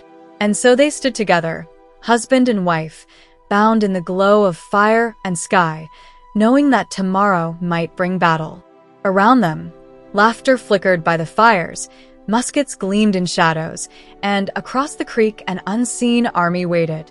The war of words was nearly spent. The war of blood would dawn with the morning. Chapter 61. At dawn on May 16th, 1771, tension crackled through the great Alamance camp as Governor William Tryon issued his uncompromising ultimatum to the Regulators. The message demanded they surrender their arms, deliver their outlawed leaders, and submit to the crown, or face bloodshed within the hour. The stark terms set the tone for a day weighted with dread. Claire Fraser awoke to find Jamie already gone, his blanket folded, his demeanor sharpened by the gravity of command. The camp stirred in restless unease, men alert but not yet on edge, aware that any spark could ignite the waiting violence. Claire busied herself with practical preparations, fetching water and considering how soon it might be needed to cleanse wounds or sustain soldiers. The Alamance River, though modest in size, became a dividing line of looming conflict, its muddy waters reflecting dragonflies while soldiers casually relieved themselves nearby. The absurd contrast between nature's calm and the possibility of slaughter underscored the fragile stillness. When Jamie returned, neat and battle-ready with pistols, dirk, and sword, his presence reminded her that the hour of reckoning edged closer. Governor Tryon soon rode into camp with aides, dressed in his functional blue uniform and bearing scars of experience. His polite bow to Claire belied the iron determination simmering beneath his composure. Demanding to inspect Fraser's troops, he questioned their readiness, only to find himself the unwitting subject of Jamie's demonstration. With a piercing Highland cry, Jamie summoned his men from the woods. They erupted in a fearsome display, startling the governor's horse and sending him sprawling to the ground. The militia's laughter masked the serious message. Fraser's men were disciplined and fiercely loyal, capable of both intimidation and stealth. Tryon, rattled but resilient, regained his dignity and resumed conversation. Jamie pressed the governor to recognize that the Regulators, though numerous, lacked true leadership. Names like Herman Husband and James Hunter surfaced, but Jamie argued that bold pamphleteers were unfit to guide men in battle, particularly a pacifist Quaker like Husband. Despite his skepticism, Tryon admitted Husband's influence and reluctantly agreed that, if persuaded, he could be a voice for peace. Jamie revealed he had already sent Roger Mackenzie across the creek to find Husband, hoping to leverage his sway over the restless crowd. Their exchange revealed Tryon's conflicted state. He acknowledged the grievances of the Regulators as not entirely without merit, but his role as governor left no room for leniency when rebellion challenged royal authority. His voice hardened as he declared he could not allow riot, lawlessness, and open defiance to go unpunished. Yet beneath his words lingered regret, a visible struggle between the impulse for justice and the burden of responsibility. His decision was firm. If Husband could be convinced to disperse the men, he would listen. Otherwise, the confrontation would proceed, and the colony would bleed. Claire, observing silently, sensed both inevitability and futility. She noted the numbers. More than 1,000 militia men bolstered by artillery against 2,000 ill-armed Regulators. Tryon's aides, like young Mr. Vickers, brimmed with eagerness for the fight, but the governor's resolve carried the weariness of a man conscious of the stakes. Jamie stood beside him, equally grim, neither eager for war nor blind to its inevitability. As Tryon remounted his horse, declaring, "Stand ready, Mr. Fraser," the air thickened with the knowledge that time was running out. Both leaders departed determined yet reluctant, each aware that once the hourglass emptied, battle would claim the day. Claire touched Jamie's hand, silently willing Roger to succeed before the killing began. Chapter 62. Roger Mackenzie moved cautiously toward the Regulators' side of Alamance Creek, carrying only a knife, a white kerchief of truce, and his militia badge tucked into his pocket. Jamie had entrusted him with a perilous mission, to seek out Herman Husband and persuade him to use his influence to prevent bloodshed. Haunted by stories of injustice and corruption, Roger's sympathies for the Regulators warred with his loyalty to Fraser. He resolved he would not fire on any man. Knowing his historian's perspective sharpened his sense of the tragedy about to unfold. His journey across the meadow exposed the contrasting realities of both camps. The militia, though sometimes scornful of their adversaries, remained organized and prepared under Tryon's command. By contrast, the Regulators' side felt scattered and undisciplined. Roger encountered foragers debating whether Tryon would attack that very day, and later stumbled upon soldiers distracted by women, their focus hardly martial. As he pressed deeper, the casual disarray gave way to growing urgency. Laughter gave way to grim determination, men sharpening blades and loading muskets, the air thick with desperation. Finally, Roger located Herman Husband, besieged by a circle of agitated followers. Perched on a rock, the Quakers struggled to hold back the tide of voices demanding action. The clamor reflected chaos, not leadership. Pushing through, Roger seized Husband's sleeve and drew him into the shelter of a deserted cabin. There, in the stale air of abandonment, the two men spoke urgently. Husband's first instinct was skepticism. He believed the moment for negotiation had long passed. But Roger pressed him, revealing the governor's readiness: cannons, mortars, trained militia in formation. Death was inevitable unless someone could sway the masses to disperse. Husband resisted, clinging to the legitimacy of the regulator's grievances, yet Roger forced the stark truth upon him, that survival itself hung in the balance. The Quaker's conviction wavered, tempered by his awareness of the mob spiraling beyond his control. In a moment of calm, he clasped Roger's hands and asked for prayer. The stillness that followed carried both men into a fragile peace, as if for a moment they touched grace amid the chaos. Strengthened, husband resolved his course. Emerging from the cabin, he mounted a horse and addressed the clamoring crowd. His cry was simple yet defiant: "Go home. Leave this place before blood is shed." The response was mixed: confusion, anger, defiance, but husband stood resolute, insisting that nothing remained here but the prospect of slaughter. Though many mocked or shouted him down, his determination carried weight. With a final exhortation, he rode away, refusing to lend his presence to the impending violence. His departure stunned some into hesitation, but many remained, muttering and resolute, unwilling to yield. Roger, caught in their midst, became the focus of suspicion. Rough hands seized him, demanding answers. Was he a spy? Had he spoken to Tryon? Had he tricked husband into abandoning them? Surrounded by hostile faces, he stood his ground, calmly declaring the truth. The governor's troops were ready, armed with artillery and discipline the regulators could not match. He warned that Tryon offered leniency if they dispersed, but defiance if they stayed. The crowd's jeers and contempt made clear they were unmoved. A spittle-stained insult struck the ground near his boots. Another hand lashed out at him. Roger defended himself with a surge of strength, but realized his words could not sway the tide. Escorted back toward the edge of camp, Roger recognized the futility of his mission. Husband's influence had cracked but not broken the momentum of rebellion. The regulators, twice as many though poorly prepared, steeled themselves for confrontation. As Roger slipped back toward the cover of the trees, the Reverend's words echoed faintly in his mind: "Blessed are the peacemakers." Yet he knew the peace he sought might already be lost. The hourglass of Alamance had nearly run out, and dawn's fragile calm would soon give way to the roar of cannon. Chapter 63. The morning at Alamance carried a tension so palpable that Claire Fraser imagined the brush of death swing against her cheek. The air itself seemed alive, humming with the soldiers' anticipation as they waited for word of the governor's decision. Each man stood restless yet rooted, eyes turned eastward, as if their bodies already sensed the command to move. Claire tried to soothe her nerves by revisiting her surgeon's kit, touching each bottle and tool as though their names, belladonna, laudanum, tourniquets, were protective incantations. Yet even the familiar rhythm of preparation could not suppress the electric dread coursing through the camp. Jamie moved among his men with calm authority, a reassuring touch on a shoulder here, a quick word there, his presence transforming the soldiers' unease into steadiness. To Claire, however, his composure carried the shadow of Culloden, and she felt the dread of history repeating.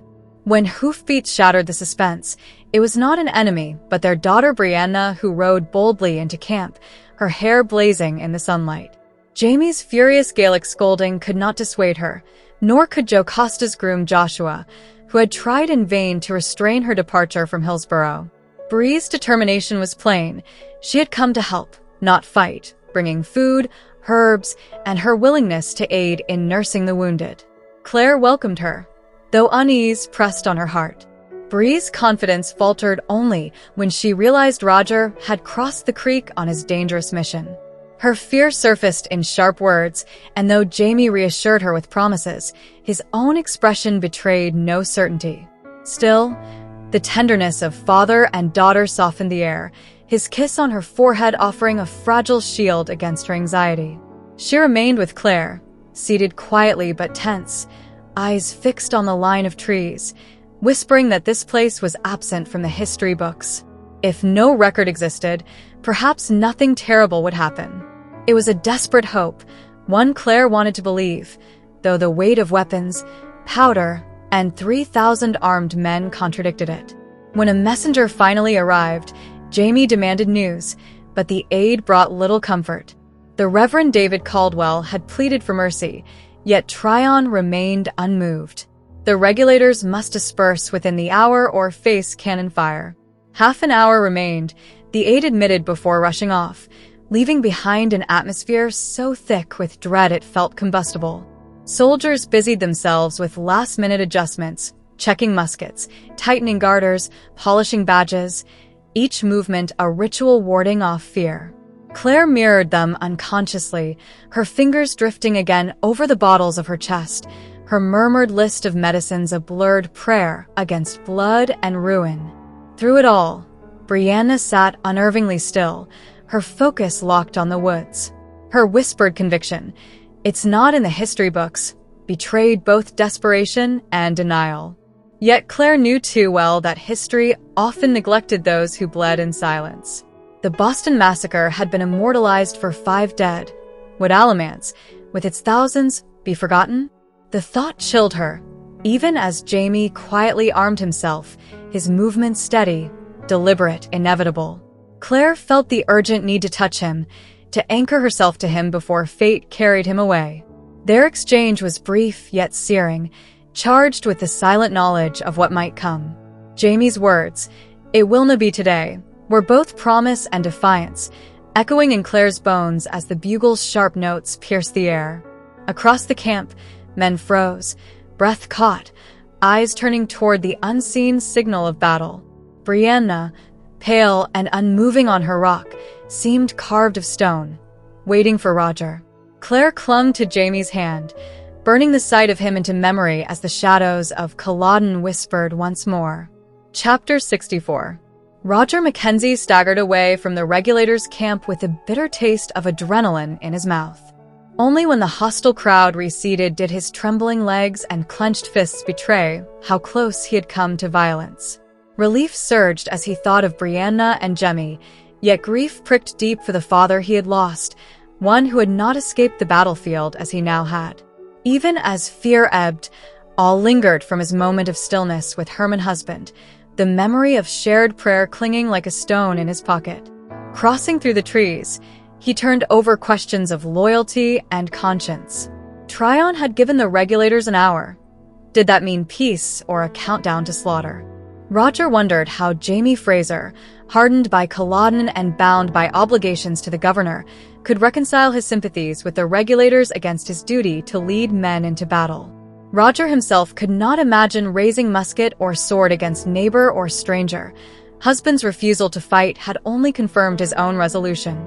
Yet, like Jamie, he knew choice might soon be irrelevant. As he neared the creek, a glimpse among the camp women seized him with sudden recognition. There stood Morag Mackenzie, knee-deep in water, skirts curdled, dragonflies whirling above her. The sight jolted him with joy. She lived, healthy and strong, with her child Jemmy and another swelling in her womb. Seizing her laundry to steal a private word, Roger urged her to flee, warning of Tryon's cannons and the inevitability of bloodshed. Her fear was palpable, her hand pressed protectively to her belly. He promised her safety, begged her to come to him if disaster struck. Overcome by kinship and urgency, he kissed her gently, only to lift his eyes into the furious glare of her husband, William Buckley Mackenzie. Tall and broad-shouldered, knife at his belt, William's possessive grip on Morag betrayed both anger and menace. Roger, desperate to explain, invoked their shared memory of the Gloriana when he had saved Morag and Jemmy from death. Recognition softened William only briefly before suspicion returned, compounded by the arrival of 2 armed companions. Morag pleaded for calm, but her husband dismissed her, shoving her away with harsh command. Rage surged in Roger. Without thought, his fist cracked against William's jaw, toppling him to one knee. The camp erupted with startled cries. A musket flared nearby, smoke stinging the air. Chaos seized them. Roger grappled with one man, then tore free into the trees, only to be dragged down again by relentless pursuit. He twisted a wrist until bone cracked, broke through brush, and tumbled down a clay bank into the creek. Gasping for air, soaked and stunned, he surfaced just in time to see William leap upon him with a roar. They clashed in the water, grappling, choking, struggling for breath, the shrieks of women echoing from the bank. For a fleeting moment, Roger glimpsed the truth that unsettled him most. William Buckley Mackenzie was not only his many times great-grandfather, but also the son of Guileless Duncan, witch and manipulator of destinies. Blood and time converged in the furious green eyes glaring at him, the family bond twisted into violence. Then, above the splashing fight, a cannon boomed from beyond the willows, shaking the ground and sending birds screaming into the sky. The signal for action had come. The Battle of Alamance had begun. Chapter 65. The demands of Governor Tryon had been delivered and scornfully rejected, leaving no path except bloodshed. The militia moved forward with musket and steel, their boots sinking into the Carolina earth as the thunder of cannon began to shake the fields. Jamie Fraser carried the weight of responsibility with each step, haunted by the thought of Roger Mackenzie, still missing in the chaos. He had warned his men to watch for him, though Jamie knew in battle a figure rushing from the smoke could be mistaken for the enemy in a fatal instant. As the soldiers reached open ground, Jamie's command voice cut through the turmoil. His cry in Gaelic carried over the din, rallying his men with a call to arms that struck fear into the Regulators. The first clash unfolded with a sharp volley, smoke rising in white clouds that stung the air with sulfur. Muskets roared, lead balls ripped bark and earth, and men stumbled in confusion, caught unprepared by the disciplined advance. The Regulators scattered toward a grassy rise, their retreat hounded by Jamie's calculated pursuit. The marshy ground proved treacherous. Mud clutched at boots, men slipped and cursed, and the risk of becoming bogged down forced Jamie to redirect his fighters toward higher terrain. From the shelter of trees and brush, his men spread out, aiming from cover, the rhythm of their actions sharpened by his steady signals. Cannon blasts rolled like the heartbeat of the battle, methodical, relentless, reminding all that this was no skirmish, but a measured act of destruction. Pushing westward, Jamie moved through thickets of sumac, redbud, and pine. Sweat streamed down his back, the oppressive air filled with the acrid tang of powder and sap. He used the bird call signal he had taught his men, hearing the calls answered behind him, each one confirmation that the lines still held. Then, movement shattered the quiet. A young figure burst from the undergrowth, knife glinting in his hand. Recognition struck Jamie even as instinct drove him to level his musket. It was Hugh Fowles. Panic consumed the boy, who lunged with wild desperation. Jamie parried with the musket barrel, sparks of metal scraping his knuckles raw. A swift kick unbalanced the youth, who crumpled with knife buried in the ground. Jamie struck hard to end the madness, his fist sinking into the boy's stomach. Fowles collapsed, gasping and retching, reduced to convulsions of breathless pain. Another figure appeared, Joe Hobson, armed and grim, his musket aimed at Jamie. The tension bristled between them until a chain shot screamed overhead, ripping branches with lethal force. In the shock of that moment, Hobson staggered, then fell dead, struck through the chest by a musket ball fired by Geordie Chisholm. His body slumped against a log, eyes wide with surprise at the sudden end. Jamie wasted no time. He seized Fowles, dragging the reeling youth through the shattered wood while Chisholm gave aid. The air reeked of vomit, sap, and blood. The earth churned beneath their boots like a field of graves waiting to be filled. Musket fire cracked nearby, shadows flickered, and Jamie fought to keep his men moving despite the dread in his stomach. He fired blindly at one figure, driving them into flight, then reloaded with calm precision, his hands working as if possessed by muscle memory. Powder spilled, flint snapped, shot rammed down the barrel, each action carried with deliberate steadiness. The gun rose, smoke burned his throat, and he screamed as he charged with dirk drawn, scattering foes with feral intensity. The pursuit seized him with primal force. His legs pounded across the ground with savage joy, wind rushing in his ears, blood singing with the intoxication of the hunt. He overtook a man who fled in terror, the chase ending brutally as the figure smashed headlong into a tree. Jamie crashed upon him, ribs snapping beneath his weight. His dirk pressed at the exposed throat, desire for the kill pulsing like heat through his body. He trembled at the brink of slaughter, then dragged himself back from the abyss. The words tore from him. The man was his prisoner. The captive sobbed and begged for mercy, shoulders hunched against the imagined bite of teeth at his neck. The frenzy ebbed from Jamie's blood, leaving exhaustion heavy in his limbs. Sweat drenched him. The taste of iron lingered where he had bitten his tongue, and horror mingled with relief at what he had nearly done. Ronnie Sinclair arrived, steadying him with Gaelic words, while others gathered. Chisholm, the Lindsays, Gallagher, Brownsville men, all drawn together like filings to iron. They had prisoners of their own, including Hugh Fowles, white and broken with terror. Wounds were evident, a graze on Gallagher's brow, an arm bent wrong in its socket, but miraculously most were still standing. Jamie ordered them to question the captives about Roger Mackenzie. None had seen him. None could name his fate. The noise of musket fire had dwindled to sporadic shots, doves rising in alarm over the trees as silence spread. Jamie wiped the sweat from his face, the weight of battle pressing down, and spoke with grim acceptance.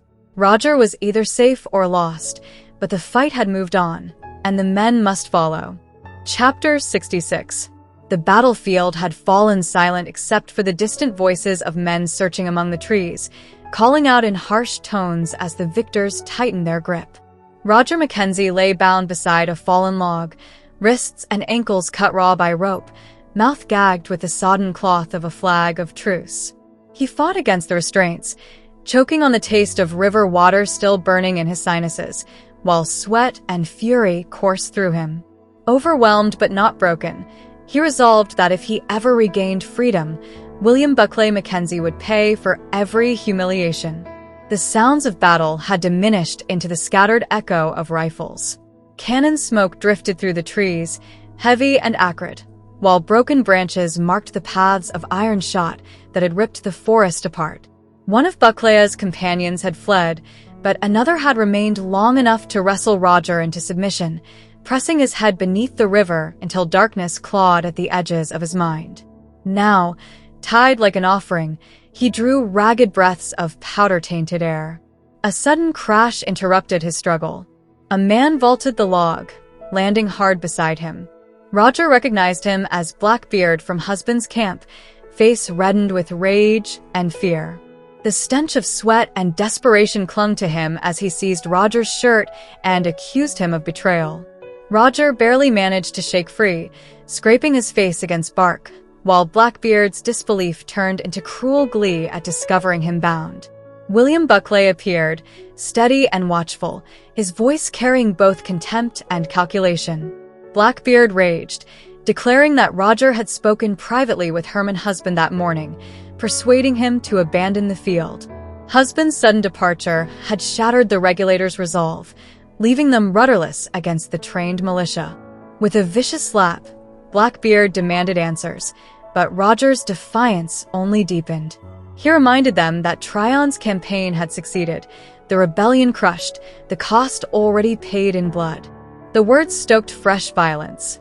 Blackbeard tried to smash his head against the log, but Roger countered with a Glasgow kiss, his forehead breaking cartilage in a burst of blood and pain. Dazed but exhilarated, he fixed his gaze on Buckley, recognizing the true threat. Buckley's mocking tone cut sharp, accusing Roger of betrayal, wife-stealing and brawling, though his composure revealed more envy than conviction. Their tense exchange was interrupted by Morag Mackenzie, arriving with her child clinging to her neck. Relief and tenderness softened her features as she touched her husband, assuring herself of his safety. Yet horror filled her when she saw Roger bound. She pleaded for his release, her indignation growing as she noticed the state of his hands. Her fierce defense struck sparks against Buckley's simmering jealousy. The confrontation escalated when Blackbeard suggested slitting Roger's throat, prompting Morag to strike out at him in fury. Buckley's reaction was swift, a blow to silence his comrade, leaving Roger with a grim sense of sympathy for the man who had suffered from both Mackenzies in turn. Even as their quarrel unfolded, voices of militia patrols grew nearer, the rumble of men combing the ground. Buckley urged Morag to leave, his tone revealing both authority and quiet pleading. She refused unless he swore Roger's safety.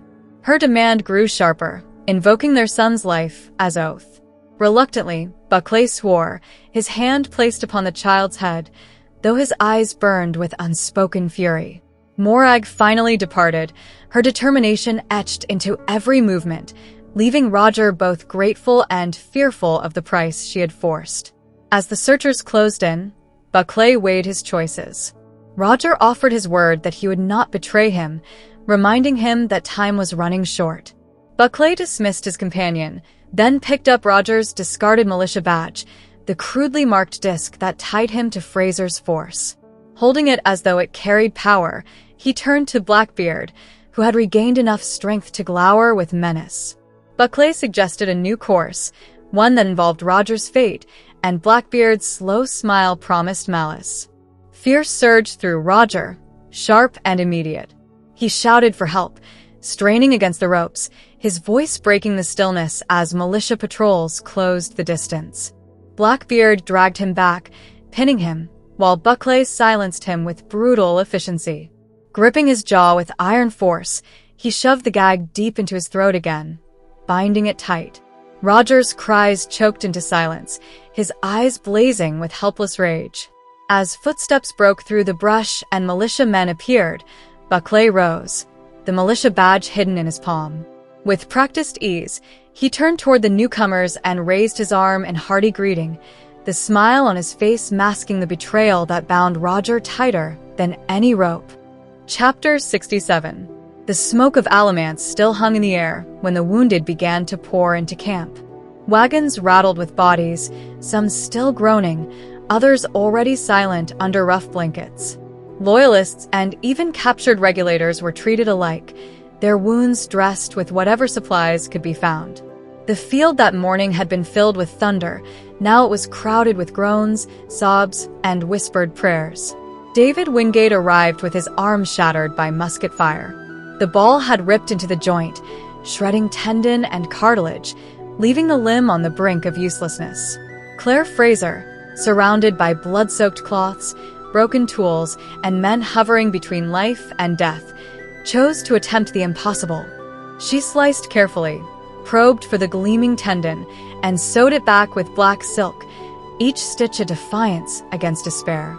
Sweat and blood mingled, dripping on the ground as she worked in a trance of concentration, the outside world dimming until the last knot held and her patient slumped in exhausted tears. Everywhere around her were remnants of the fight. One man had already died. Another from Mercer's company had lost a leg when iron tore flesh to ribbons, forcing Claire to amputate while Brianna supported the fainting body, her face as pale as the morning glories climbing a nearby bush. She did not collapse, though her hands trembled, keeping herself steady with endless tasks, checking pulses, spooning honeyed water between cracked lips, offering fragments of comfort to those still clinging to breath. The camp echoed not only with suffering but also with grim stories of the battle. Men praised Governor Tryon's resolve, recounting how he had demanded surrender face to face. When hesitation rippled through his ranks, he had raised his sword and shouted for fire, threatening even his own men if they disobeyed. Reluctant militia had finally unleashed their volleys, cousin firing at cousin, though many admitted that their shots had gone astray, mercy guiding their barrels as much as fear. Laughter broke the tension in snatches, but it faded quickly, for word spread that Tryon meant to hang captured leaders immediately. Admiration turned uneasy as names like Herman Husband, James Hunter, and Ninian Hamilton were whispered, men respected even by their foes. Claire listened with growing dread, her mind filling with images of cold-blooded executions carried out not for necessity, but for spectacle. War was brutal enough when survival was at stake. Revenge made it monstrous. Yet she understood the calculation. Tryon wanted a gesture strong enough to burn fear into the survivors and extinguish rebellion before it reignited. The rout had ended quickly. casualties relatively light, but mercy left men standing who might rise again. Hanging their leaders sent a message deeper than musket balls. Jamie returned to her side with Meadow Lindsay, his embrace fierce before duty carried him on. He had delivered prisoners, his face shadowed with worry for Roger. No word had come, though messengers had been sent through the companies to search. His shoulders bore the strain of responsibility, yet he stood upright, ready to ride again into the scarred landscape in search of the missing man. Brianna's composure cracked when she heard him. She tore off her apron, movements jerky and graceless, water bottle slipping from her hand. Fear sharpened every gesture, yet she refused to falter. She insisted on joining her father in the search, her determination written across her trembling mouth as she whispered that Roger would be found, that he would be safe. Claire squeezed her hand, felt the fragile strength there, and let her go, though the weight of dread dropped heavy inside her like a stone sinking into dark water. The clearing seemed to darken as Jamie prepared the horses. Brianna's skirts gathered in her fists as she hurried to meet him, her eyes fixed forward though her body shook with suppressed panic. Claire remained behind among the wounded, heart clenched, her ears filled not with cannon thunder, but with the silent question of whether she would ever see Roger alive again. Chapter 68. Roger Mackenzie regained awareness amid pain that surged through his skull and body, the battlefield reduced to noise and fragments of color. His wrists and ankles were bound, his throat filled with a gag that suffocated every attempt at breath. Voices surrounded him, some jeering, others murmuring of justice, the words governor, rope, and hang cutting through the haze with dreadful clarity. He understood only that he was trapped within a ritual of retribution. The victorious militia gathered around the prisoners, their uniforms stained with dust and smoke, their eyes burning with triumph.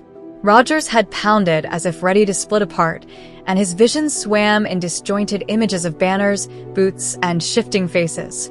He recognized William Buckley Mackenzie among them, whose dispassionate green eyes confirmed the cruel betrayal. Buckley identified him as James McQuiston, a known agitator of the regulation.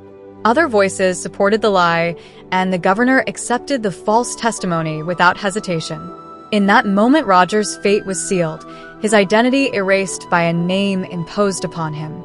The soldiers dragged him to his feet, forcing him forward toward a rise where a massive oak stood against the sky. Its branches held ropes already prepared, the rough coils swaying above the waiting horses. The crowd pressed close yet parted in a hush as the condemned men were brought beneath the tree. The spectacle served the governor's design, a living warning to those who had dared resist. Roger's body trembled as he was mounted upon a horse, the noose drawn tight against his neck. Sweat burned his eyes, his chest heaved against the gag, and panic surged through every muscle. He strained against the cords with raw strength, the instinct to survive pushing him past pain, tearing skin and muscle in desperate revolt. His mind flashed with the memory of Brianna holding Jemmy, the vision cruelly mirrored in the figure of Morag Mackenzie among the crowd, clutching her own child. The sight carved through him, sharpening the terror of never again holding his family.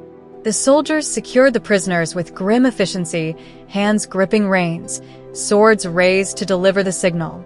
The air held the tension of a drawn bowstring, silence pressing down upon the assembly. A commander lifted his blade, sunlight glinting on steel, and the order came. Horses surged forward and Roger plunged. The rope caught with a brutal wrench, his throat crushed, air ripped away, blackness exploding behind his eyes. His hands tore free from the bonds at last, but the triumph came too late. Fingers clawed at the noose, nails split and bleeding, yet the cord only cut deeper into his flesh. Legs kicked in empty air, chest convulsed, back arched in agony. The crowd watched as he struggled, a man reduced to raw instinct, fighting a battle already lost. A child's wail rose above the silence, piercing through the gathering like a knife, echoing the anguish of the condemned. Roger's senses flickered in fragments. He felt the crushing pressure in his chest, the tearing burn in his throat, the flash of light at the edges of vision. He heard the dull roar of blood in his ears, the faint cries of the living muffled by the thunder of his failing body. Each second stretched into eternity, his body suspended between fury and surrender. For a final moment, strength surged once more, his muscles wrenching in futile revolt. Then exhaustion claimed him, limbs loosening, breath lost, sight collapsing into shadow. His body emptied itself in surrender, the last spark of resistance vanishing into silence. Light blazed behind his eyes. Then all was consumed. The hanging of Roger Mackenzie completed the governor's command, the execution standing as a symbol of authority carved into the soil of Alamance. The oak bore its grim burden as the crowd dispersed, some muttering approval, others silent with unease. The demonstration had achieved its purpose. The rebellion had been crushed not only by musket and cannon, but by rope, the lesson written upon the bodies of the condemned. Roger hung among them, caught between life and death, a victim of betrayal, mistaken identity, and the merciless necessity of conquest. Chapter 69. The chaos of Alamance had not yet settled when a disheveled young woman staggered into camp, hair tangled, face cut and streaked with dirt, her voice breaking as she gasped for Jamie Fraser. Supported by Meadow Lindsay, she struggled forward, bloodied feet dragging. At the mention of Roger Mackenzie, Brianna reacted instantly, her face drained of color as she seized the woman for answers. The broken words that followed struck like musket fire. Roger was being hanged under orders of Governor Tryon. Brianna flew to the horses, Jamie close behind, their urgency matched by Claire Fraser, who thrust her tools into the hands of her startled assistant and mounted to follow. The ride was frantic, slowed only by contradictory directions from soldiers and villagers who either did not know or would not say where Tryon had staged his summary executions. Brianna drove her horse forward like a storm, her body taut with fury and dread, while Jamie pressed on, jaw tight, silent under the weight of guilt. Claire rode in their wake, bracing herself for the inevitable sight of Roger's body swinging lifeless beneath a tree. The meadow appeared, filled with men, and on its rise stood a white oak bearing its grim burden. 3 bodies dangled in the shadow of its branches, stiff outlines against the light. One had died swiftly from a broken neck, but 2 twisted grotesquely, strangled by new hemp that cut mercilessly into flesh. Soldiers and kin stood gathered, some solemn, some curious, all witnesses to the governor's will. Roger's form stood out, taller than the others, his toes grazing the earth, one hand freed from its binding, fingers swollen and black where they had caught under the rope. Brianna's face froze, eyes blank with horror, while Jamie's features flamed with contained rage. He stepped forward, made the sign of the cross, then drew his dirk. Holding Roger's body by the waist, he lifted to ease the strain, ordering Brianna to cut the rope. The faint moan that escaped Roger's throat stunned them all. For an instant, disbelief froze even Claire, but the truth was undeniable. Roger lived, though only by the thinnest thread. Brianna attacked the rope with desperate fury until it parted, and Jamie lowered the body to the ground. Claire rushed forward, hands cradling Roger's head, already calculating the damage. His skin was cold, his face slack, but beneath her fingers the faint pulse of life beat on. Crowds gathered, murmurs spreading, but Claire focused only on survival. She ordered a board to support his body, fearing a broken neck, and improvised a brace from her torn petticoat. The airway was obstructed, tissues swollen. Every breath threatened to cease. Attempts at mouth-to-mouth resuscitation barely moved his chest, air leaking futilely as his tongue and crushed throat blocked the passage. She knew that time was slipping away. The decision came with brutal clarity. She prepared for a tracheotomy, her hands trembling for an instant before the surgeon's trance steadied them. Brianna held Roger's head firm, eyes burning with silent ferocity, while Jamie fought off onlookers, forcing back the tide of spectators with raw authority. Claire cleaned the skin, pressed the thyroid aside, and cut into the cartilage with a scalpel. Blood and air gurgled from the incision, a wet whistle that confirmed entry. Roger's chest moved faintly under her hand.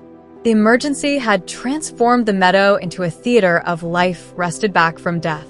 Onlookers whispered in awe and fear, uncertain whether they watched healing or desecration. Claire ignored them all, focused on the rise and fall of Roger's chest, fragile but present. He had hung for nearly an hour, yet stubborn breath remained, dragged through the wound she had carved into his throat. She held her hand over his sternum, feeling the beat of his heart, strong enough to endure, perhaps strong enough to recover. Around them, the crowd shifted, sensing that the spectacle had turned. The condemned was not yet dead, not yet another lesson of the governor's justice, but a man pulled back from the brink by determination and love. Chapter 70. Roger floated in unconsciousness, surrounded by a black void that dulled his pain and muffled awareness. Gradually, fragments of sensation intruded, throbbing in his head, sharp pulses through his chest, and scattered points of pain across his body. He struggled to make sense of his condition, uncertain whether he was drowning, suffocating, or fading into nothingness. A surge of memory returned, the desperate tearing of muscles as he had fought for breath, the burn in his throat, and the terror of being deprived of air. The darkness tempted him with release, but instinct forced his body to resist. He flailed weakly, triggering fresh bursts of agony that confirmed he still lived. His struggle collided with solid restraint, hands that steadied him, anchoring him against further collapse. Faces came into view through his blurred vision. At first, a shimmer of reddish hair suggested Brianna, but then Jamie's features appeared clearly above him. The older man's expression was fierce yet steady, blue eyes fixed intently on Roger, as if compelling him to remain alive. The pressure of Jamie's hands on his shoulder and arm conveyed both strength and reassurance, grounding Roger in the present moment. Roger became dimly aware that he was breathing, though not through his mouth or nose. His chest expanded painfully, ribs sore from strain, but air moved into his lungs. The obstruction in his throat remained, yet the surgical opening in his trachea allowed oxygen to pass. Each breath hurt, but the pain itself was proof of survival. Jamie spoke, leaning close so that Roger could hear despite his weakness. The words carried calm certainty, delivered not as comfort, but as fact. Roger was alive, his body intact, and he had endured the ordeal. Though Roger's mind could not yet process details, he registered the weight of those words and accepted them. Exhaustion pulled him back toward unconsciousness, but the terror of imminent death had passed. He surrendered to the dark again, no longer as a victim, but as someone preserved. Around him, his family kept watch, ready to sustain him through the fragile hours ahead. Chapter 71. Brianna Fraser remained at Roger Mackenzie's side after the emergency tracheotomy had saved his life. Claire Fraser, summoned by Robin McGillivray to treat other wounded men, gave swift instructions before leaving. Monitor his breathing, keep the improvised tube clear, offer honey water if he could swallow, and touch him so he knew he was not alone. Brianna felt sudden panic, fearing abandonment, but forced herself to suppress it.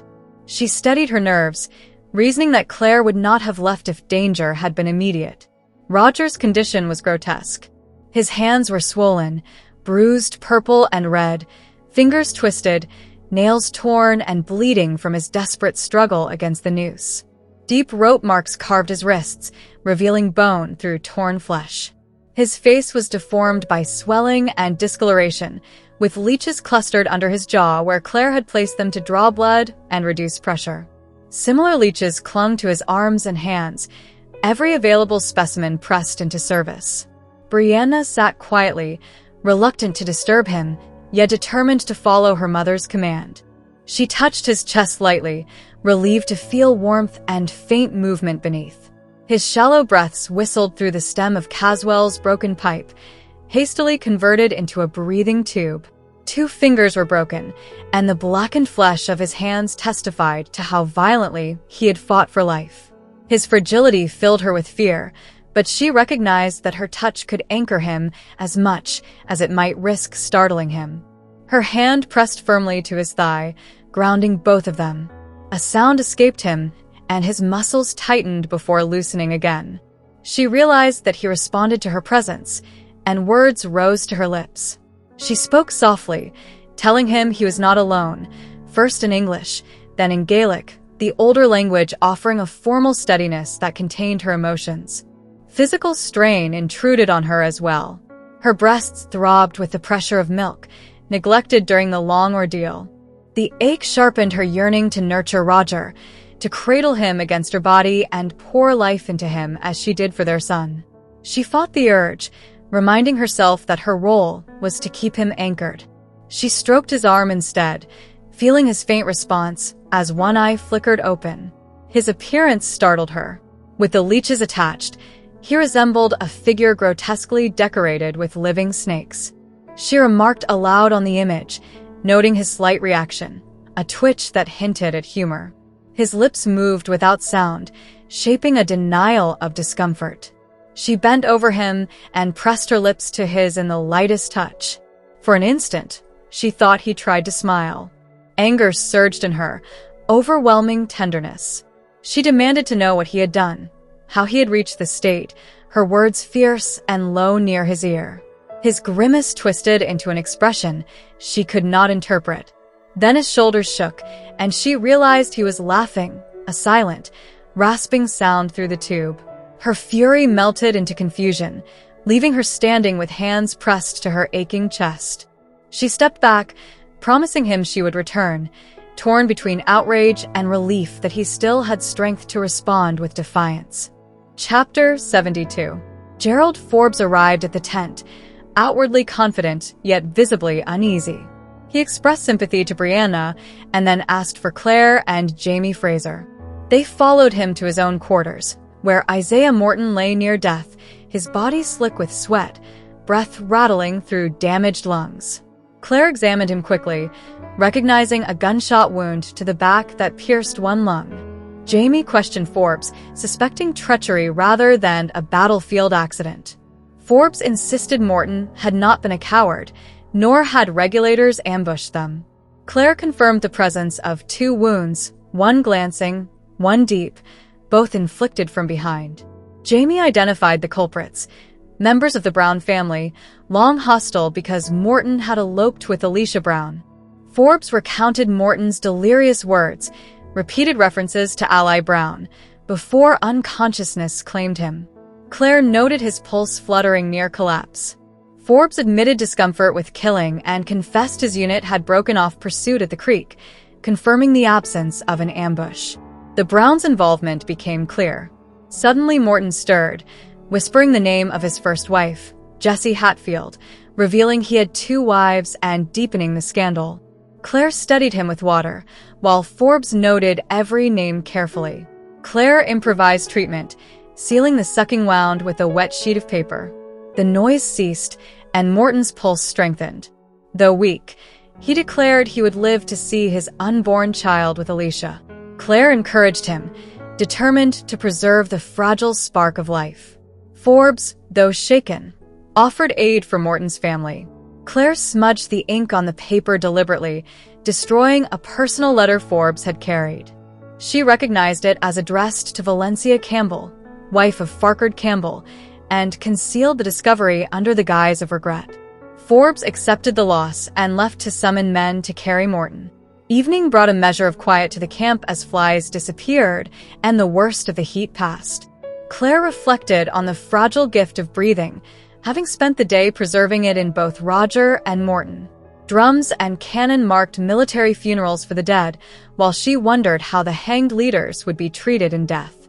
Abel McLennan arrived with the body of Joe Hobson, prepared to take him home. Claire offered aid, but he declined, asking only for food and water. He revealed his decision to remain with the bereaved women and children rather than flee, his grief reshaped into quiet resolve. Claire respected his choice, seeing strength restored in his bearing. Back at camp, Brianna sat combing Roger's hair, humming softly, while Jemmy cried until Phoebe Shurston brought him back. The child calmed instantly in his mother's arms. Jamie confronted Governor Tryon, who attempted to apologize for Roger's hanging, calling it a mistake. Jamie's fury nearly spilled into violence as he pressed the governor, demanding accountability. Tryon admitted he had already been appointed governor of New York, his actions motivated by duty rather than ambition. The confrontation ended in tense silence, neither man yielding. Inside the tent, Claire placed Jamie carefully on Roger's chest. Slowly, Roger's arm rose, weak but deliberate, folding over the child. Claire felt satisfaction at the sight, the spark of life, faint and battered, yet catching upon tinder that might grow. Outside, she joined Jamie beneath the trees, and they stood together in silence, listening to the breath of those who had nearly been lost. Part 7. Alarms of Struggle and Flight. Chapter 73. Jamie Fraser and Claire find temporary refuge in the Sherstons' grand house in Hillsborough, where Brianna, Jamie, and wounded allies also reside. Claire tends to Isaiah Morton, whose lung still shelters a bullet, but whose recovery is unexpectedly buoyed by the sudden arrival of his heavily pregnant wife, Alicia. Roger's injuries are far more troubling. His crushed throat requires a breathing tube, his hands remain splinted, and his spirit seems dangerously dimmed, clinging to sleep as though retreating from life itself. Brianna must rouse him constantly for nourishment and care, yet his silence and tomb-like stillness haunt her deeply. When Jamie returns from Alamance Creek, he reveals his heated exchange with Governor Tryon. Furious that Roger had been falsely accused of being James McQuiston, a supposed regulator leader, Jamie presses the governor for details. Tryon recalls only that Roger had been delivered bound and gagged by 3 men, one wearing a badge from Fraser's company, and one described as tall, fair-haired, and green-eyed. Claire immediately thinks of Stephen Bonnet, but Jamie dismisses the notion, convinced Bonnet's motives would never align with the regulators. Instead, suspicion deepens around the mysterious figure of McQuiston, a man no one seems to have met in person, whose speeches appeared anonymously in print, suggesting a false identity. That night, Jamie questions Roger directly. With Brianna's art supplies, Roger painfully scrawls the name of his betrayer, William Mack. Pressed further, he clarifies through broken signs and words that the name is William Buckley Mackenzie, son of Dougal Mackenzie and Gillis Duncan. The revelation stuns Jamie and Claire, reviving memories of Dougal's violent death and the shadow of Gillis's legacy. Roger's identification changes Jamie's resolve. Though enraged at the attack, he admits he cannot kill the son of his late kinsman. Brianna listens quietly, but firmly declares her own intent to know when William is found, revealing a cold, vengeful edge beneath her usual reserve. In the days that follow, Brianna immerses herself in painting. Her subject is not a living sitter, but the corpse of a soldier she once studied during the aftermath of Alamance. She captures the subtle shades of decay, greens, violets, blues, fascinated by the interplay of blood and bone. The act troubles her, yet it sharpens her artistic vision and leaves her reflective on death, life, and the fragility of flesh. Her absorption in art is interrupted by social visits arranged by Mrs. Sherston, who parades Brianna before admiring guests. It is during one such encounter that she learns of Governor Tryon's grant of 5,000 acres to Roger, compensation for his near execution. Publicly, the news is shared to secure truth over rumor, protecting Jamie's fragile position within the colony's political web. Brianna later contemplates the grant in private with Roger. Exhausted, he barely responds, yet the enormity of land and responsibility weighs between them. She feels both gratitude for having something hopeful to share and resentment at the hollowness of such recompense for nearly losing him. As she tends to him, spooning broth into his mouth with forced cheer, she battles the eerie stillness of their intimacy. His silence, broken only by the hiss of the breathing tube, unnerves her even as she seeks comfort in touch. When she kisses him, she feels the shocking absence of breath on her skin, a reminder of how close death lingers still. Haunted, Brianna dreams of her college friend Deborah and the tarot card of the Hanged Man. Its image of suspension between life and death, its lesson of surrender and transformation, echoes her fear that Roger, altered by trauma, may never return to the man she loved. She wakes uneasy, torn between hope for his recovery and dread that his ordeal has reshaped him forever. This chapter intertwines revelation and aftermath. The unveiling of Roger's betrayer, William Buckley Mackenzie, deepens the family's ties to past shadows of Dougal and Gillis. Brianna's artistry reveals her confrontation with death's colors, and Roger's silence becomes an unspoken battlefield of its own, where healing may mean transformation, but at a cost unknown. Chapter 74. 10 restless days at the Sherstons' house bring change and uneasy recovery. Brianna's portrait of Penelope Sherston, painted in the guise of Salome, is finally finished, with Isaiah Morton lingering nearby, buoyed by Alicia's arrival and a new future in the brewery trade arranged by Jamie. Yet the most pressing concern remains Roger, who, though physically improving, struggles beneath the heavy burden of silence. His throat, stitched closed after the removal of the breathing tube, carries no sound when tested, leaving Claire unable to promise whether his voice, or his gift of song, will ever return. The weight of that uncertainty presses hard on him, isolating him from family joy. Jamie, restless in Hillsborough, reveals that Governor Tryon has released most capture regulators while still holding 12 for trial. He also delivers Roger's land grant, 5,000 acres adjoining Frasers Ridge. Yet the governor's concessions cannot ease Jamie's rage at the injustice Roger suffered, nor his frustration at failing to find William Buckley Mackenzie, the kinsman responsible for Roger's near death. For 10 days Jamie has hunted him in vain. William has vanished, his family disappearing with him, like snakes retreating underground. Claire sees in Roger the same haunted stance she once witnessed in Paris, Jamie braced against demons in the night. Roger stands rigid at the window, refusing to call out to Bree and Jem as they laugh below. His silence is more than physical.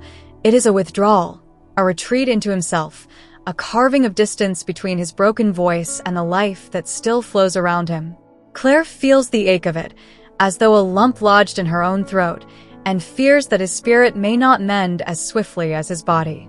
That night, Brianna dreams. In her vision, she and Roger lie beneath a great rowan tree, conjuring lost treasures of their old world, a Hershey bar with almonds, toilet paper, a familiar yellow Ticonderoga pencil. The dream slides into surreal play, bees carrying paper to Scotland, Jamie writing letters on endless rolls, and sketches of Jem scratched onto fragile sheets that tear beneath her hand. The longing is sharp and absurd, both humorous and heartbreaking, until the dream turns to frustration and need. When she wakes, she understands the truth beneath her scattered desires. It is not chocolate, nor pencils, nor even the familiar comforts of her own century she longs for. It is Roger's voice. More than anything, she wants him to speak to her again, to break the silence that separates them, and to bring back the man who once filled her world with song and warmth. Chapter 75. The journey home to Frasers Ridge unfolds under the bright growth of late May. Fields of corn wave gold-dusted pollen around Hillsborough, while the high mountains ahead promise cooler air and healing quiet.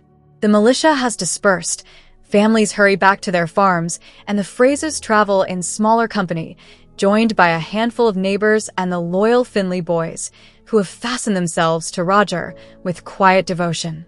Their awkward gift of stolen apples nearly choked him but touched him deeply, binding them in unspoken fellowship. Roger travels thinner, marked by scars, his hands still stiff with half-healed fractures. Claire has removed the splints, though she frets at his eagerness to resume work. His frustration with being treated as an invalid brims over during camp-making, until Jamie hands him a writing desk, urging him to put down the tale of his near execution. Roger obeys, painstakingly scratching words onto the page, dropping quills, his joints aching, yet forcing story into written form while Brianna tends Jem, weary from motherhood and the road. Around the campfire, wine softens exhaustion, fireflies sparkle like wandering sparks, and Jamie explains the Gaelic endearment a chwile, blood of the heart, used for kin. In the glow of the fire, Brianna reads Roger's written testimony. Something in those lines startles her into exclamation, and in that instant Roger's expression shifts from wariness to terror. He lurches upright and forces out a terrible, strangled cry. "Stoke." the harsh, broken sound bursts into the night, freezing the camp. Jem, inches from the hot coffee pot, stares at his father in fear and bursts into wails. Roger seizes him, but the boy recoils from the frightening voice. Shock ripples through the gathering, then astonishment. Men rush forward, pounding Roger's back, urging him to speak again, laughing, suggesting tongue twisters, celebrating the miracle of sound from a throat thought forever broken. But Roger, shaken and desperate, resists their pressure. It is Brianna who steps forward, Jem still clutched to her, pale with emotion. She takes Roger's hand, steady and trembling, and asks only one thing. "Can you say my name?" The camp falls silent, every ear strained. Roger breathes raggedly, scarred cords tearing against the air. With painful effort, he forces the word free, a whisper, broken yet triumphant. "Bria, nah." Her name, spoken into life again. Tears break from her eyes, the silence shattered by love reclaimed, and the first fragile bridge of voice stretched once more between them. Chapter 76. June 1771 finds Claire and Jamie in his study, she grating bloodroot while he fights with accounts that bleed frustration into colorful insults. Household survival depends on barter. Honey, candles, soap, whiskey, and trade with Salem. Claire defends her honey for surgery and electrolytic fluids. Jamie grumbles at debts owed on plowshares and cloth, while both count on whiskey and cherry cordial sales. Their discussion is interrupted by Joseph Weems, who delicately presents a marriage proposal for Lizzie from Manfred McGillivray. The match offers land consolidation and a gunsmith's future shop at Williams Creek, where Jamie owns land. Joseph is torn, eager for Lizzie's security, but unsure of her heart. Jamie considers the dowry, the McGillivray's ambition, and Lizzie's frailty, weighing obligations with wary caution. Claire promises to speak to Lizzie, while Jamie mutters darkly that daughters rarely know their minds, and marriages are trouble regardless. When Weems departs, Jamie lights a clock candle, revealing gemstones hidden in the wax, an emerald, a topaz, and a black diamond. These, along with his father's ruby and Ottertooth's carved opal, form a collection linked not only to money, but to the mysteries of time travel. Selling one could meet immediate needs, particularly the annual payment to Leaguer Mackenzie, his not-quite-ex-wife in Scotland, but doing so might cost future protection for Bree or Roger. The burden of Leaguer's dowry, along with Marsali's and Jones, presses like a chain on their accounts. Choices loom. Sell whiskey too early, sell livestock, or part with a gem. Jamie studies the opal spiral, pondering Gilus Duncan's words that 5 stones are needed to cross. Claire, uneasy, acknowledges that Bree seems anchored to ridge life, yet Roger remains shadowed, silent, wandering the mountains instead of healing. Jamie, reading the truth, asks if Claire's century could restore Roger's voice. Surgery or therapy might, but only if Roger worked to regain it, and his silence grows heavier each day. Marriage itself trembles, Claire confesses, with Bree struggling to hold him close. The stones, then, might be his way out. Jamie blows out the candle, with quiet resolve. Not yet. They will hold the gems a while longer. Later, Brianna dreams of bread gone wrong. No flour, cold winds, unrisen loaves. She wakes chilled, cloaked against drafts because Roger has rolled away with all the blankets. He leaves early, silent, seemingly unaware of her discomfort. The dream and waking both echo the fragility of sustenance and warmth, the marriage she clings to, the man slipping further into distance, and the cold she cannot banish. Chapter 77. August brings a surprise to Fraser's Ridge in the form of a small package carried by weary Jethro Wainwright. Wrapped in oilskin and twine, it is addressed simply to James Fraser. The parcel provokes lively speculation until, after supper, Jamie carefully reveals a polished wooden box from London's Halliburton and Halliburton. Inside rests a velvet bag, holding a golden astrolabe, its face etched with stars and symbols, its silver eel and rotating bar gleaming with craftsmanship.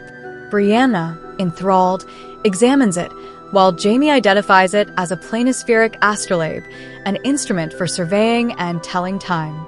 The astonishment deepens when a note is found. The sender is William Ransom, Lord Ellesmere, Lord John Grey's stepson, but in truth Jamie's own son. Jamie maintains composure, explaining the title's inheritance and commission, while tension ripples beneath the calm. Bree touches the astrolabe reverently, asking if it is truly gold. Jamie wonders why such extravagance was chosen, though grateful for its value. Outside, he shows Bree how to use it, adjusting the dials until it reveals the time as 5:35. Mrs. Bug, wide-eyed, recalls the last true clock she saw in Edinburgh. Around them, neighbors marvel, while Bree exchanges a look with Roger, her smile echoed by his cautious one, their bond flickering alive in small sparks. For Jamie, the astrolabe's worth is not luxury but necessity. He explains that deeds and surveys will safeguard Frasers Ridge through coming upheavals. The king may fall, but land endures, and papers prove ownership when memory and justice falter. He recalls Lallybroch, saved by a deed of Cecine, and Simon Lovat reclaiming land after Culloden by proof of title. He vows that Ridgelands will remain theirs, his Brees, Rogers, Jemmy's, and those to come, anchored by survey and sealed by paper. As the sun sets over the mountains, casting fire across his hair, Jamie envisions continuity beyond turmoil. Claire, touching his hand, understands why men measure time, to hold moments still, to resist their inevitable passing. In the astrolabe's golden gleam, family legacy and fragile hope intertwine, binding Ridge survival to instruments, paper, and love across generations. Chapter 78. Brianna climbs to the big house to borrow a book, settling on Moll Flanders from Jamie's study. Before she can leave, a crash in Claire's surgery draws her into chaos. Jemmy, sticky with spilled honey, has overturned jars, shredded herbs, and worst of all, emptied Claire's protective amulet. Amid dried bones, leaves, and fragments of bat wing, Claire identifies the remnants as Neowen's gift, a talisman of power. More alarming is the missing sapphire once kept in the pouch. Search reveals nothing, until suspicion turns toward Jemmy. Honey on his mouth carries flecks of plant matter, and small blisters bloom on his lips, signs of having swallowed the stone. His innocent reply, hot, offers no reassurance. Claire doses him with castor oil, waiting anxiously for nature to confirm his safety. As they clean and prepare medicines, mother and daughter fall into intimate talk. Lizzie's betrothal to Manfred McGillivray raises questions of love and duty, of maternal absence and surrogate bonds, as Bree recalls her own joy at being mothered again. Lizzie may not love Manfred, but affection for his mother and the promise of stability make the match bearable. Claire pragmatically notes that passion is rare. Steadiness may suffice. Yet she also experiments with dogwood bark as a cheaper quinine substitute, a reminder that survival often depends on ingenuity. Their talk deepens into the nature of vocation. Claire admits she never planned to be a doctor, but once she discovered healing as her calling, she could never do otherwise. Medicine gave her identity even in the years separated from Jamie and Brianna. Bree, troubled by Roger's silence, asks if one can always do what one is meant to do. Claire concedes life can trap a person, yet insists that true vocation finds a way. Marsali's devotion to Fergus shows how love itself can be a calling. Bree presses further, asking what Jamie is. Claire answers with certainty. He knows himself utterly. Not merely laird, not leader, but man in full. That, she tells her daughter, is no small thing to be. Bree feels the weight of this truth. Loving Roger, loving Jemmy, should be enough, but shadows of doubt press against her heart. She senses that perhaps love alone cannot anchor Roger if his sense of self remains broken. Her mother's words echo. Some people must be what they are meant to be, or they wither. Chapter 79. Brianna, having agreed to teach girls their letters, feels relief when lessons end, but unease grows around Obadiah Henderson, who escorts his sisters. His looks linger too long, his smile carries menace, And though he never speaks impropriety, his silent presence unsettles her deeply. Roger's silence since Alamance has heightened her sensitivity. She can almost hear unspoken menace. Each day she steels herself against Obadiah's gaze. One afternoon, reassured when the girls tell her Obadiah has gone to Salem, she relaxes, fetching buttermilk and cheese from the spring house. She admires bats tucked in the rafters, a memory linked to Greek food once shared with Roger, now bittersweet since his smiles no longer reach his eyes. Emerging from the spring house, she finds Obadiah waiting on her bench. His hand rests on her back as she passes, heavy as a dead snake. He presses forward, implying her husband is absent, that she must be lonely. Fear and revulsion twist inside her as he reaches for her face. Suddenly a knife strikes, embedding in his arm.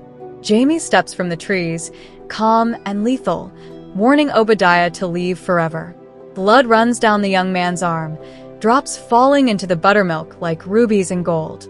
Stunned, Brianna reels at the sight. Obadiah flees, leaving silence behind. She questions Jamie's choice to use a blade. He admits he meant only to startle, not wound, but does not regret the action.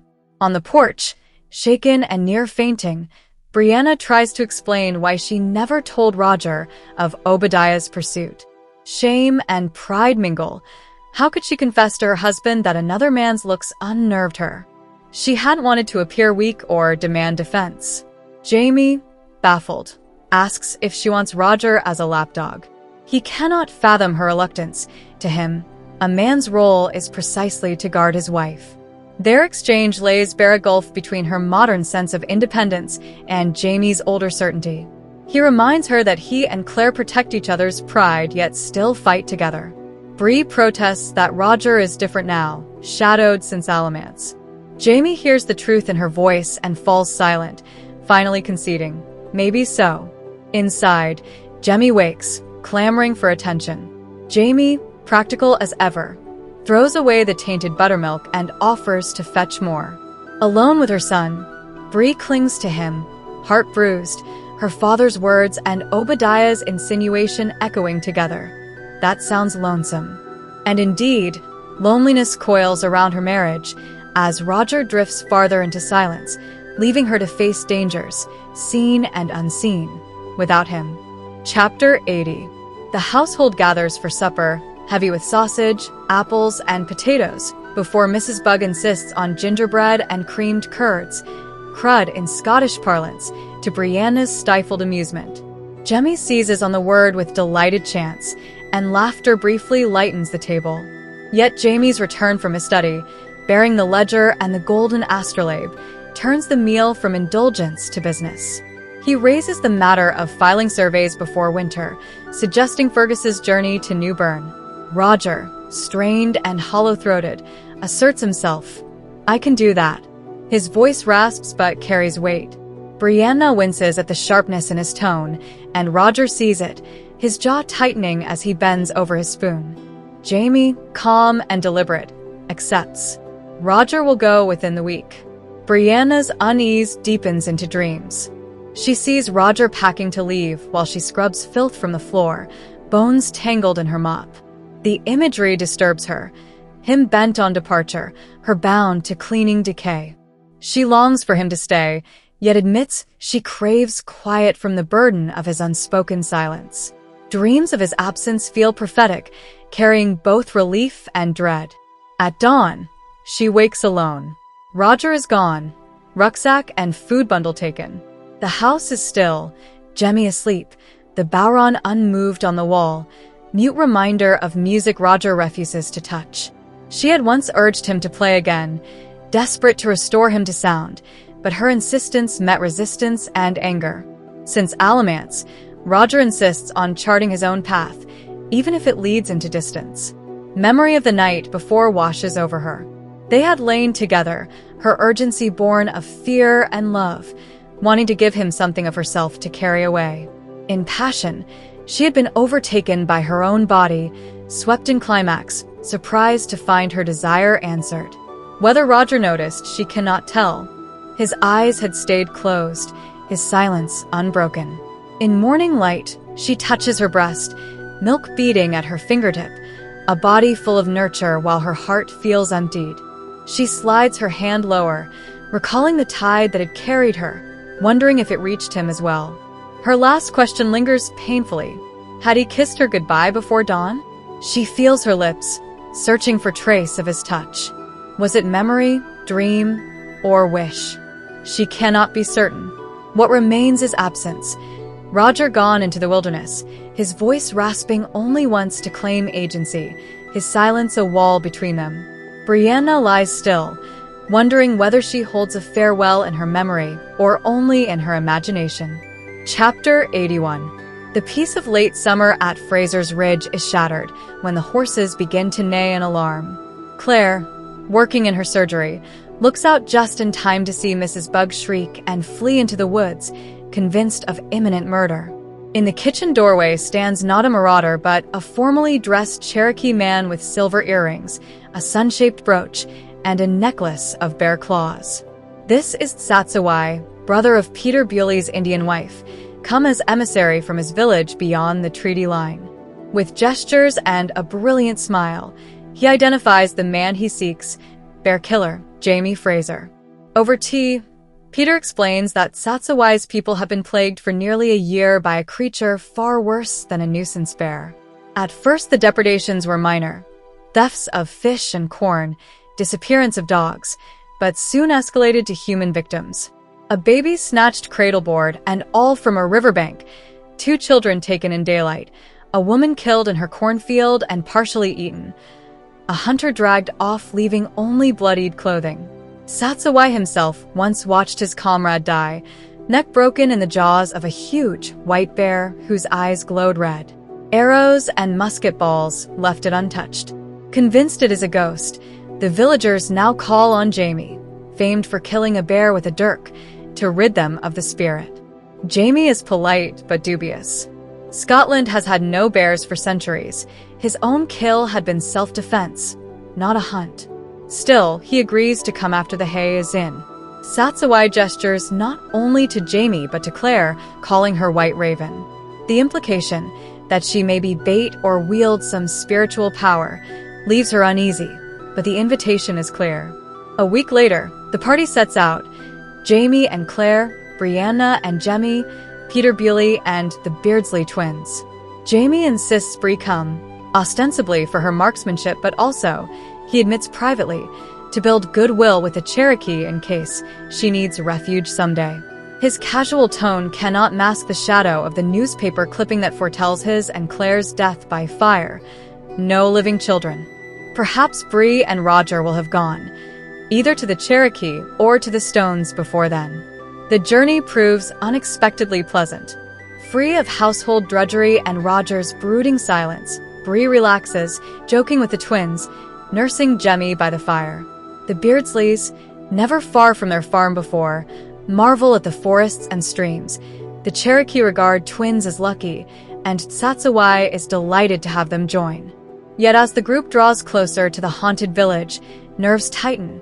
Jamie's most of all, uneasy at the weight of his bear killer reputation. On the 3rd night, only 10 miles from their destination, Jamie finally confesses his misgivings to Peter. He knows little of bears, he says. The story of his dirk kill has been exaggerated. He doubts his ability to outwit a beast that has eluded hunters for months. The firelight conversation turns from grim to bizarre when Josiah Beardsley, cheeks reddening, admits that some of the ghost bear's raids were his own doing. As a solitary trapper, he sometimes lurked near Indian villages, stealing food at night to replenish his strength. He never harmed anyone, he insists, but acknowledges scavenging their stores under cover of darkness. Brianna presses him. He did not kill the baby or the woman, did he? Josiah, dimpling incongruously, denies it. He has been hungry enough to consider carrion, but never murder. Her question raises a darker possibility. If not Josiah, then someone else is killing, with the bear feeding afterward and taking the blame. Josiah hesitates, then tells of one terrifying night. Hidden in a tree near the village, he heard a scuffle and a sound like a ripe squash breaking.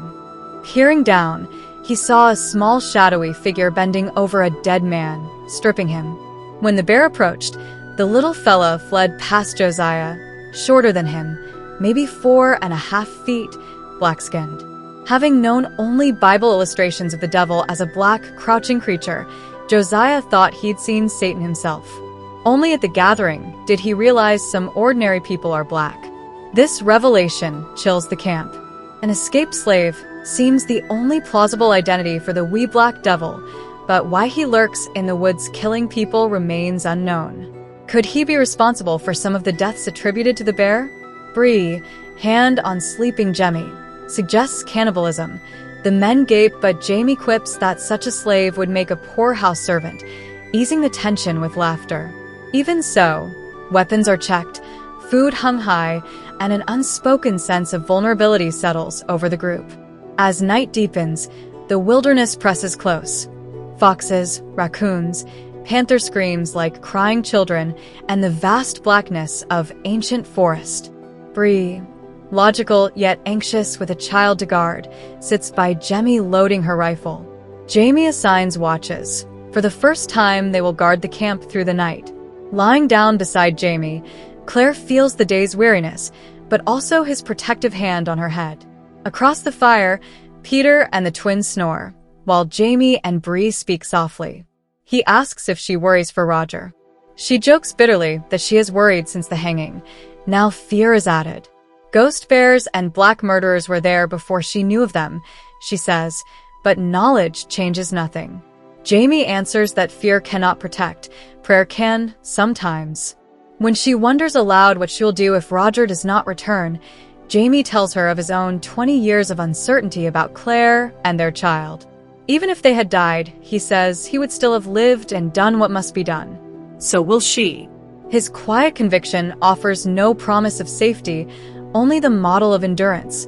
What it means to be bear killer, not in legend, but in life. Chapter 82. Roger forced his way through a dense maze of sweet gum and pin oak, sweat dripping as the wilderness pressed around him. The scent of plants near water teased his senses, pushing him onward until his pack snagged on a twig and sent golden leaves fluttering like startled butterflies. Clarence the mule waited behind on higher ground, hobbled with the gear, while Roger hacked through the choking brush in search of open sky and a clear place for a survey. The suffocating press of dogwood, sweet bay, and cane hemmed him in, until even the idea of land ownership seemed absurd in the face of such overwhelming wildness. Yet beneath the towering tulip trees and chestnuts, where delicate flowers thrived under their protective canopy, he sensed a paradoxical peace, fragile but undeniable. A sudden wood duck burst at his feet, and parakeets swirled above in a riot of color, their chatter both friendly and fleeting.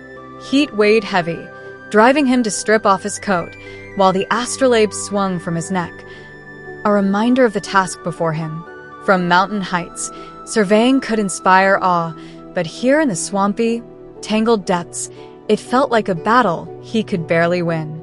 Still, the silence of the forest soothed him, offering respite from unspoken judgments, Jamie's guarded eyes, Brianna's worried glances, the pity of others, and from the relentless ache of his scarred throat. Thoughts of Bree and Jemmy tugged at him. Dreams of his son, vivid and tender, haunted his sleep, as though Jem were seeking the missing words from his father's lips. For days he had reveled in silence, free from the torment of his broken voice, though now he muttered again in rough tones that only the wilderness heard. When at last he reached the stream, sunlight dancing on its surface, he drank deeply, splashed water on his face, and set to work, quill and ledger in hand, taking sightings with the astrolabe. A children's song invaded his mind. One Bree often sang with Jemmy, and despite his hoarse chanting, it kept him steady amid the loneliness of 5,000 unmanageable acres.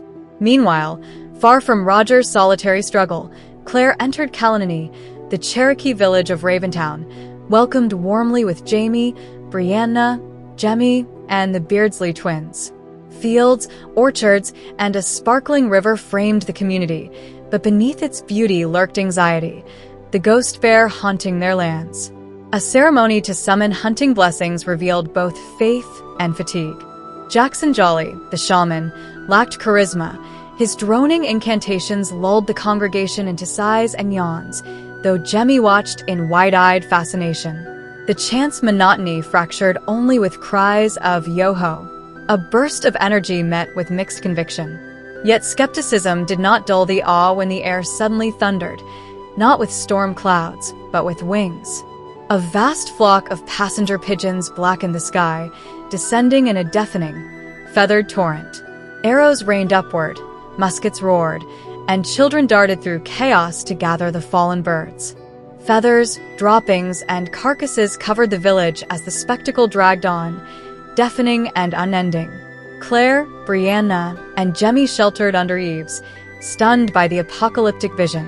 When at last the feathered river moved on, Jackson Jolly proclaimed it a sign, and the villagers, believing the ancient white had blessed them, looked toward the ghost bear hunt with new resolve. In the aftermath, women plucked and smoked pigeons while Claire bartered honey for sunflower oil, ginseng, and rare chaga fungus. The orchards yielded apples under Sunji's guidance, and Jemmy thrived under the watch of Cherokee children. Conversation with the women revealed their belief that the ghost bear was no ordinary beast, but a spirit twisted into animal form, impervious to shamanic invocations. Stories of black devils lurking across the river hinted at runaway slaves, feared yet left alone, too ragged and isolated to warrant confrontation. Jamie returned from the hunt flushed with news, small game, birds, and Brianna's triumph in killing an elk. Pride and unease mingled in Claire's heart, the vision of her daughter facing antlers and hooves vivid in her imagination. Yet bear signs had been found, including a scratching tree marked with dark fur. The true quarry, however, seemed hidden in the canebrake, a dense and impenetrable tangle. The hunter's plan was clear. Fire would flush the ghost bear from its lair, joined by warriors from neighboring Briartown to ensure both safety and bounty. Days of anticipation followed, filled with Cherokee hospitality and tales of bats and spirits, until smoke and storm clouds threatened. As the fire spread, panic edged into calm preparations. Claire, searching desperately for Jemmy, found him asleep among children and carried him to safety, only to be swept into the hurried exodus as villagers gathered what they could and fled toward the mountains. Horses shifted nervously, sensing the flames, and Claire clung to Jemmy as Judas bolted. Amid the chaos, she reunited with Jamie and Bree, who urged her to flee, but her eye fell on the precious sunflower oil she had bartered with honey. Defying the danger, she risked life and fury to save the skins, lashing them across the horses before escaping into the storm. Rain fell at last, hissing over the flames, but not before terror and exhaustion carved themselves deep into Claire's bones.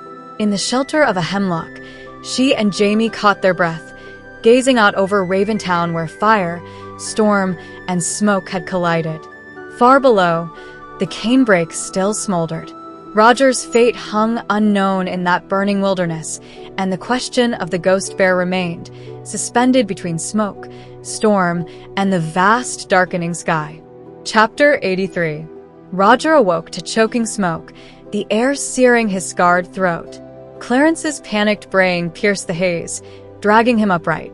Grabbing his bag with ink, quills, and the all-important survey records, he stumbled toward the sound, the astrolabe swinging heavy on his chest.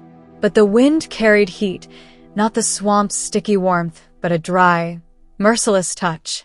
The canebrake was burning.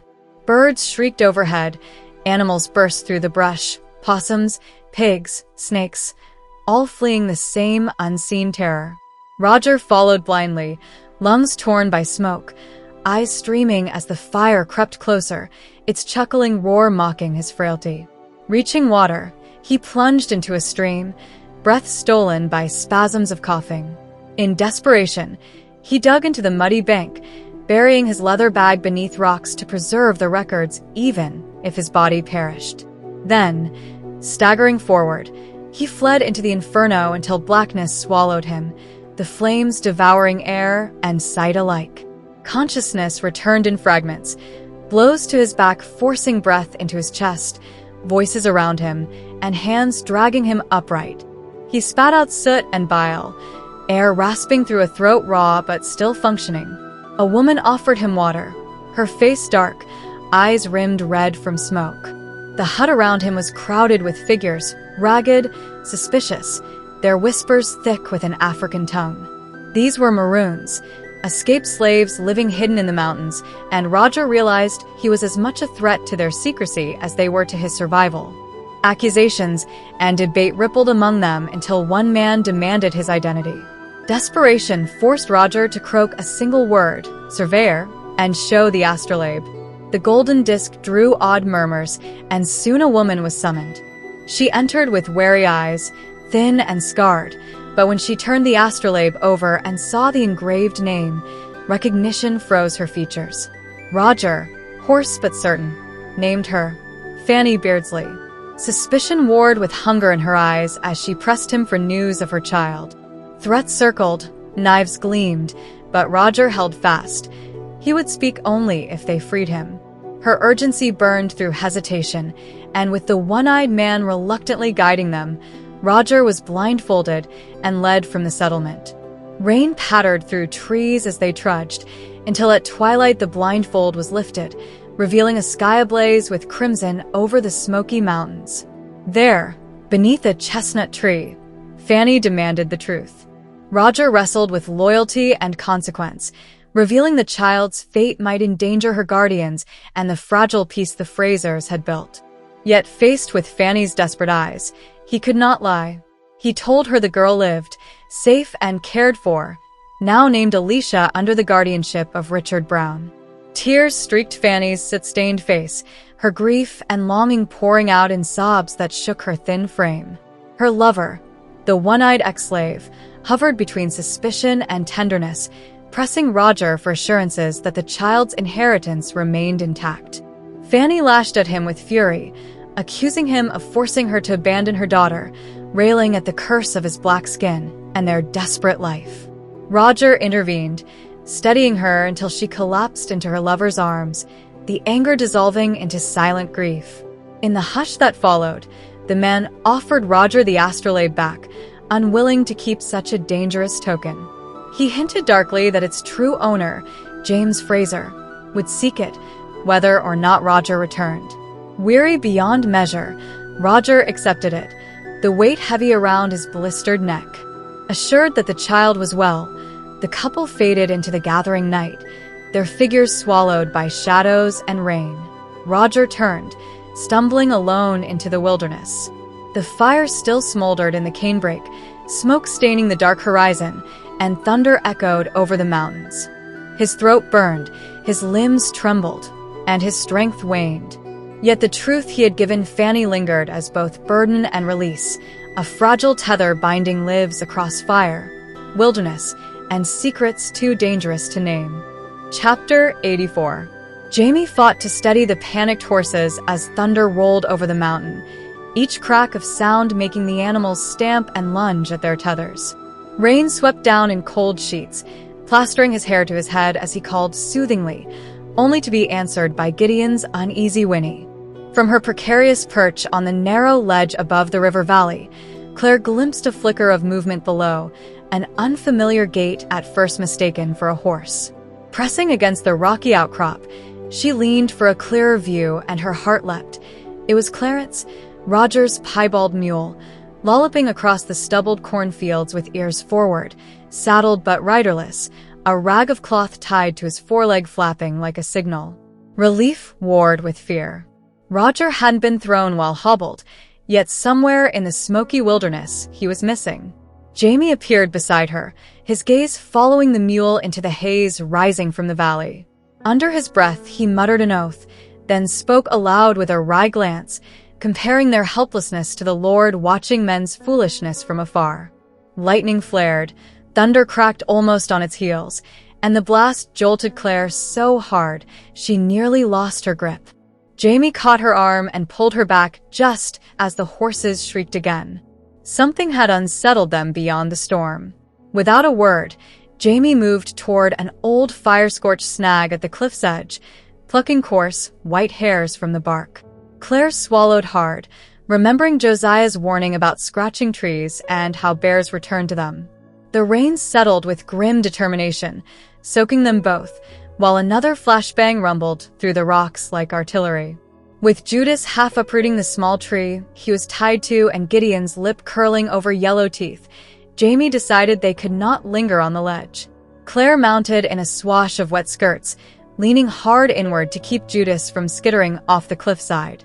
As they moved to leave, an extraordinary prickling swept over her skin, lifting every hair until her hands glowed blue. The ground, rocks, and trees hissed with snakes of white electricity, the air thick with brimstone. She turned to call Jamie, but his own hair floated, shot with crackling blue wires, Gideon's mane rising like a halo. Before she could cry out, Jamie hurled himself from his saddle and into her, sending them both into emptiness. Lightning struck as they fell. Claire awoke to the sting of ozone and the smell of burned flesh, her nerves twitching back to life one finger at a time. Rain streamed over her face as she crawled to Jamie, sprawled among the sumac with eyes open, limbs thrown but unbroken. His pulse beat slow but steady under her hand. Above them the storm retreated, sheet lightning flashing over distant peaks. In a dreamlike daze she quoted, "Thunder is impressive, but it is the lightning that does the work." Jamie rasped that it had indeed done its work on him, asking after her condition. Together they rose shakily, realizing they were some 20 feet below the ledge. Claire's stocking was gone, exposing a dark starburst of veins near her ankle, an image of vulnerability that merged with her fears. Why were they alive when the horses were silent above? The stench of burning flesh rose, triggering a shudder and the whisper of a memory. Burnt to bones. Tears mingled with the rain, not for herself, but for the animals, for her mother, for everything fragile and exposed. Jamie climbed back up and returned, drenched, shoes gone. He confirmed what she already knew. Judas was dead, frightened to the end by thunder and lightning he always hated. He pressed her hand and offered comfort as tears ran faster down her cheeks. But Gideon lived. His right shoulder and foreleg were burned, mane singed off entirely, a scar for his survival. Jamie tried to joke that it might improve the horse's temper. Claire, too worn out to laugh, managed a small smile and asked if he could lead Gideon down. She had ointment for burns. Rising to brush her skirts, she caught sight of something in the blackened fur above them.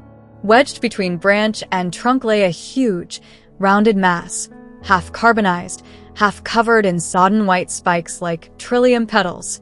The ghost bear, its body scorched by the same storm that had nearly killed them, was dead at last. Jamie stared, mouth half open, before slowly shaking his head. He touched Claire's face gently, eyes drawn to the mountains where retreating lightning flashed silently. Softly, he spoke an old saying, "A great storm portends the death of a king." Then, with a quiet resolve, he told her to wait while he fetched the horse. It was time to go home. The mountain had claimed its tribute, and under the rain-washed sky, they were left alive, carrying burns, memories, and the weight of survival as they descended toward the world below. Chapter 85. Autumn arrived overnight on Frasers Ridge. Brianna woke shivering, feet icy under a single quilt, Indian summer replaced by the sharp bite of October. Padding across the floor to check Jemmy, she found him warm in his feather bed, quilt drawn to his small pink ears. Her hand lingered on his back, counting the steady rise and fall of his breath before reaching for an extra cover. Dry-mouthed, she sought water, only to find the cup empty. Grumbling inwardly, she slid the bolt from the door, stepping into the night chill in nothing but her shift, expecting the bucket by the stoop. But the bucket was gone. A flicker of movement caught her eye. Heart clenched, she thought for an instant of Obadiah Henderson lurking on the bench. Then she was in Roger's arms before her mind had caught up. The smell of him struck her first. Clothes so long worn they bore not sweat but wood and earth, bitter smoke from his breath, cracked leather shoes beneath her bare toes. His arm was strong around her, beard rough against her skin, collarbone a sharp arch under her cheek. "It's you," she whispered through tears. "You're home." I'm home," he rasped, asking if she and Jem were well. His smile, half hidden by a thick black beard, was strange and familiar at once. Roger's voice was still a ragged husk, warped and breathless, yet his words came clear and unforced. Brianna touched the warm scar at his throat without hesitation, fingers tracing the clean white line that had saved his life. "Does it still hurt to talk?" she asked softly. "It hurts," he admitted, dark eyes gentle in the moonlight. "But I can. I will, Brianna." She led him inside from the cold, unwilling to let go. Elsewhere in the cabin, Claire tended the hearth fire, cursing its splinters and burns, yet conceding its warmth and the dim beauty it cast on love. In the flickering glow, Jamie's body arched above hers like a great maned creature, their mingled shadows flowing on the wall. She brushed sparking hairs along his arms and chest, pulling him down gasping to her breasts, clinging to him as though time itself might stop. The dark starburst on her ankle showed, even in the firelight, a mark of mortality amid their illusion of oneness.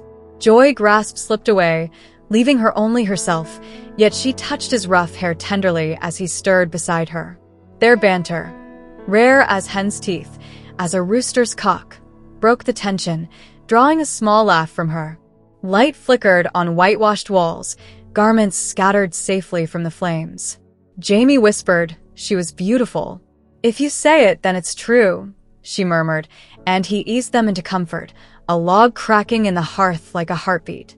Shyly, he asked if she could bear his looks, gray hairs and scars marking him as an old man. She traced his bayonet scar, the swords cut across his ribs, the roughened arm that held her. "You're beautiful to me, Jamie," she said softly. "So beautiful. You break my heart." He confessed he still burned when he came to her, would burn until they were ashes. She teased about poetry, but he tightened his arm, uncertain of the future. She spoke with quiet certainty. The future could be changed. She did it all the time. Mary McNeil's survival last week, her twins born because Claire had been there, was one small proof. Each life saved multiplied into others over generations, perhaps shaping her own time. Jamie listened, tracing lines on her palm, and gently reminded her that perhaps she was meant to change their future. Physicians had always saved many lives. She pointed at him, reminding him he too had saved Fergus and Ian. He demurred simply. He could do no otherwise. Silence settled, the flicker of firelight painting his crippled hand's shadow like a spider on the wall. He admitted, without self-pity, that his bones ached now and then. She knew it already, had seen exhaustion etched in his body after labor, the slow rising on cold mornings, pain born since Culloden. She touched the twisting scars, the depressions from bullets, offering wordless acknowledgement. He covered her hand, voice low. Only in her bed was he without pain, wounds healed, scars forgotten. She sighed, thigh pressed to his, and whispered, "Mine too." Half asleep, he murmured her hair was like a storm cloud, dark and light together. His fingers cupped the base of her skull as he told of seeing his mother in her coffin. His father, grief-stricken, had undone her plaits to see her hair as it was. Jamie, a child hiding in the corner, crept close when the others left, seeing not quite her face, but her hair still alive. It lay across her breast, covering the infant brother curled in her arms. He had lifted the locks, thought better, and smoothed them down again to shelter the child. She had no one white hair, Sassenach, he whispered. Claire thought of her own mother, lost young, her coffin closed, and of the years granted to her beyond both women's lives. Jamie's eyes softened. To see the years touch ye gives me joy, for it means ye live. He let her hair fall slowly from his fingers, brushing her face, skimming her lips, floating soft and heavy on her neck and shoulders. Emo Nagiandon, Emo Crith. My brown lass, my heart, he murmured. Come to me. Cover me. Shelter me. A beam heal me. Burn with me, as I burn for you. In the firelit cavern of her hair, she whispered back, until we too be burned to ashes. Chapter 86. Roger jolted awake in the dark, his body heavy with sleep, but his mind instantly alert. The echo of Jemmy's cry lingered in his inner ear, that familiar blend of hope and dread that belonged to the lighter sleeper of the pair. He clung to stillness, praying the boy would drift back, and for a few seconds the miracle held. But then another sound came, small and insistent, and Roger was on his feet before thought had fully formed. Brianna stood by the cradle, pale and rigid, arms clutched around Jemmy. Roger touched her shoulders, his voice rough as he asked what had happened. She shivered violently, goose flesh under the thin shift, and only when Jemmy squawked, indignant at being crushed between them, did Roger breathe again. He pried the boy gently into his own arms, patting his sturdy back, and was rewarded with Jemmy's drowsy hum against his ear.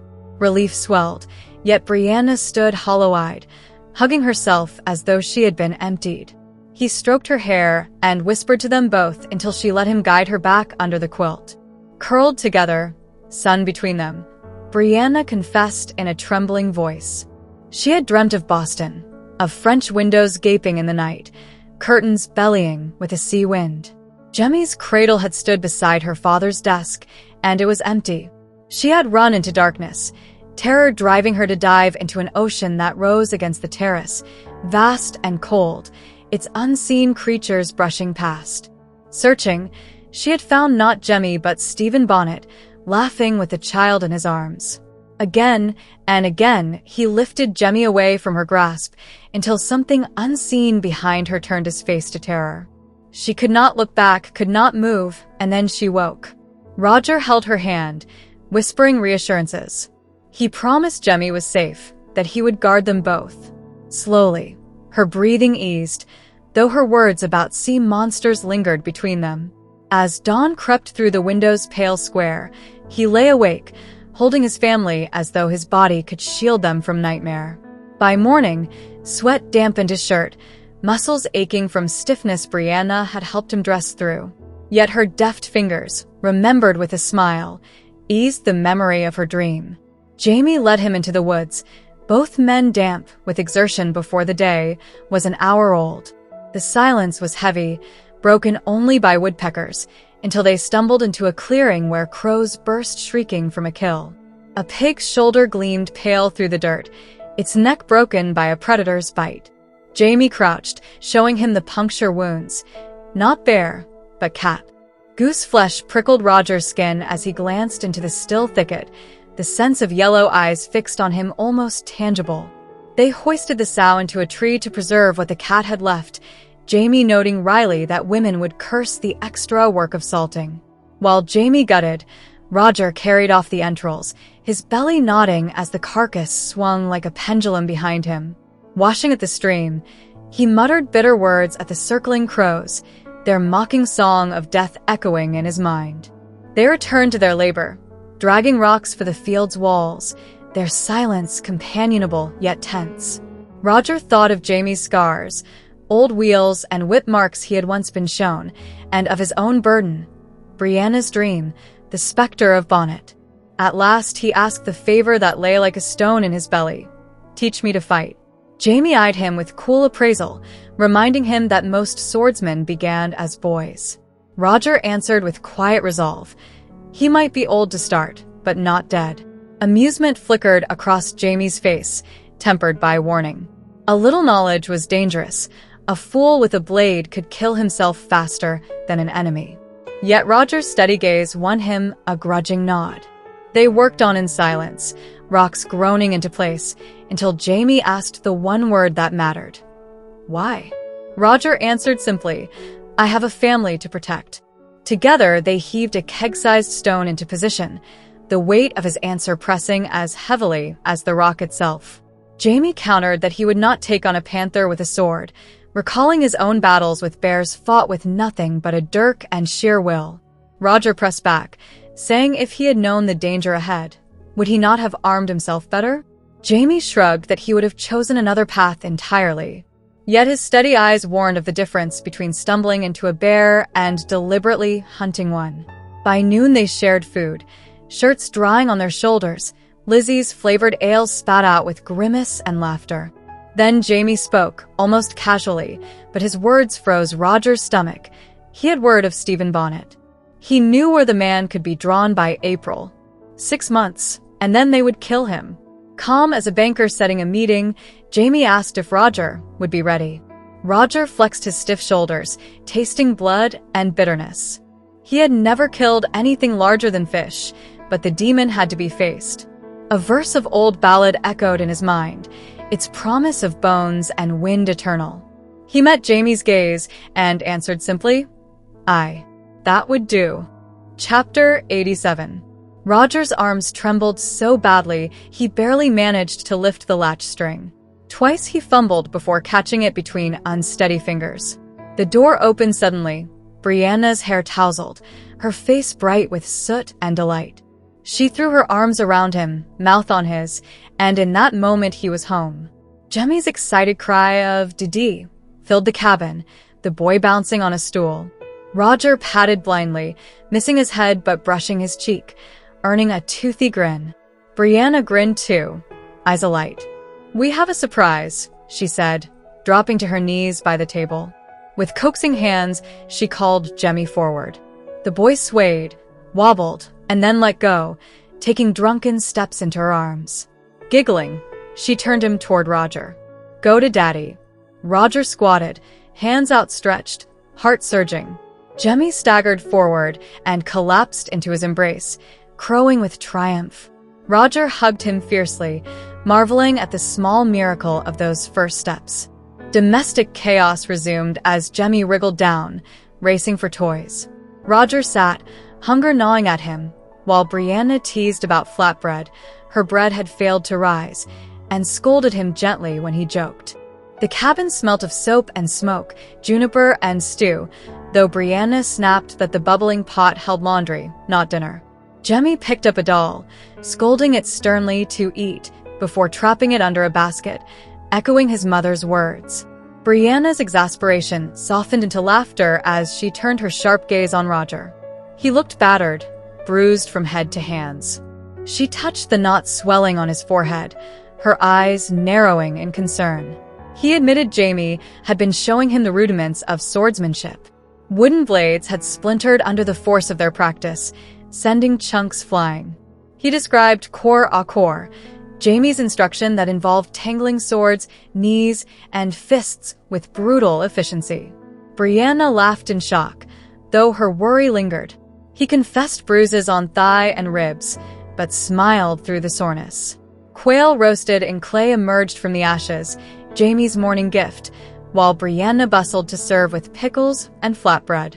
The quail looked like charred rocks, but steam promised tender meat within. Roger, aching, tore bread with stiff fingers, handing a piece to Jamie, who demanded eagerly. His own hands were bruised, knuckles grazed, nail torn raw. Jamie studied the wounds, solemnly sucking his own thumb in sympathy. Roger glanced at Brianna's turned back and, almost sheepishly, mimicked the child, finding strange comfort in the pressure of tongue and palate against his injured thumb. Jamie clambered onto his knee, settling heavy and warm against him, thumb in his mouth, bread squashed in the other hand.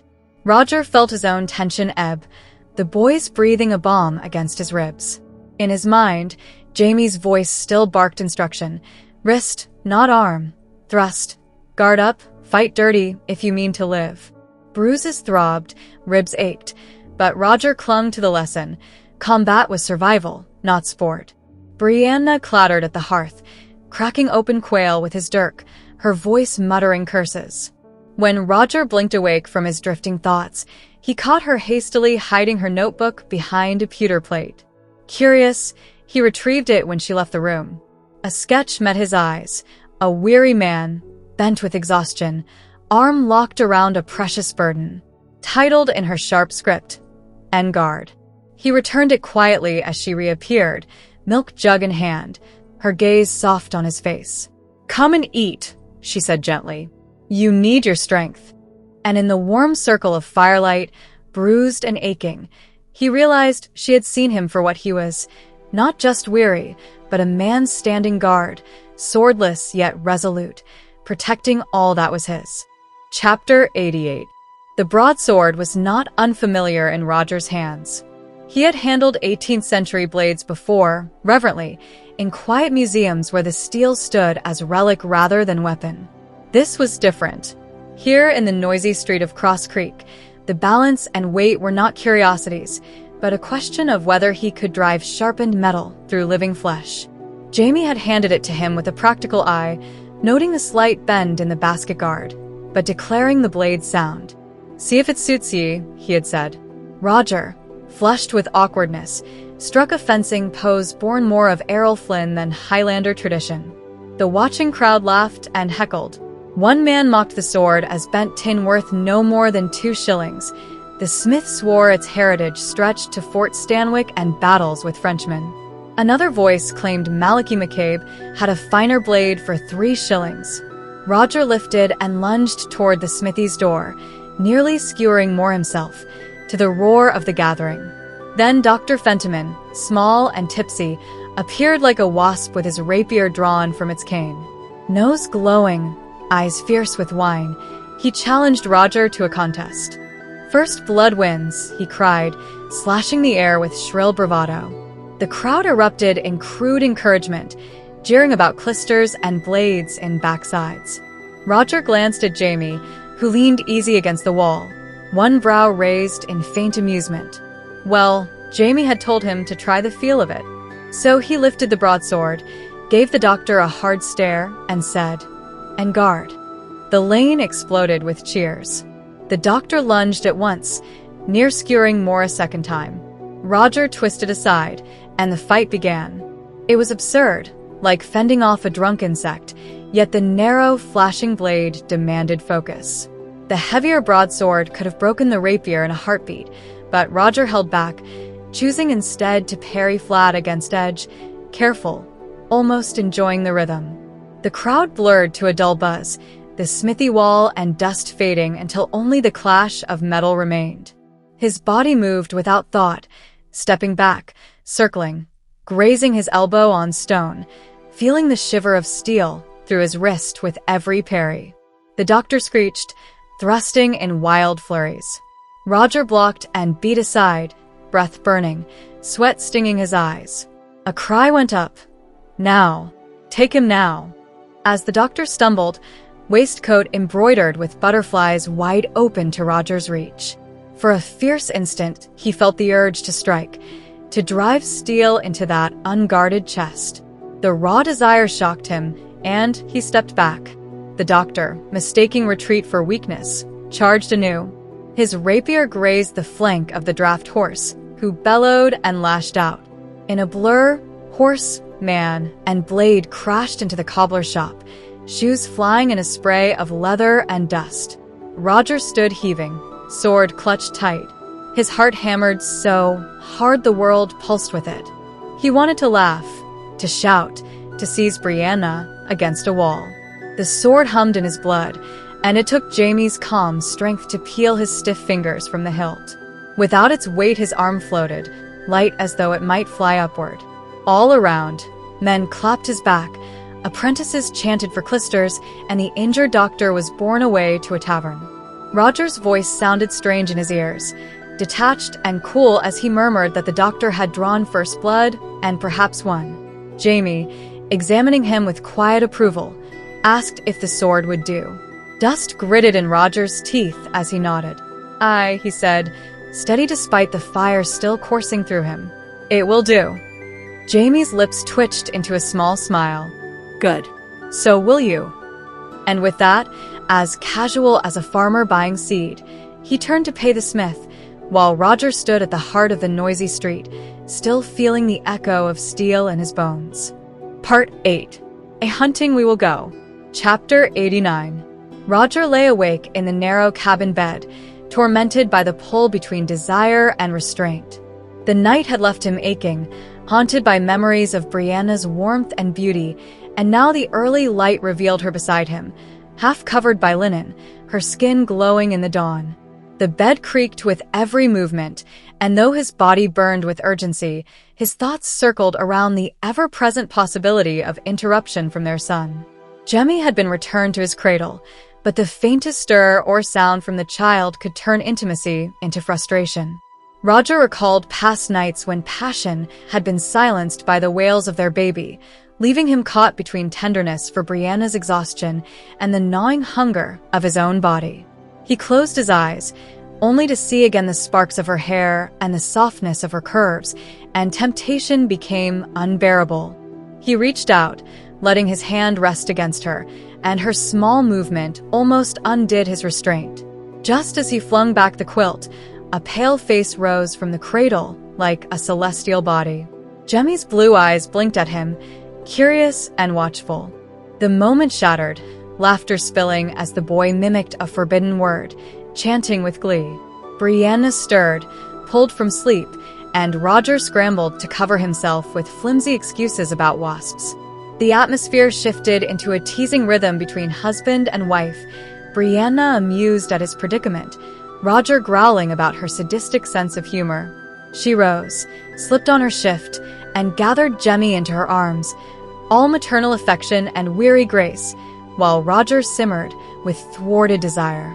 The cabin filled with the simple chaos of family life. Brianna teased Jemmy about his timing, scolded his diaper, and wondered aloud about toilet training. Roger, caught between exasperation and affection, bantered with her, their voices weaving warmth even as desire simmered beneath the surface. Brianna moved to the hearth, her body settling into the chair with the child against her breast, a sight that both softened and tormented Roger. Her casual invitation for breakfast seemed almost cruel, distracting him with talk of eggs and jam when his eyes were fixed on her body, the intimacy of her hands and the slow smile in her eyes. The air grew heavy again, charged with unsaid promises, until Roger wrapped a shawl around his waist and knelt by her side, his hand over hers, whispering words of love. Brianna kissed him softly, their closeness deepening into something fragile and sacred. The fragile moment shattered, with pounding on the door. Jamie Fraser's voice thundered through the cabin, summoning Roger with urgency. Brianna's eyes sparkled with mischief even as Roger cursed under his breath, fumbling for clothes. Jemmy squealed with delight at his grandfather's voice, adding to the chaos. Sunlight burst in as the hide was pulled aside, Jamie's large frame filling the doorway, his voice carrying the thrill of news. Animals had been spotted across the ridge, a chance for fresh meat. Roger's arousal and embarrassment dissolved instantly into the sharp, bracing air of the hunt. He pulled his shirt over his head, his senses catching the mingled scent of autumn leaves, mud, and the imagined tang of gunpowder. The cabin, moments ago heavy with the warmth of passion and the scent of Brianna's skin, now filled with the crisp breath of morning, a reminder of duty and survival. Roger cast one last glance at his wife, her body still luminous in the fading half-light, then reached for his stockings, mind shifting from desire to the promise of meat and the responsibilities of the ridge. What began as a morning of restless longing closed with the drumbeat of Jamie's summons and the rhythm of the wild calling from beyond the ridge, leaving Roger poised between the intimacy of family life and the demands of the rugged world outside. Chapter 90. The hunt pressed into the shadowed ridges by midday, the party of men climbing through fir, pine, and spruce, the forest quiet as a cathedral. Roger felt the chill under the green canopy, his wool shirt a welcome shield against the cold, while the stillness hushed even the most talkative of the group. Emerging on a sunlit shelf, Jamie stood at the edge, copper hair glowing, nostrils flaring as though he could scent the unseen quarry. Roger sniffed too, catching nothing but sweat and the musk of men. Fergus settled with his carved balls, the others waited in muted anticipation, and the forest seemed to breathe with them. A sudden movement far below stirred hope. Jamie pointed toward the course of a stream, sycamores betraying the hidden water. Roger finally saw the bushes twitch unnaturally, glimpses of hulking shapes feeding. His heart quickened. Too big for deer, not moose, something else entirely. Excitement buzzed through the hunters as Jamie outlined the plan, spreading men along the banks, ready to drive the herd into range.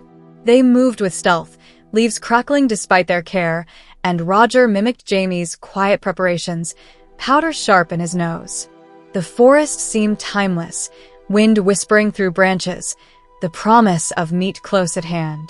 Then, in a careless step, Roger's foot sank into something soft. Looking down, he recognized the unmistakable sign of livestock. Laughing grimly, he called Jamie over. Squatting by the dung, Jamie's eyes narrowed in surprise. Not deer, not elk, cattle. Yet the puzzle grew stranger, for no herd should be here. No farm lay within miles, and no cow could descend the cliffs above. Fresh tracks led them onward, and speculation flickered. A wild herd escaped long ago? Roger's stomach tightened at the thought of milk, cheese, fresh meat. They pressed on, following churned mud and pod banks. Then the trail turned ominous.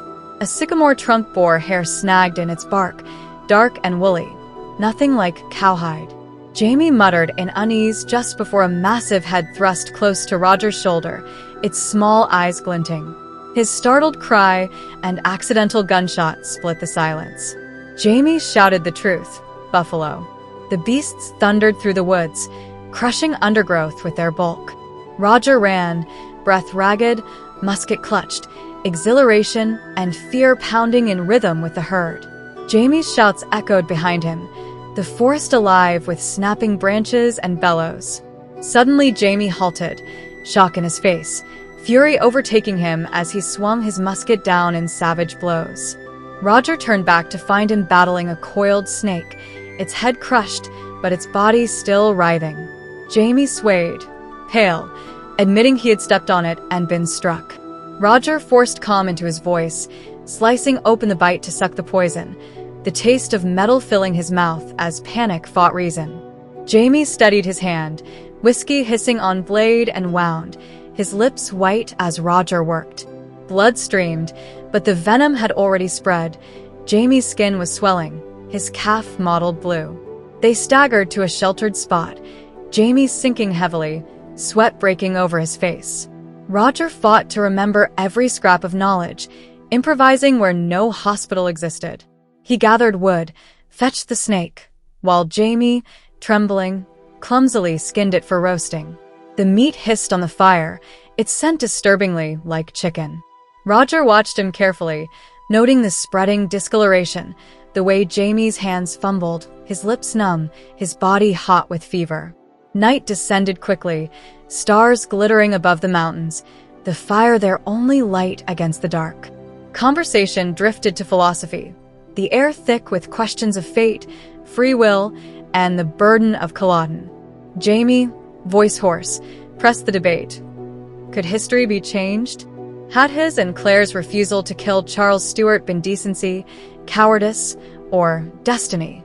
Roger argued back, both clinging to their beliefs while Jamie's body betrayed him, shaking, his face blotched, fingers swollen. Between them lay more than survival. The argument became an anchor against fear, each man demanding meaning as venom coursed unseen. The fire crackled, but Roger's mind reeled. He could not let Jamie die. Claire and Brianna would be crushed, the ridge left leaderless, the family broken. He told himself it could not happen. Not yet. Not before the fire he knew of in years to come. Still, doubt gnawed. He wiped Jamie's brow, offered water, whispered silent prayers while imagining how he would face burial if the worst came. Jamie roused again, his voice thick but determined. With swollen lips, he gave Roger instructions for what must come if he did not survive. He named allies and warned of enemies, spoke of Duncan Innes, Farquhar Campbell, Henderson, and Sinclair, laying out the delicate balance of politics, loyalties, and threats that bound the colony together. He even revealed a plan to lure Stephen Bonnet into a trap through a smuggler named Lion, charging Roger with vengeance should he fall. Roger listened, committing each word to memory, though terror swelled inside him. How could he replace this man, take his place as protector and leader, when he could barely hunt or fight? The burden pressed heavy, yet Jamie's faith in his strength bound him to the promise. Fraser's voice broke often, but he persisted, his hand twitching, swollen fingers trying to curl around Roger's. With a final rasp, he gave his love for Brianna and entrusted his sword to Jamie. Then, Softer, when Roger pressed about Claire, he whispered only that he had meant it. The fire flared, sparks lifting into the dark, and Roger sat rigid, his hand still gripping Jamie's, as though by sheer will he could tether him to life until dawn. Chapter 91. Claire worked with frantic determination to keep Jamie alive after the snakebite. His skin was flushed crimson, covered with blotches and peeling like burnt parchment, his body blazing with fever. The leg bore deep wounds, swollen and oozing, dark streaks spreading ominously toward his torso. She examined him with the eye of a surgeon, fearing septicemia, hemorrhage, and the possibility of gangrene. Yet beneath her clinical resolve lay a desperate refusal to lose him. Amputation loomed in her thoughts, the weight of the saw heavy in her hand, but Jamie's stubborn spirit rejected the notion outright. Even fevered, he demanded her word that she would not take his leg, preferring death to mutilation. She argued, pleaded, but in the end, his obstinacy prevailed, binding her to a vow she dreaded to keep. Around her, the house pulsed with domestic life. Marzali tended the dye vat, saving cloves from ruin while offering steady help. Bree searched fields and dung heaps for maggots, grimacing but resolute, knowing they might be the key to cleansing her father's wounds. Jemmy scampered underfoot, chanting nonsense, tugging hair, a living reminder of both chaos and continuity. Mrs. Bug chopped onions for poultices, while Claire assembled every remedy at her disposal: herbs, honey water, penicillin broth, leeches, and prayers. The leeches swelled greedily, drawing blood and easing pressure in the congested tissues. Claire whispered blessings over her mixtures, invoking both science and faith. Jamie's condition wavered between lucidity and delirium. He praised Fergus's leadership, reassured Marzali despite his weakness, and even noticed her secret pregnancy before she had told anyone. His humor flickered in defiance, trading barbs with Claire, teasing her for her silence, and confessing his terror only when cloaked in wit. Yet beneath his words lay exhaustion, chills shaking him violently while sweat drenched his body. Claire's fear surfaced in sudden bursts of anger, scolding him for recklessness, railing against his stubbornness, because she could not bear the thought of losing him. The crisis shattered when danger stalked their doorstep. A massive buffalo, hulking and woolly, smashed through the paddock fence, looming over Jemmy where he sat bound to the rails. Marzali shrieked, Jemmy screamed, and Bree emerged from the woods with an axe, face set in grim resolve. She struck the beast's neck with all her strength, blood spraying across pumpkins, then dove to cut her son free. Claire, saw in hand, leapt to aid her, severing Jemmy's ties. Marzali hurled a dyed petticoat over the animal's head, blinding it, while Claire grappled with its wool, feeling the tremors of its power. Guided by instinct and a surgeon's precision, she drew the saw across its throat, severing vessels in a hot gush of blood. When it collapsed, the earth shook. Claire sat in the yard, skirts soaked scarlet, hand tangled in its coarse mane, trembling as the enormity of what she had done settled over her. Brianna stood tall, Jemmy clutched against her shoulder, his fear already fading into curiosity. Marzali gaped in awe, then voiced the daunting truth. They would now have to butcher the massive beast. Claire, breathless and quivering, managed only a weary, "We'll manage." Chapter 92. The ridge transformed into a fevered workshop as night fell. Flames from bonfires lit the yard where neighbors swarmed the buffalo carcass, knives flashing, voices raised in grunts and laughter. Brianna, bloodstained and commanding, took charge with calm authority. She ordered pulleys erected, logs cut, and tasks assigned, her voice cutting through the chaos. Men bristled at first, reluctant to heed a woman, but Roger's steady presence and Fergus's dry wit turned the tide. Roger reminded them the kill was hers, his rasping voice brooking no dissent, and Fergus, one-handed yet resolute, deferred to her as Madam, forcing the others to follow suit. By her direction, meat was apportioned by household, hides pegged to dry, bones set aside, fat collected for soap, intestines cleaned, hooves reserved, horns discreetly claimed.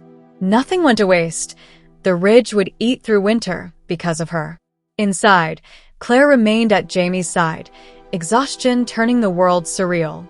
Through the window, she saw the fiery ballet of butchery, figures darting like shadows across the yard, but her focus stayed on her patient.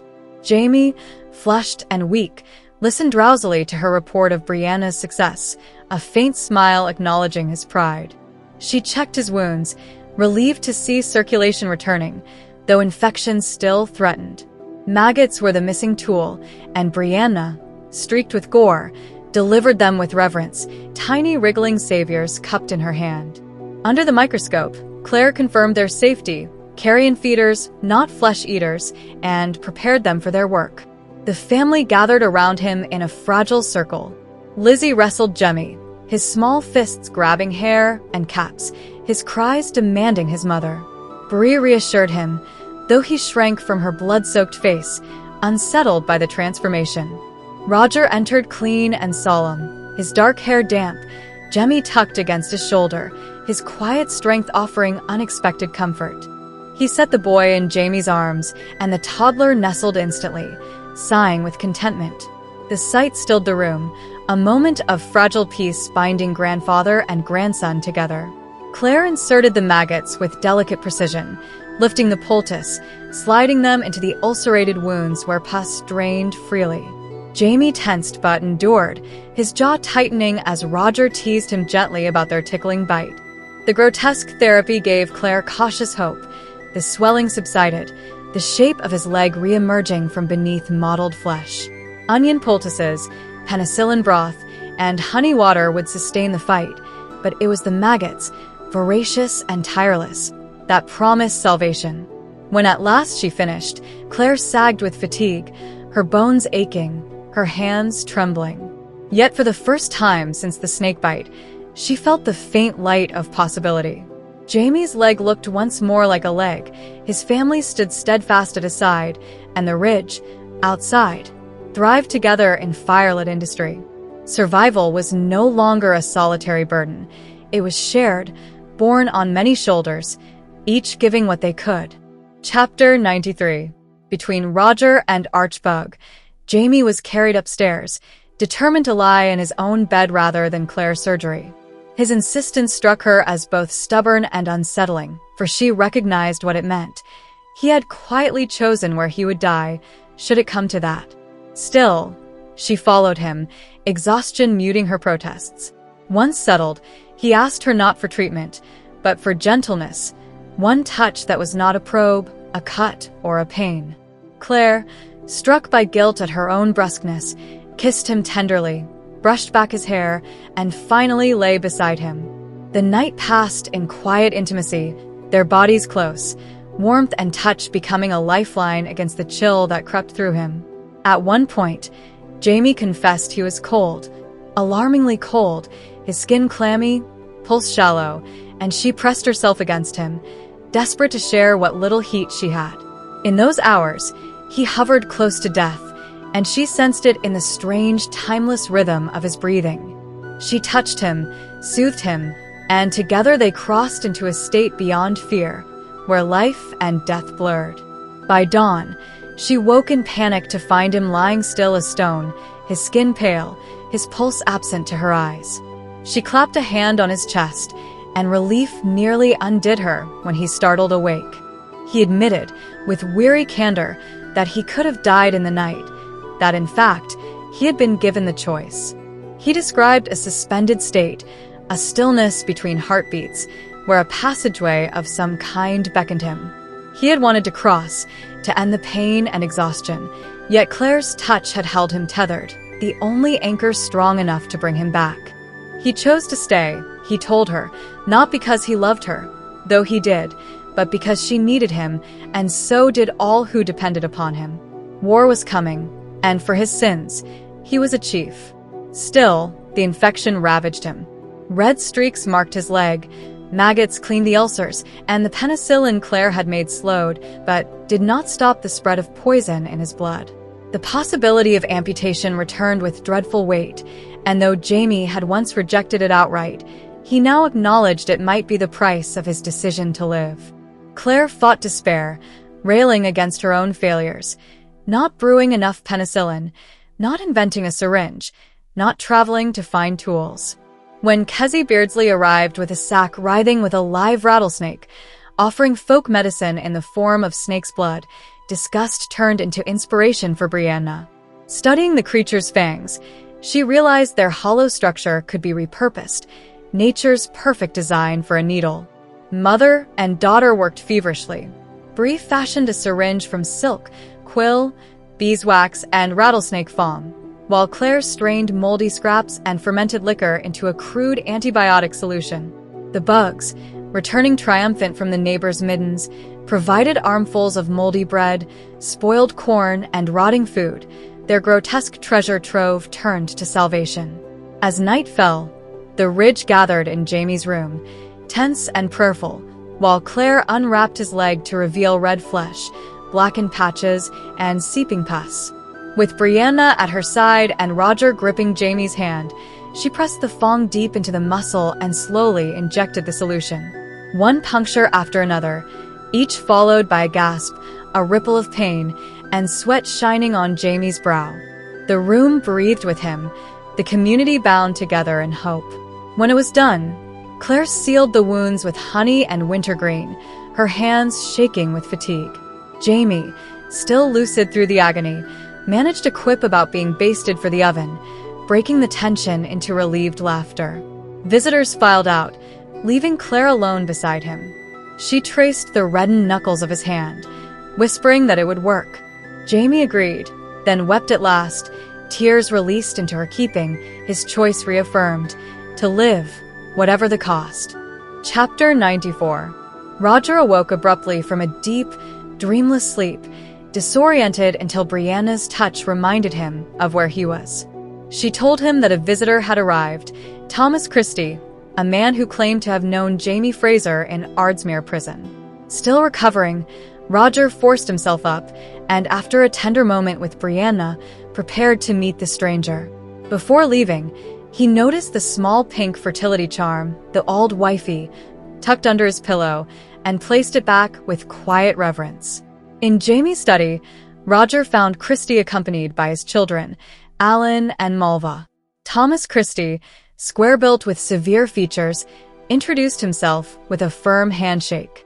To Roger's surprise, Christie used a secret Masonic greeting, one Roger instinctively returned. This unexpected connection hinted at hidden layers of Jamie's past. Christie explained his desire to settle with his family and mentioned his history as a schoolmaster in South Carolina. Roger saw the opportunity, a tenant who could also serve as a teacher, freeing Brianna from her unwanted duties as the Ridge's makeshift instructor. Christie spoke of his journey, the loss of his wife to influenza, and his decision to seek a new home. Roger, balancing caution with authority, questioned him about his past and his connections with other former Ardsmuir men already on the Ridge. Satisfied with his answers and encouraged by his apparent character, Roger drew up a tenancy agreement. Brianna entered with food and drink, her presence grounding him as he finalized the arrangement. Malva, quiet and modest, caught Roger's notice with her striking gray eyes, while Alan remained silent and watchful. Roger arranged for the Christies to stay temporarily with the Lindsays until their land could be prepared. Malva spoke softly, expressing concern when she learned Jamie was ill, and Roger, momentarily unsettled by her luminous gaze, reassured her. Extending his hand once more, he welcomed the family to Fraser's Ridge, sealing the agreement with a Masonic grip. Later, Roger reported to Jamie, who sat propped in bed, weakened but alive, Claire fussing over him. At the mention of Tom Christie, Jamie's expression momentarily froze, betraying a flicker of something dark before he quickly masked it with calm approval. He praised Christie's role as schoolmaster and instructed Roger to ensure the man had access to books and supplies. Yet the brief, chilling silence lingered in Roger's mind. Leaving the room, he caught Claire's hawk-like gaze fixed on Jamie, confirming that she, too, had noticed. Something about Tom Christie troubled Jamie deeply, though he had chosen to conceal it for now. Roger could not shake the unease. The Christies were settled, the contract signed, but a hidden tension lingered, born from the shadows of Ardsmuir and the unspoken history between Jamie Fraser and Thomas Christie. Chapter 95. The next morning, Roger stepped outside into the sharp autumn air, feeling dislocated, as though he had left behind years rather than days. Determined to ground himself, he set about chores, gathering hay from wild meadows, girdling trees, and carrying tools into the hills. The work, though tiring, steadied him, and his thoughts drifted back to Jamie's fevered words on the mountainside, his insistence that Claire must be sent to the stones if he died. Jamie had called her an old one, warning she would be killed if discovered. Roger, skeptical yet uneasy, weighed the possibility against his own knowledge of time travelers and the strange evidence they had encountered. His labor was interrupted when Kenny Lindsay joined him. Over shared ale, Roger mentioned Tom Christie. At Christie's name, Kenny hesitated, then admitted surprise at seeing him on the ridge. Pressed further, he explained that Christie was a Protestant, unusual among the largely Catholic Jacobite prisoners of Ardsmuir. Though not a thief or drunkard, Christie had clashed with others in prison, particularly Jamie Fraser.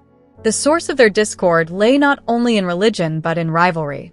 Kenny recounted how Christie, once a prosperous Lowland merchant, had joined Prince Charles's cause more for ambition than conviction, securing a contract to supply the army and enjoying the luxuries of Holyrood. Captured after Culloden, he was sent to Ardsmuir, where he quickly established himself as leader of a stern Calvinist faction. They prayed loudly, condemned others, and set themselves apart, stirring resentment among the Catholic prisoners. When Jamie arrived, sick from the sea voyage but soon recognized as a natural leader, the men gravitated to him. This infuriated Christie, who had seen himself as the dominant figure.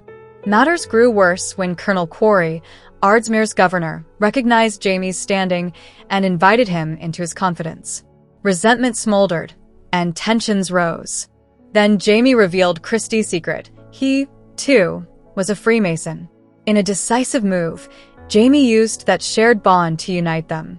Alongside Christie, the Lindsays, Gavin Hayes, Ronnie Sinclair, and Duncan Innes, they formed Ardsmuir Lodge No. 2, a brotherhood that cut across religious and social lines.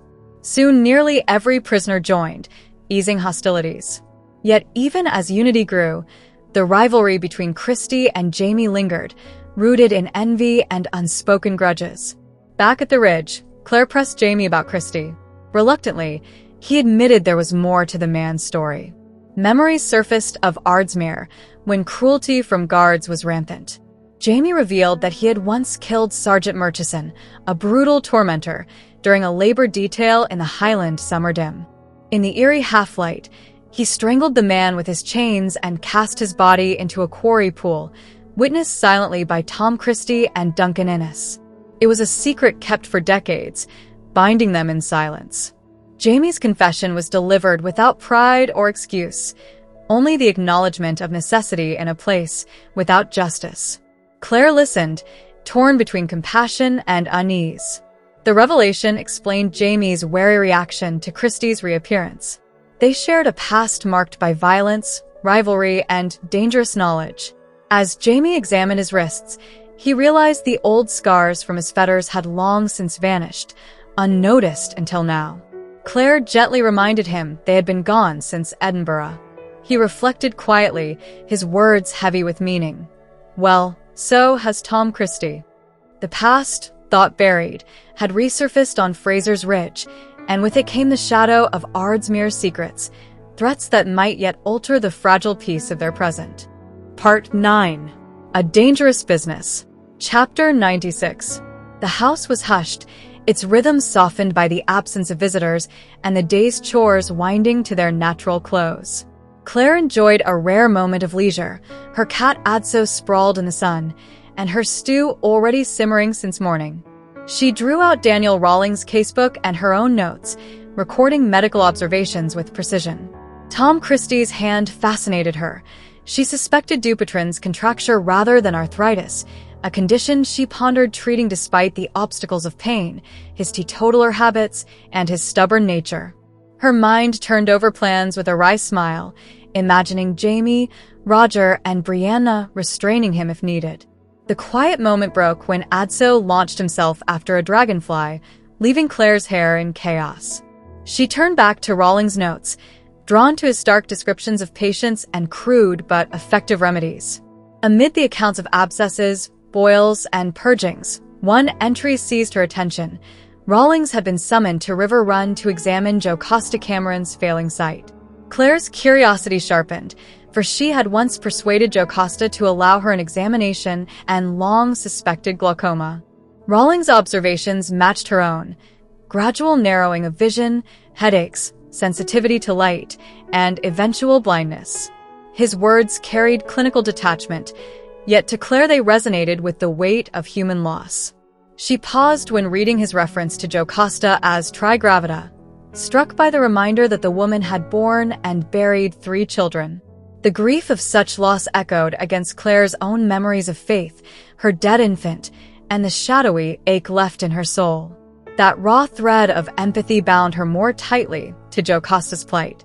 Turning pages, she found Rawlings' description of Hector Cameron: rheumatic hands, urinary difficulties, treated with decoctions of cranberries and herbs. But the text abruptly shifted into Latin, written in deliberate, careful script. Claire puzzled over the strange choice, recognizing secrecy rather than formality. Taking the casebook to Jamie, she asked for his help in translation. Together they uncovered Rawlings' baffled account. Despite being given a massive dose of laudanum, Hector had been observed wandering the grounds at night, only to be found later asleep and unaware. The oddity unsettled Claire, who speculated on tolerance or opium use. Yet Jamie's instincts led elsewhere. Pointing to cryptic doodles, a fleur-de-lis, the Masonic compass, and the abbreviation ETAQ, he suggested Rawlings may have followed not Hector at all, but another man, perhaps French, perhaps a Freemason. The implications rippled with unease.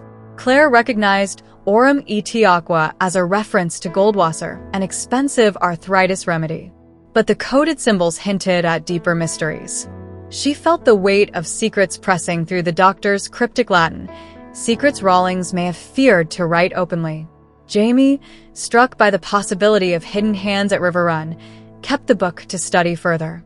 Their intimate moment was briefly touched with humor when Adso disrupted Jamie's correspondence, nearly sparking chaos with an inkwell.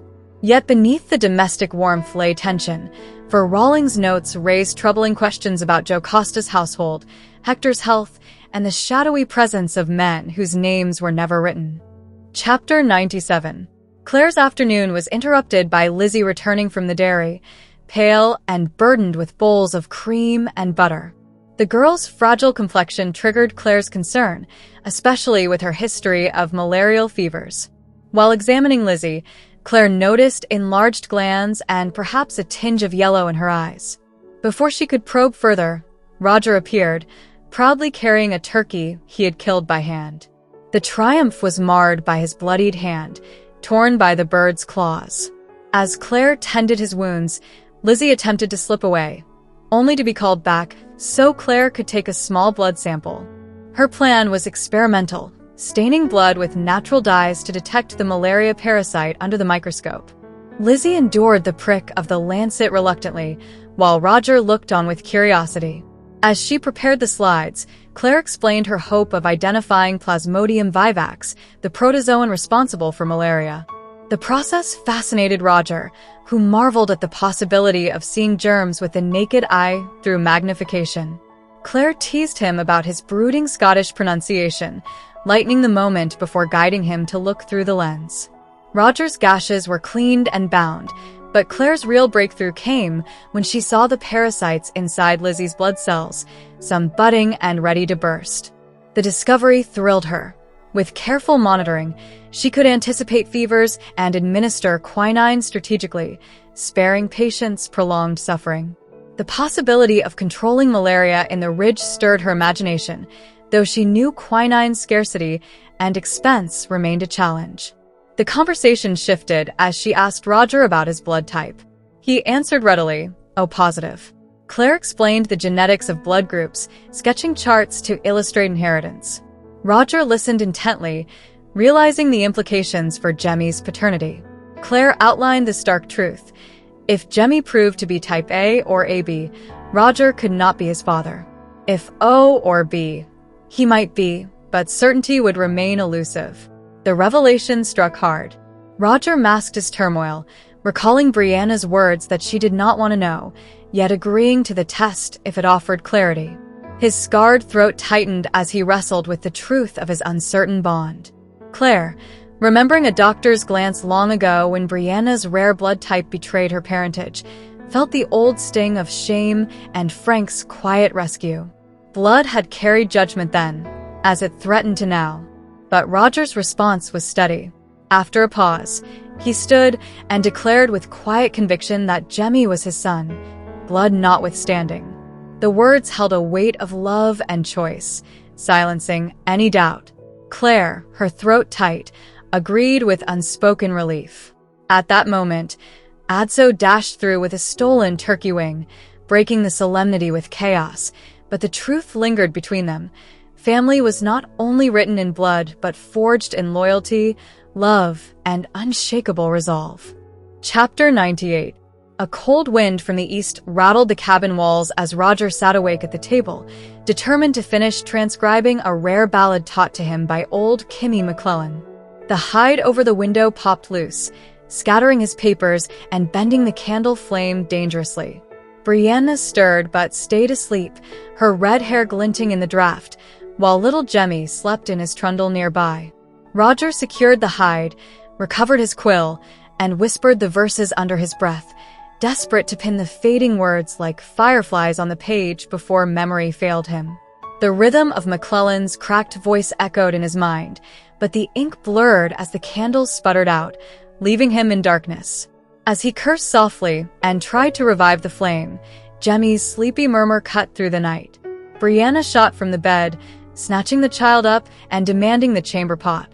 Roger scrambled on his knees to find it under the bed, still muttering fragments of the ballad as the words slipped from him like water. Willie was stricken o'er the head, tangled absurdly with Brianna's urgent instructions to go potty, until his mind replaced the lost verse with nonsense. The domestic scene was chaotic but intimate, Brianna balancing the drowsy boy on the pot while Roger relit the candle from the embers, poked the fire to life, and tried to help coax Jemmy awake enough to finish his business. They bickered gently over the meaning of potty, Roger explaining the Scottish daft, while Brianna glared, cross with fatigue. Jemmy murmured pooh dreamily, the word tickling Roger's memory even as it erased the last of McClellan's song. Yet when the boy finally succeeded, Roger spoke by instinct. Clever lad. And the word startled him. For a moment, it was not his own voice, but a warm contralto laced with laughter, like an echo from his past. As he emptied the pot outside and washed at the well, the memory opened a door long closed. Back in bed, Brianna rolled against him, warmer than the fire, and asked if he was finished working. Half asleep, Roger traced the origin of the phrase. His mother had said it. Go on, be clever, or do you need to be clever? Long ago, before she died. He had spoken her words without thinking, the voice slipping through him as naturally as breath. Brianna, suddenly awake, asked softly about the woman he never mentioned. He told her he was nearly 5 when she died, older than Jemmy now. She whispered her own fear, that if she died soon, Jemmy would never remember her, and he tried to reassure her, even knowing she was probably right. Roger's hands massaged her neck as he searched his fragmented memories. He recalled his mother's locket with tiny garnets, her spectacles, the tea caddy and biscuits, the blue flowers on her house dress, bits and pieces stored like objects in a box. His voice thickened with grief and shame as he admitted he rarely tried to remember her at all. Yet that night, Brianna's anguish cracked the door wider.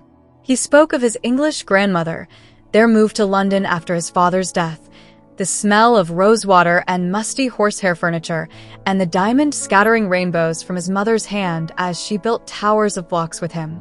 Their conversation turned to how Jemmy would know them if they were gone.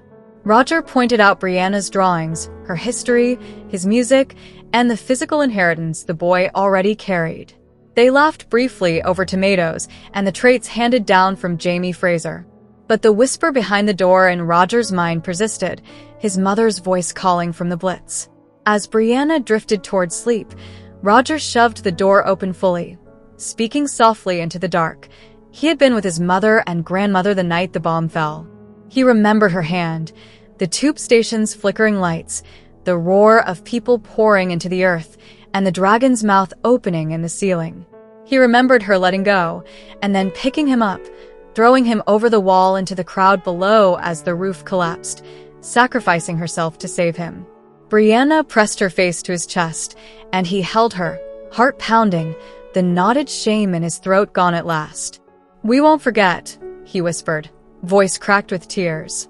Not Jemmy, not him. In his mind, he saw his mother's face shining among the stars, smiling at him. "Clever lad," she said again, and this time the voice was clear and his own. Chapter 99. As snow melted from the ridge, Claire felt both relief and unease at the thaw, which dissolved their temporary barrier from the outside world. Jamie, unchanged in his resolve, composed a carefully worded letter to Milford Lyon proposing the sale of his goods, illegal whiskey, and asking for a smuggler of proven ability. With the names of Priestley and Cornell as bait, he hoped to draw out Stephen Bonnet for a meeting. Claire tried to dismiss the risk, but the plan lurked in her mind like a storm on the horizon. When she returned from a childbirth, a sheaf of correspondence waited on Jamie's desk. Among routine letters lay one addressed in a strong, familiar hand, Jenny Fraser Murray's. Claire nearly opened it herself, fearing reproach, but honor held her back. Jamie arrived from Salem splashed with mud, washed hastily, and shut the study door before breaking the seal. His face revealed nothing, but his deep breath betrayed the weight of expectation. Jenny's letter began with a single word, brother, and a struggle to fill the page. She spoke of thrift, beeswax, and paper before admitting she could berate him but chose not to, wishing instead that he wear his self-woven hair shirt as the loss of her son chafed her own soul. She wrote not to punish, but to forgive, though forgiveness felt alien still. Jamie's brows rose as he read, captivated. She explained what led her to write, visiting her daughter Maggie and new granddaughter Angelica, then being lamed by a mule near Balrigan. Forced to seek shelter with Leaguer Mackenzie, she crept past the kale yard and stumbled upon Jamie's old arbor. Hidden by vines and rain, she overheard Leaguer in Hockmagandy, fornication, with an unknown man. Outrage and amazement warred in her, fury rising irrationally on Jamie's behalf. In that moment, she realized her feelings for her brother had not died. Her letter broke off, then resumed 2 days later. She wrote of dreaming of young Ian at Lallybroch or among the savages, persuading herself she would know if he were dead. Her loss of Ian haunted her nights, as the loss of Jamie haunted her days. She recalled their childhood, breaking the cream pitcher, Jamie taking the blame, father tossing them both. Jamie had made no sound the second time, and she had sworn never to be a coward again. Now she saw her blame of Jamie for Ian's departure as cowardice too. Loving men was dangerous business. They went where they must, and it was not a woman's part to reproach them for it. Jenny confessed she had been blessed. Her men always returned, maimed or singed but alive. She had expected it as her right and been wrong. Ian had been her last babe. She had treasured him, but he was a man, not a child. Whether Jamie could have stopped him or not, he would not. He was one of those damnable creatures, too. She closed with memories of their mother, who had loved Jamie always and on her deathbed charged Jenny to care for him, as though I could ever stop. Jamie set the paper down gently, his fingers kneading his hair as he bent his head. Tears glimmered in his eyes, his expression a bewildering mix of fury, laughter, and boyish vulnerability. "Oh, Christ. How in hell does she do that?" he muttered, wiping his nose. Claire handed him a handkerchief, her own heart lightened and curious about the man in Leaguer's arbor. A week later, a letter from Ian arrived with routine news, but no mention of Jenny's discovery. Claire delicately suggested Jamie ask, but he refused firmly. If Leaguer chose a lover, it was her own affair. He turned instead to castrating piglets, and Claire joined him out of practicality, donning Fergus's old shirt. They joked grimly about the choice between clipping teeth and risking bites or assaulting the other end and being spattered. Afterward, as the piglet settled, Jamie remarked cynically that a pair of ballocks may bring a man more sorrow than joy. Claire's thoughts lingered on that remark, on Jamie's brief marriage to Leaguer, and on his capacity for joy. Most of the time, she forgot he had shared Leaguer's bed at all. But Jenny's letter had stirred old shadows. That evening, Fergus and Marzali arrived with their children, filling the house with lively chaos. Germaine learning drafts from Jamie, the women trading birth stories by the fire, Fergus translating body ballads from Paris, and even little Germaine asking Jamie about his cells, delighted by scatological humor. Brianna nursed Jemmy, exchanging a knowing glance with Roger, while Lizzie shyly praised porridge with honey. The conviviality ended late with Fergus singing the prostitute's ballad in full. In bed afterward, Claire admired Jamie's lean, bronzed body in the candlelight as he teased her with verses from the song. Their intimacy turned playful, then urgent, until they both laughed at the absurdity of the imagery. Much later, she woke to find him on her again, moving with a mechanical, impersonal touch. Half asleep, he entered her roughly. Her startled protest snapped him awake, and he flung himself off the bed, dressed, and stormed out. Claire dressed and followed to the hay barn, where he pitched hay in the moonlight, working off his turmoil. Watching him, her own anger softened. She understood too well the irrationality of jealousy, having glimpsed it in herself over Frank. Leaguer was thousands of miles away, Frank even farther. Jealousy had nothing to do with logic. At last, Jamie sat on a bench, head in his hands, and she joined him. He confessed his bewilderment, how at 23 he had not understood the mix of desire and devotion, and now, loving Claire beyond time itself, he still felt a furious urge to hunt down the man with Leaguer. It was not jealousy, he claimed, or not only that. He wondered bitterly whether Leaguer's coldness had been his fault, then was shocked to learn she had once tried to have Claire accused as a witch. The revelation distracted him, but the knotted strain in his shoulders persisted until he bent his head on her shoulder and whispered, "I'm sorry." She held him until he relaxed. Then they walked back to the house hand in hand.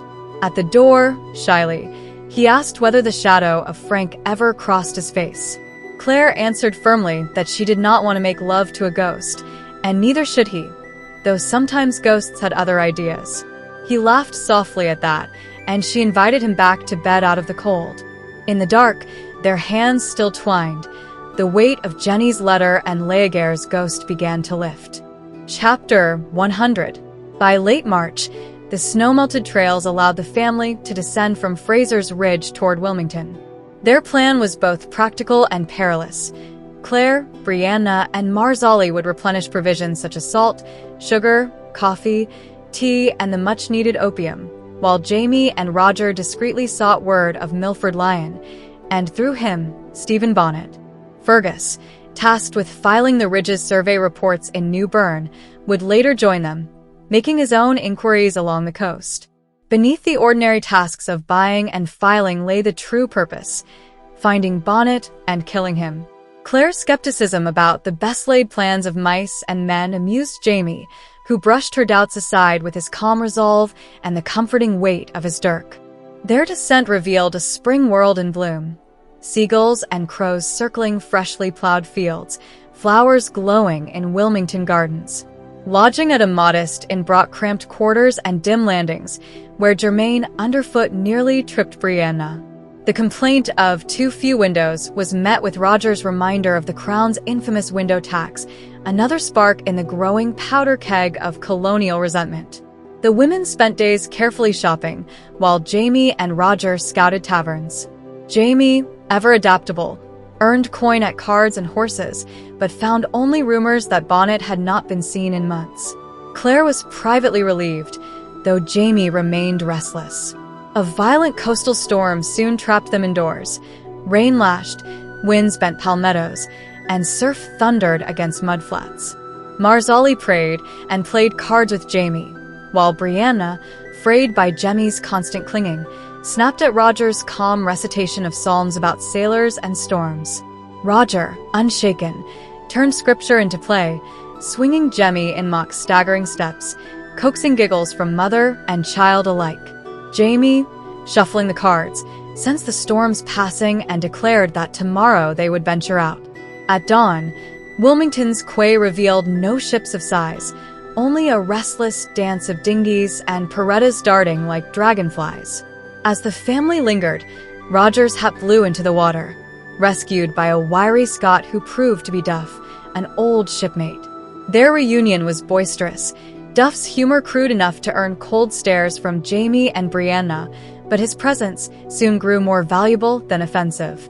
For Duff had once sailed with Stephen Bonnet. Jamie's probing questions quickly drew out Duff's cautious admissions.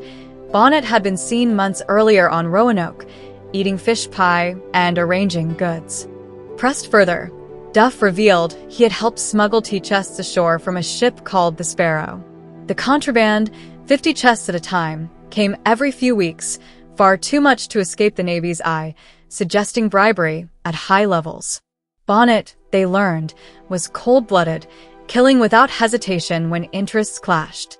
Peter, Duff's companion, bluntly confirmed it, miming a throat slit. Even as Jamie leaned dangerously green over the side of the Paretta, he kept asking questions, determined to follow every thread. Claire, pistol hidden in her lap, reminded the smugglers she would shoot if pressed. That firmness broke their evasions. Bonnet's shipments moved through Wiley's Landing, under the protection of a man named Butler, tied to Milford Lion. The final approach to Smith Island brought the stench of the dead whale, rank and overwhelming. Seabirds shrieked in clouds, tearing at its flesh, while townspeople gathered, handkerchiefs pressed to noses, some even carving meat from the carcass for dubious purposes. Jamie, gray as the rotting Leviathan, collapsed under a pine, groaning that he might rather swim home than endure another boat ride. Yet within his sickness lay grim satisfaction. Duff and Peter had given them Bonnet's trail. The family now stood on the cusp of a confrontation, the fetid smell of death mingling with the salt wind as omen of the darker hunt ahead. Chapter 101. The whale, sprawled immense and stinking on the sand, became a grotesque carnival. Children tugged mothers forward, eager to climb upon the carcass like a ship's deck. Brianna gave in, holding Jemmy back as Germaine darted toward the crowd, while Claire stood apart, wary of the reek and the sand fleas swarming her ankles. Crustaceans feasted without shame, and townsfolk hacked flesh for buckets, scavenged crabs, and laughed despite the nauseating stench. The spectacle of death was treated like festival, proof of human indifference when profit or novelty called. Roger spoke privately with Duff, while Peter drowsed in the boat. Soon after, Duff grew visibly restless, eager to return to his trade before the spectacle faded. Jamie, pale but composed now, joined Roger and pressed him hard. By the time Duff scuttled back to his Paretta, the truth had been sealed. Duff would carry a message to Milford Lion, arranging a meeting with Bonnet at Wiley's Landing within the week. Claire's stomach turned at the decision, the height of the lighthouse only adding to her vertigo as Jamie explained. They were stepping deliberately into danger, summoning the man who haunted their family. Atop the lighthouse, wind whipping hair into their eyes, Jamie and Roger confronted the question that lay heavier than the whale's carcass. Was Stephen Bonnet a man or a monster? Jamie's voice was calm, but edged as steel. He is a man, Ken, not a monster. But Roger's heart quailed. He remembered the fear Bonnet inspired, the cold confidence, the way sailors spoke of him as both respected and dreaded. A hard captain, but a good one, Roger admitted. Crews shipped with him because voyages prospered, because he always came safe to port. Fear and admiration mingled, and in that alchemy lay power. Claire's voice cut into their tension, asking whether Bonnet was cruel. Jamie answered that all captains were cruel when necessity demanded, but Claire's eyes softened as she looked at him, whispering words meant for him alone. He had never done more than he must. Roger felt the chasm widen between their views. Jamie's certainty forged by years of command and survival, Claire's tempered by love and knowledge of his soul, while his own was shadowed by memory of rope biting his neck and Bonnet's hand tipping him toward death. Jamie's insistence was quiet but unwavering. Bonnet was no demon, no supernatural force, only a man who could be killed. Yet he also allowed another truth to slip. A monster, something less than a man or more. The words carried the weight of old nightmares, for Jamie had known such men before. Randall, soldiers, jailers. Roger swallowed hard. The man who had violated Brianna, who haunted her dreams, who once had power over his life, was both. The ocean spread vast beneath them, mist blurring its edge until it seemed the world fell into nothingness. Claire clutched the railing, the wood slick with salt spray, and wondered if killing Bonnet would truly reduce him, strip away the monstrous shadow, leaving only a man whose heart would finally stop beating. Or would the act merely confirm their own descent into the brutal calculus of necessity? Wind rattled the boards of the tower, the smell of whale faint even at that height. Below, children still clambered and laughed. Marzali watched from the beach, and the tide pulled at the carcass with relentless hunger. Above, the three of them faced the truth. Bonnet waited, and within a week, they would stand before him. Whether they met a man or a monster remained uncertain, but one certainty bound them together against the crashing sea. Stephen Bonnet must die. Chapter 102. The dawn broke gray and wet as Jamie and Roger, ferried by Duff and Peter, approached Wiley's Landing. Marsh and mist made the place seem lonely and treacherous, a hidden smuggler's haven where Bonnet was meant to appear. Jamie, pale and seasick, touched the cartridge box at his belt for reassurance, while Roger fought his own inner battle, to remember Bonnet as a man, not a monster. His hands shook over pistols and sword, his mind filled with the memory of the pirates' brutality and the promise made to Brianna. The landing seemed deserted, only weathered sheds, a pen, and a small overturned boat on shore. They searched quickly, finding only rubbish and the nests of animals. Settling into the largest shed, their plan was simple: shoot Bonnet the moment he arrived. But the waiting gnawed at Roger, who finally claimed the right to strike the blow. Jamie studied him, then formally gave assent. As Brianna's husband, it was his duty. Yet Fraser promised if Roger fell, he would avenge him. A grim bargain bound them together. Tension sharpened as the tide shifted. At last, footsteps came across the wharf. Roger lunged from his hiding place, only to seize a woman by the throat. Flustered, he released her, Karina, a tall, bold Russian girl who laughed and made brazen advances despite the smell of pigs clinging to her clothes. Jamie intervened, pistol drawn, only for Karina's parents to appear. Mikhail Kemiduro, his formidable wife Iva, and their daughters, swineherds newly arrived to deliver Russian boars to Philip Wiley. Astonishment at their presence gave way to sudden danger when armed men stormed the dock. The fight erupted in chaos. Kemiduro fought like a bear, throttling one attacker before being clubbed down by Sheriff David Anstruther. Russian women shrieked and clawed, defending children.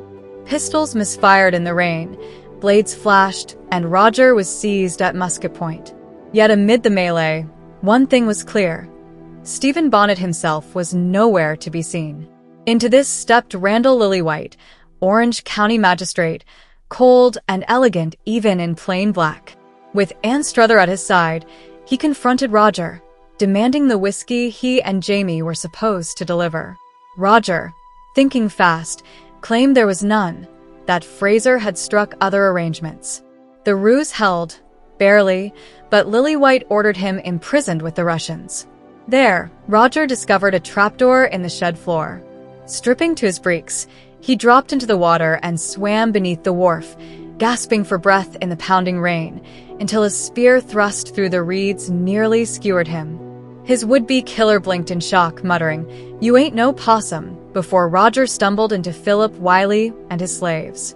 Wiley, stripped of society's finery and dressed for pig-catching, was irritable but not useless. Hearing Jamie's urgent account, he rallied his men with sticks and cane knives. Together they stormed the landing, shouting like an army. The attackers fled, taking Wiley's boat, but not before the Russians were freed.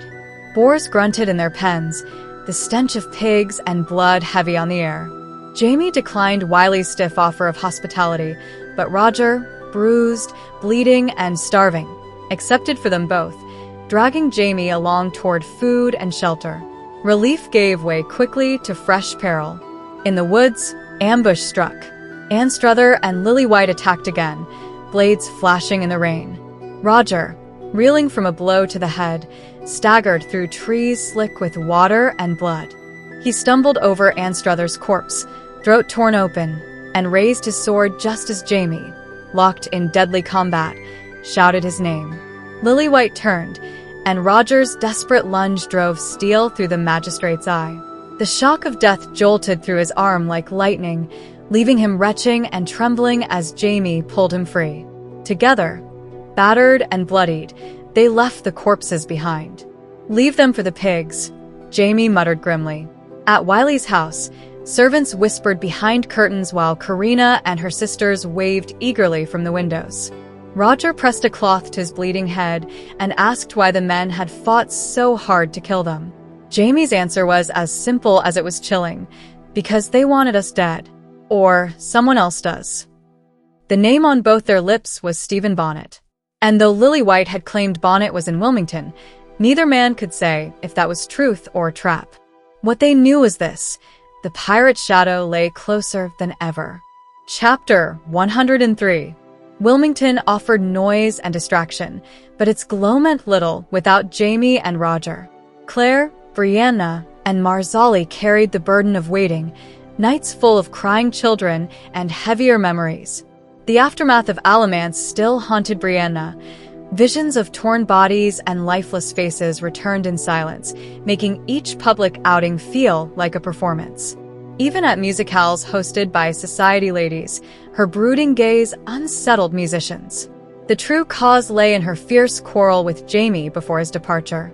She had pleaded against his pursuit of Stephen Bonnet, her anger meeting Jamie's unshakable resolve. Claire, caught between, knew Bonnet's evil and Jamie's honor. She also knew nothing could stop him. Roger, calm but steely, had made it plain he would not share a world with Bonnet, with or without Brianna's blessing. In the quiet of darkness, unspoken farewells bound husbands to wives. Days passed under the guise of normal outings.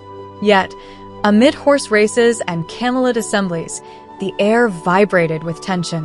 When Claire admired a wax myrtle candle at Mrs. Crawford's gathering, the details seemed trivial, yet it marked the path of fate. Seeking relief from confinement, Claire led her daughters and grandchildren on a seaside excursion. The goat cart creaked, children bickered, Marzali labored under pregnancy, and buckets swung ready for foraging. What promised an ordinary day unraveled into terror. Among thickets of wax myrtle, Claire, lost in thought, heard footsteps. Expecting Brianna, she turned and found Stephen Bonnet. His sudden presence froze her body, though her mind spun. If Bonnet stood here, Jamie and Roger still lived. Her panic shifted instantly to the children. Germaine, appearing with a dead rat, was ordered to run. Bonnet's interest in the boy's parentage confirmed his intent. Jemmy wandered into view, sunlight striking his hair like flame, and Bonnet's pale green eyes lit with dangerous recognition. Claire clutched him, denying the truth Bonnet insinuated, yet fear clamped her heart when he claimed Jamie and Roger were dead. He spoke freely of Wolfe and Lillywhite, conspiracies over Jocasta's gold, and hinted at plans to remove Duncan Innes. Claire played for time, but escape seemed impossible. Bonnet taunted her, savoring power. The forest thickened with dread until Marzali emerged, belly round, pistol raised. Germaine urged her to fire, but the weapon misfired, its charge falling useless to the sand. Bonnet lunged, grappling Claire to the ground. She clawed, thrashed, and reached for his pistol, flinging it away. His knife pressed against her throat when Brianna appeared, Jemmy clinging to her. The standoff hardened. Bonnet demanded submission. Claire begged for action, and Marzali trembled. At last, Brianna took the pistol Claire had torn free. With steady hands, she aimed not at Bonnet's chest but lower, where insult and vengeance intertwined. The shot rang, blood spattered and bonnet staggered, pale and gasping. Still alive, he lurched through the scrub, leaving streaks of red, then vanished into tangled growth. Silence fell except for the children's cries and the patter of rain beginning overhead. Claire, throat raw, clung to certainty that Jamie and Roger yet lived. 2 days later, pounding at the inn door proved her faith right. Roger, bruised but alive, leaned against Brianna's lap while she bathed his bloodied scalp.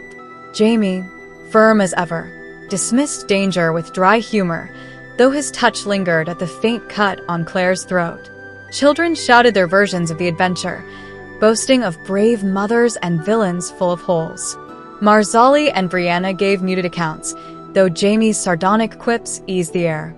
Fergus soon arrived with deeds secured, yet one shadow remained, Bonnet's fate uncertain. Plans shifted swiftly. Jamie, resolute, declared he and Claire would ride west to River Run.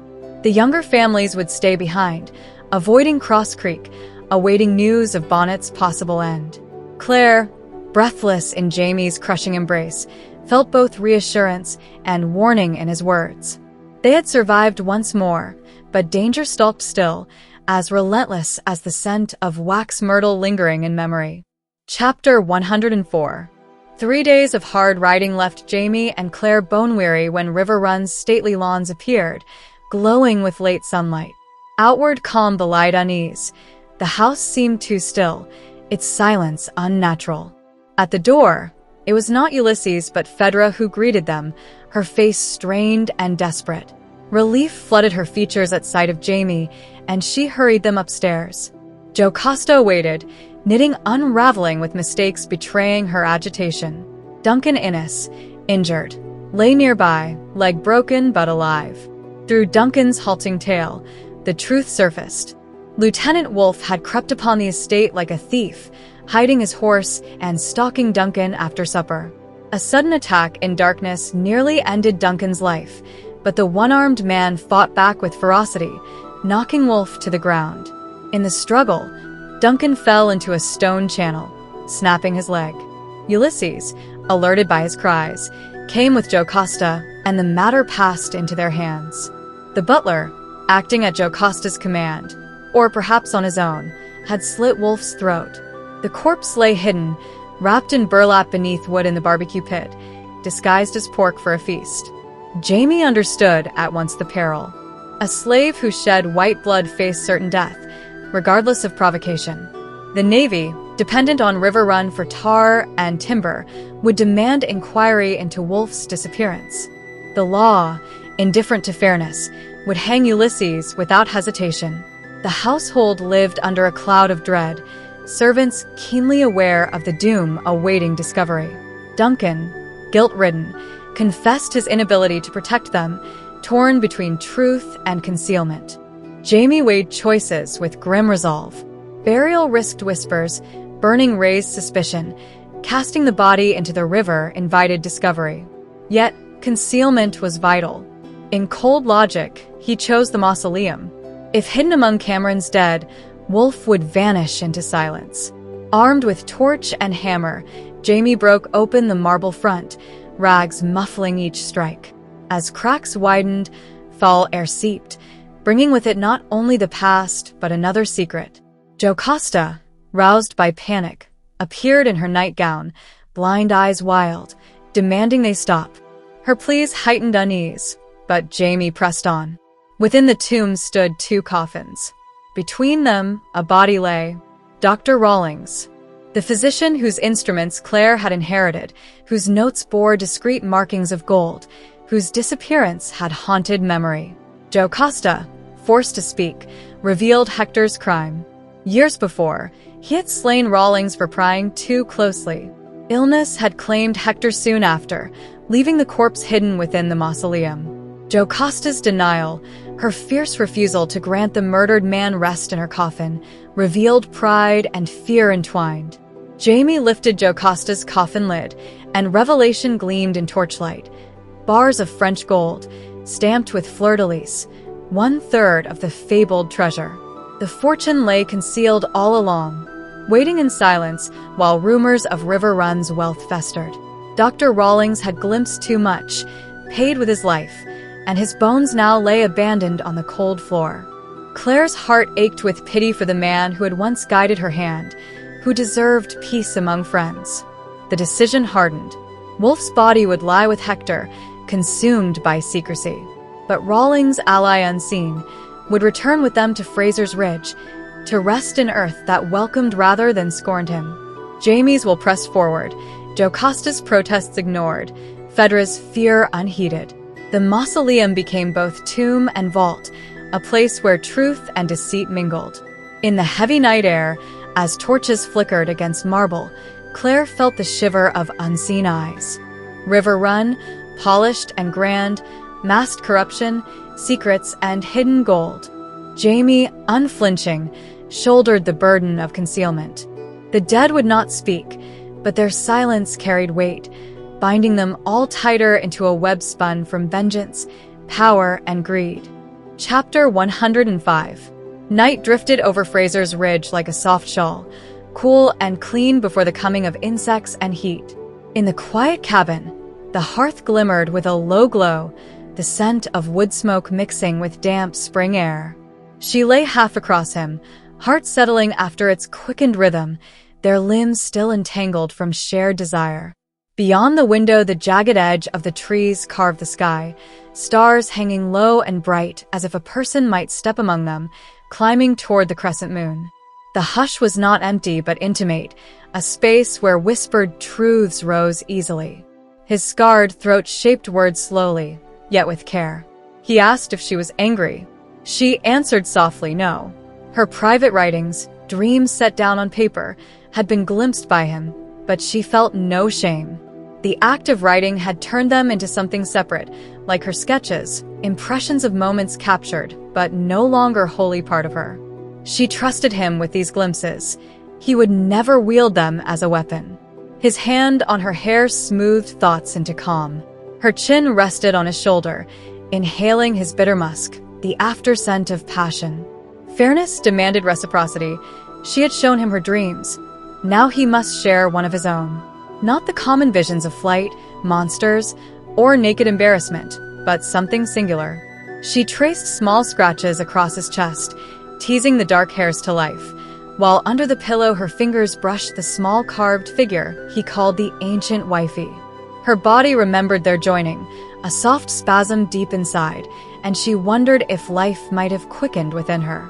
He turned his head, lashes black as tree lines against his cheek, moss-colored eyes thoughtful. When he looked back, the cabin's shadows held them in a private world. He could be romantic, he whispered. His dream could be here, the two of them alone with their children, Jemmy asleep nearby. But that was a waking hope, not a true dream. She pressed her forehead to his shoulder, urging honesty. Silence settled like a blanket. At last, his voice rose again, almost inaudible. Sometimes, he said, he dreamed he was singing. He woke with his throat aching. She asked what he sang, but he shook his head against the linen pillow.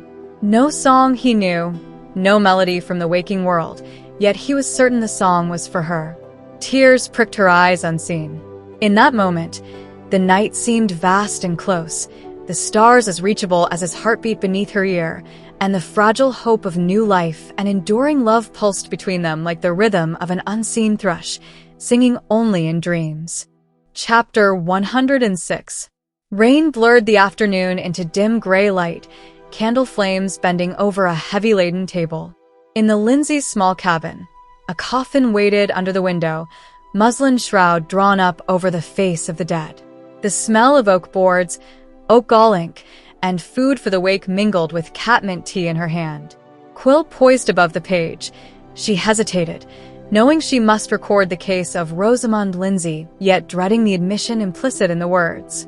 The notes began clinically. A severe axe wound to the left hand, untreated for days, infection spreading, thumb black with gangrene, fever burning high. She had recommended amputation at the elbow to save the woman's life, but Rosamond refused, insisting instead on a pigeon poultice brought by her husband. Claire had compromised, removing the thumb, draining the wound, applying a crude penicillin powder from rotted cassava rind, followed by garlic, barberry salve, and finally the pigeon poultice at the husband's insistence. She had injected a liquid suspension of the same antibiotic. The patient worsened. Rash spread across arm and torso, delirium deepened, breathing faltered. Permission for amputation denied, Claire could only repeat treatment. Rosamund lapsed into unconsciousness and died before dawn, her throat swelling shut. Now, pen scratching, Claire debated what to call the cause: septicemia, embolism, or anaphylaxis from the unpurified medicine. She leaned toward the last. To write it down felt like confessing to manslaughter, though she knew she had done her best. Yet the record mattered. Someone in the future might learn from her failure, might save a life she could not. She paused, quill rolling between fingers. The casebook held her experiments: bread molds, pawpaw, rotted melons, painstaking notes. She was alone, the only trained healer for miles, her knowledge fragile as paper in damp air. Age 44, she wrote slowly. Custom dictated pious final moments, but Rosamund had had none. Dying congested, bulging-eyed, suffocating while Claire's knife pierced her throat in a futile tracheotomy. First, do no harm, the oath said, but harm was too easily done, even with the best intentions. Across the room, Brianna and Marzali prepared food, whispering, their hands moving like moths. Claire's gaze lingered on her daughter, thinking of succession. She would not live forever. Who would inherit her knowledge? Brianna had courage, tenderness, even steadiness under blood, yet lacked the instinct for healing. She was Jamie's daughter more than hers, warrior heart rather than physician's. Claire felt a quiet grief at the realization. Outside, a man's chant drifted through rain, Roger Mackenzie beginning the Gaelic Caithras for Rosamund. He had never heard one before, yet Jamie's hand on his arm had guided him, telling him only to be loud. The voices rose and faded with the shifting wind as men gathered mourners for the wake.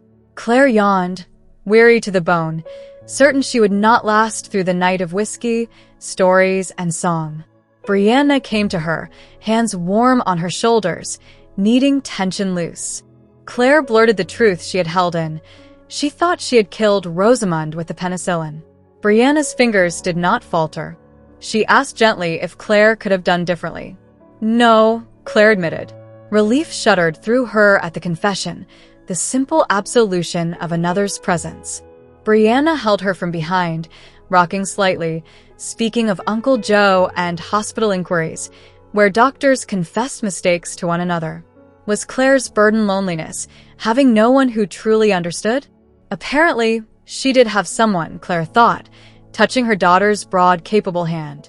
She could not make Brianna a doctor, but she had somehow taught her to be a mother, one who soothed, steadied, and forgave. The big room lay ready for the wake, shadows flickering over the coffin. Frasers Ridge had been a brief haven for Rosamund Lindsay, but would honor her now in death. Claire sighed, drawing peace from the house's stillness, then turned back to her book. She dipped the quill and began to write, for the sake of the unknown physician who might one day need to know, even if the cost of that knowledge was her own guilt. Chapter 107. He clung to her body like wax, slick and suffocating. Sweat soaked her shift, leaving it translucent and clinging, her skin pulsing in waves of fire though the summer night should have been cool. Jamie lay asleep, hair dark across the pillow, his breath steady, while she rose quietly, unwilling to disturb him. Barefoot, she crossed the hall to the small room with its shuttered window. Stripping off the wet linen, she opened the shutters wide and gasped as the rush of night air swept across her, cool and green with the smell of leaves. Relief shivered over her, damp skin prickling as peace returned. Leaning on the sill, naked, she watched the slope of the ridge fall away to the dark line of the river. The night breathed around her, birds restless, leaves murmuring, and then the cry of a child floated on the air. Jemmy's wail drifted up, then grew louder as Roger emerged from the cabin below, carrying the boy into the trees. The sound stirred her body's memory, breasts tingling with old instinct, making her reflect on times passing, How long before such responses faded? Would their loss bring grief, or a calm release into spirit? Flesh was gift and burden both, its pleasures shadowed by its pains, yet she could not wish to be free of it. The cries softened under Roger's voice, ragged and broken though it was. He sang, words forced through his scarred throat in torn whispers, Clementine shaped with gasps between phrases. The tune was hardly music, yet it calmed the child, and tears pricked her eyes at the raw tenderness of it. She turned from the window, hiding emotion just as Jamie's presence filled the room. He came quietly, tall and pale in moonlight, asking if she was fevered. She assured him she was not, only overheated. His hand brushed her forehead, his warmth mingling with the cool draft. Together they stood, listening to warblers and owls in the night. Their talk meandered to Lawrence Stone, the odd naturalist whose dried spiders and pungent odor had left strong memory. Jamie's chuckle carried affection, and his teasing nose sought the scents clinging to her skin: onion, garlic, vinegar, butter, herbs, and finally her own musk. His words, half mocking, half reverent, named her Ma Petite Fleur. She laughed, resisting his playful hunt along her arm and shoulder, though his touch sparked heat again. He knelt, burying his face between her breasts, and she remembered the tiny vial of perfumed oil she had worn, a rare indulgence. His apology came softly, that he had fallen asleep when she had wanted him. She smoothed his hair, forgiving, her body already stirring to his. He lifted her suddenly, setting her on the windowsill, cool wood beneath her, stars vast and endless beyond. His hands anchored her, his breath and touch drawing fire back into her flesh. She clung to him, legs tight around his hips, his voice urging her to let go, to trust his strength. She leaned back into air and night, safe in his hold, the world spinning in heat and shadow until all that existed was their union, burning bright as a falling star. Later, drowsy in the tangled bed, she teased him to finish his tale of Stern. He explained the naturalist's curious experiment with caged birds, ink, and blotting paper. Footprints had shown a restless striving toward the southeast, the direction of migration, though the young birds had never flown it before.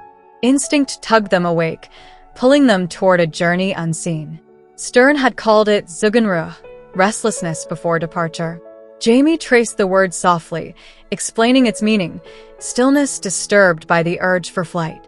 She pressed her forehead to his shoulder, breathing his scent, teasing him in turn with "Oh da He wrinkled his nose, naming himself Goat or perhaps Skunk, and they laughed together under the gauze netting. Outside, the birds sang all night long, their unease echoing her own sense of life's urgencies, of journeys yet to come. Chapter 108. Morning broke cool and bright, the men working near the hogbin with tools and stone. Jemmy toddled behind, arms straining around a rock larger than his hands could hold, determination written on his small face. Roger squatted, offering to help, but Jem insisted. "Me do," Jamie teased, warning his grandson of mother's displeased, yet the boy clung stubbornly to his task. Voices soon rose from the house, women calling with mounting irritation. Roger and Jamie exchanged helpless amusement as Jemmy refused to return, until finally Roger scooped him up, rock and all, the child arching in protest, yelling to be allowed to help. The searchers' cries grew louder, female voices sharp with worry. Jamie went to calm them, promising to bear the brunt of their wrath, while Roger managed Jemmy's flailing limbs. When Jamie returned, his shirt concealed a stolen bounty, warm biscuits dripping with butter and honey. The three shared the prize with laughter, though Jem soon wore more of it than he ate, his smock streaked, his face sticky and shining. Roger despaired at Brianna's reaction, but Jamie shrugged, joking that pigs might be more drawn to the scent than mothers would notice. His words proved prophetic. At the stone pillar, Roger labored with granite, sweat soaking his bandaged head and shirt. Jemmy tugged at his breeches, whispering, "Pig, Daddy. Big pig." Looking up, Roger froze. A massive black boar stood only yards away, tusks gleaming, eyes fixed on them. Muscles trembling, Roger told Jem to get behind him, every thought flashing with danger. The boy's scent of honey, the boar sighs, its hunger. The beast advanced, cautious but deadly. At Jemmy's frightened cry for his grandfather, the animal lowered its head, bristles rising. Roger shouted for the boy to run, flung his heavy stone at the charging bulk, then braced for impact. The fight was chaos. The boar struck like a storm, tusks slashing, Roger kicking, grappling, thrown and stumbling in pain. His knee buckled, palms ripped raw, yet he clung to survival. Jamie appeared, dirk flashing, calling the clan cry Tulak Ard. He slashed, dodged, and shouted for Roger to arm him with a spear. Roger seized a splintered fence pole, braced it, and roared defiance at the beast. Together they struck, blood spurting, the pig shrieking in rage. Amid the frenzy came a cry that froze Roger's heart. Jemmy, small dirk raised, charging the wounded monster. Terror clutched him, but before disaster struck, a gray blur streaked from the trees. Wolves. Roger hurled himself over his son, shielding him with his body, knife clenched, whispering calm promises though his neck lay exposed to tooth or tusk. The cacophony of pig, wolf, and Jamie's Gaelic curses filled the air until, suddenly, silence fell. The boar staggered, an arrow jutting from its side, then collapsed. Roger lifted his head, dazed, to see an Indian at the forest's edge, bow still in hand. Relief surged, mixed with disbelief, as he recognized the young man. Jamie, smeared with blood and mud, stared too, his face breaking into incredulous joy. "It's Ian," he whispered, wonder thick in his voice. Ian Murray, long lost, stood before them once more, returned in the moment between life and death, when family and fate had nearly been torn apart by tusks and teeth. Chapter 109. The women of the Ridge had gathered to prepare the final touches for Lizzie's trousseau. With no mother to guide her, the community of wives and daughters had filled the gap, stitching garments, knitting stockings, and piecing quilts. The house smelled of tea and apple scones, with voices rising in cheerful gossip. Amid the laughter about husbands' nocturnal habits, Claire saw Jamie appear in the doorway. His clothes were torn, streaked with mud, yet his eyes held a glimmer of joy. Without disturbing the circle, he caught her attention, signaled urgently, and drew her into the hall. Outside, a tall figure waited on the stoop, lean and weathered, his face marked with tattoos, his hazel eyes familiar. It was Ian, returned after years among the Mohawk, with Rollo bounding at his side. Claire rushed to embrace him, overwhelmed with relief, her tears startling the wolf dog, who pressed his cold nose to her hand. A shout of delight burst from Jemmy as he collided with Rollo in ecstatic play. Brianna hurried to the door, astonishment on her face, and Ian clasped her close. The porch soon filled with women, questions tumbling over one another, while Ian endured the tide of excitement with quiet reserve. Through the confusion, Claire noticed the contrast between Roger, sporting a bruised eye, and Jamie, his shirt ripped and bloodied. Jemmy, his hair wet and clean, looked suspiciously tidy for the chaos that clearly had unfolded. When pressed, Jamie admitted only that a hog had been slain, as though this explained everything. Yet beneath his grin was the quiet gravity of a man who carried heavier knowledge. At supper, the air vibrated with joy and curiosity. Ian said little, revealing only that he had returned for good. He offered no details of his wife Emily or the child who should have been near walking age. Jamie's face softened with affection and sorrow, understanding more than was spoken. Ian's eyes seemed older, carrying the weight of loss, though he smiled warmly, speaking Scots again with his uncle, the language a tether to his past. Later, in the surgery, Ian revealed a small leather bag. From it he withdrew a black book, its pages filled with Latin words written not by quill, but by ballpoint pen. The writing belonged to Ottertooth, the mysterious figure whose skull lay in their burial ground. The words revealed the story of Robert Springer, a man of the 20th century who had crossed through the stones with companions. He had carried gems, believing them the keys to passage. He wrote of failure, despair, and determination, claiming their cause was to rouse the Iroquois against the settlers, to rewrite history, to keep the land from being consumed. The journal bore Mohawk names, proof of companions who had once stood with him. Yet when he awoke alone, he had wandered, filled with sorrow and resolve. His descriptions carried the strangeness of a man caught between times, disoriented yet certain of his mission. Claire felt a shiver as she read, sensing his desperation across centuries. She knew the truth of his fate, the head with silver fillings buried near their home, the restless spirit that had haunted her. When Jamie clutched the opal Claire had once carried, the stone grew hot and sang with an eerie hum. In a sudden explosion, it shattered, scattering needles of fire through wood and flesh. No one was gravely harmed, though Roger bled from a graze and Ian plucked shards from his calf. The danger had passed, but the shock remained. Claire realized the stone had reacted because Jamie could hear time's voice. Experiments followed with the gemstones Jamie kept hidden in wax. The stones felt warm to Claire, Brianna, and Roger, but not to Jamie or Ian. When Jamie touched the emerald, he smiled and declared it hot, his innocence masking the enormity of what it meant. He had the gift, the same dangerous gift his mother and father carried. The discussion turned to heredity, to traits passed unseen from parents to children. Claire explained the science of genes, the interplay of dominant and recessive traits.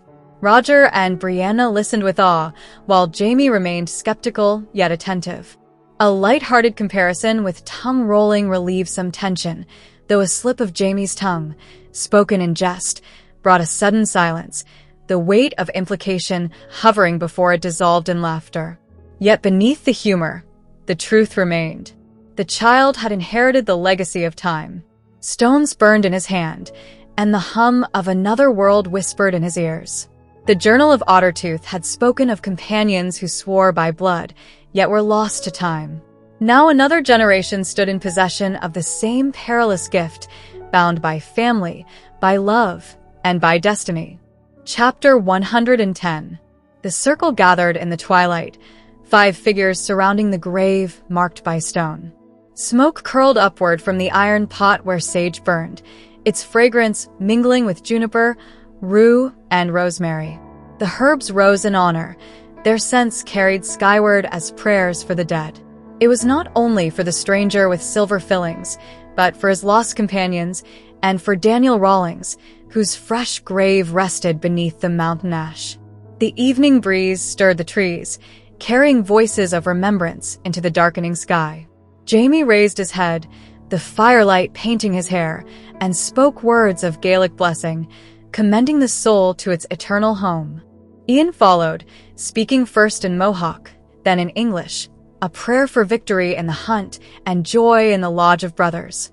Roger's scarred voice joined, husky yet steady, reciting verses from scripture about mortality and the frailty of man. Silence fell afterward, broken only by the hiss of water poured over embers as Brianna doused the fire, the smoke drifting like spirits into the night. The path home wound through woods alive with fireflies. Their glow shimmered among the trees, faint lanterns of the twilight. Roger walked with thoughts heavy, his son at the heart of them. Jamie had touched the stones, and the truth of his gift now lay bare.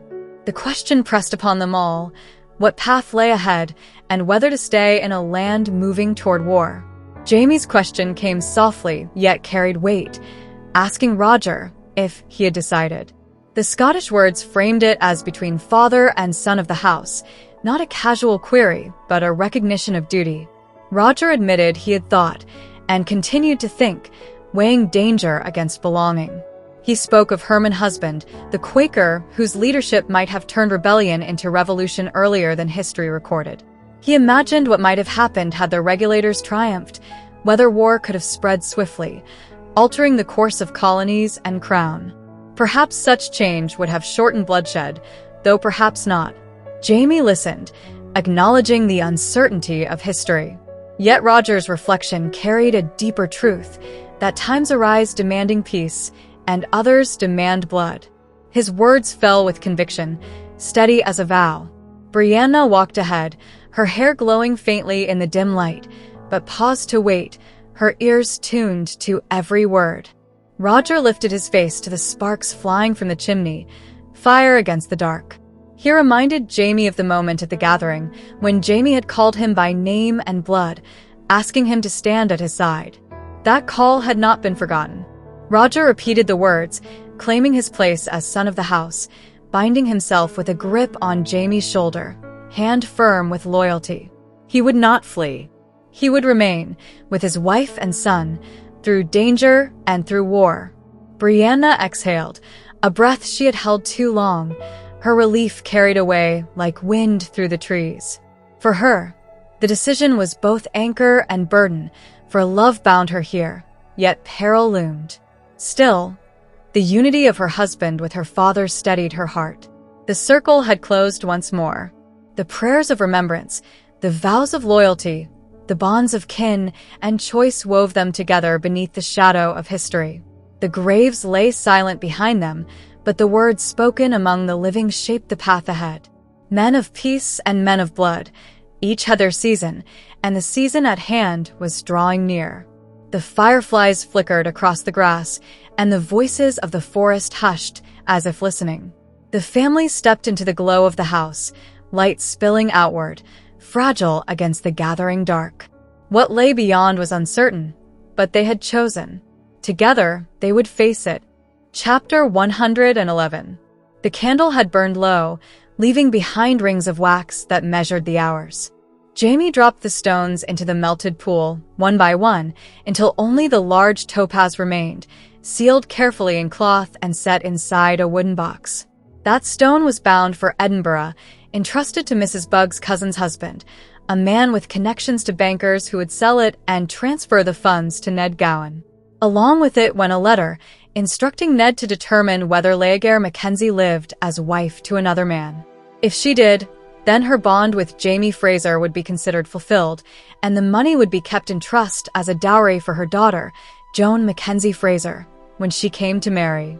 Claire asked Jamie if he wanted to know the name of that man, but he refused. For him, the unanswered question would be penance enough. Down the hall, the voices of their family filled the house. Brianna spoke with Mrs. Bugg and scolded Jemmy, who squealed in delight as Roger lifted him.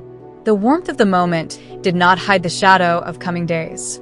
Claire asked if Jamie thought Roger had chosen well in the decision that would shape their path. Jamie's answer came not in quick words, but in a book he lifted from the shelf, Thucydides, worn from years of use. He opened to a passage he had memorized, words that spoke of courage not as blind valor, but as a clear vision of danger and glory, embraced nonetheless. He read aloud, though the meaning came from his heart more than the page. Outside, the slam of a door and Roger's voice echoed, warning Jemmy as Bree's lighter reply faded into the distance. Their laughter gave way to silence, broken only by the sounds of the mountain, the wind in the trees, birdsong, water rushing somewhere unseen, and the scattered noise of daily life on the ridge. Claire touched Jamie's shoulder as he held the book. He denied being brave, insisting that true courage required choice, and in his heart he felt he no longer had won. She pressed him gently, asking if he believed he had been forced into this path. His eyes turned toward the window, to the red spruce, the oak grove, the brambles, and the barley covering the blackened ground where the fiery cross once stood. That place of oath and summons was now silent, reclaimed by the earth. Claire listened to the mountain and admitted he was right. The future pressed forward without choice, carrying them into the storm of war. She found a fragile peace in the thought, anchoring herself to him by twining her fingers in his hair, clinging to the sense of his presence. Still, she asked about the choices he had made before, the ones that had shaped their life together. Those, she insisted, were acts of courage, not necessity. Her fingers traced the old scar on his scalp, hidden beneath his ruddy hair, a mark of battles long past. He leaned back into her touch, turning so her hand cupped his jaw. With a smile, he reminded her that she knew the truth of his choices better than anyone, calling her Sassenach with the intimacy that bound them across years and trials. She sat close beside him, her hand on his leg, his hand on hers, both watching as dark clouds gathered over the river, looming like distant war. The storm ahead carried the same inevitability as their fate. Whether by choice or compulsion, the result would be the same. They would stand together and endure. Jamie's grip on her hand tightened, pressing the metal of her ring into her skin, a physical reminder of their bond. His gaze remained fixed on the horizon, beyond the dooryard, past the mountains and the clouds rolling toward them. At last, he turned to her, his words quiet, weighted with the knowledge of parting that might one day come. He told her that if ever the day arrived when they were torn apart, and if his final words were not a declaration of love, she must know it was only because he had no time to speak them. The words lingered between them like a vow, binding love and mortality together. Outside, the ridge lived and breathed with its small noises, while inside, the candle's flame had gone out, leaving behind the memory of light and the certainty of shadows approaching.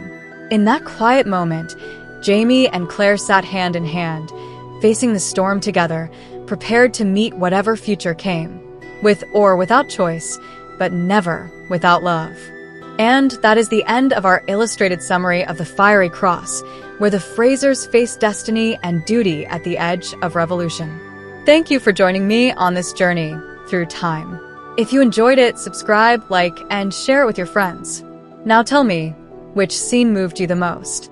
Brianna and Roger's wedding, Jamie's oath by fire, or Claire's fight against fate? Your comments help this channel stay alive and allow us to keep exploring the Outlander universe.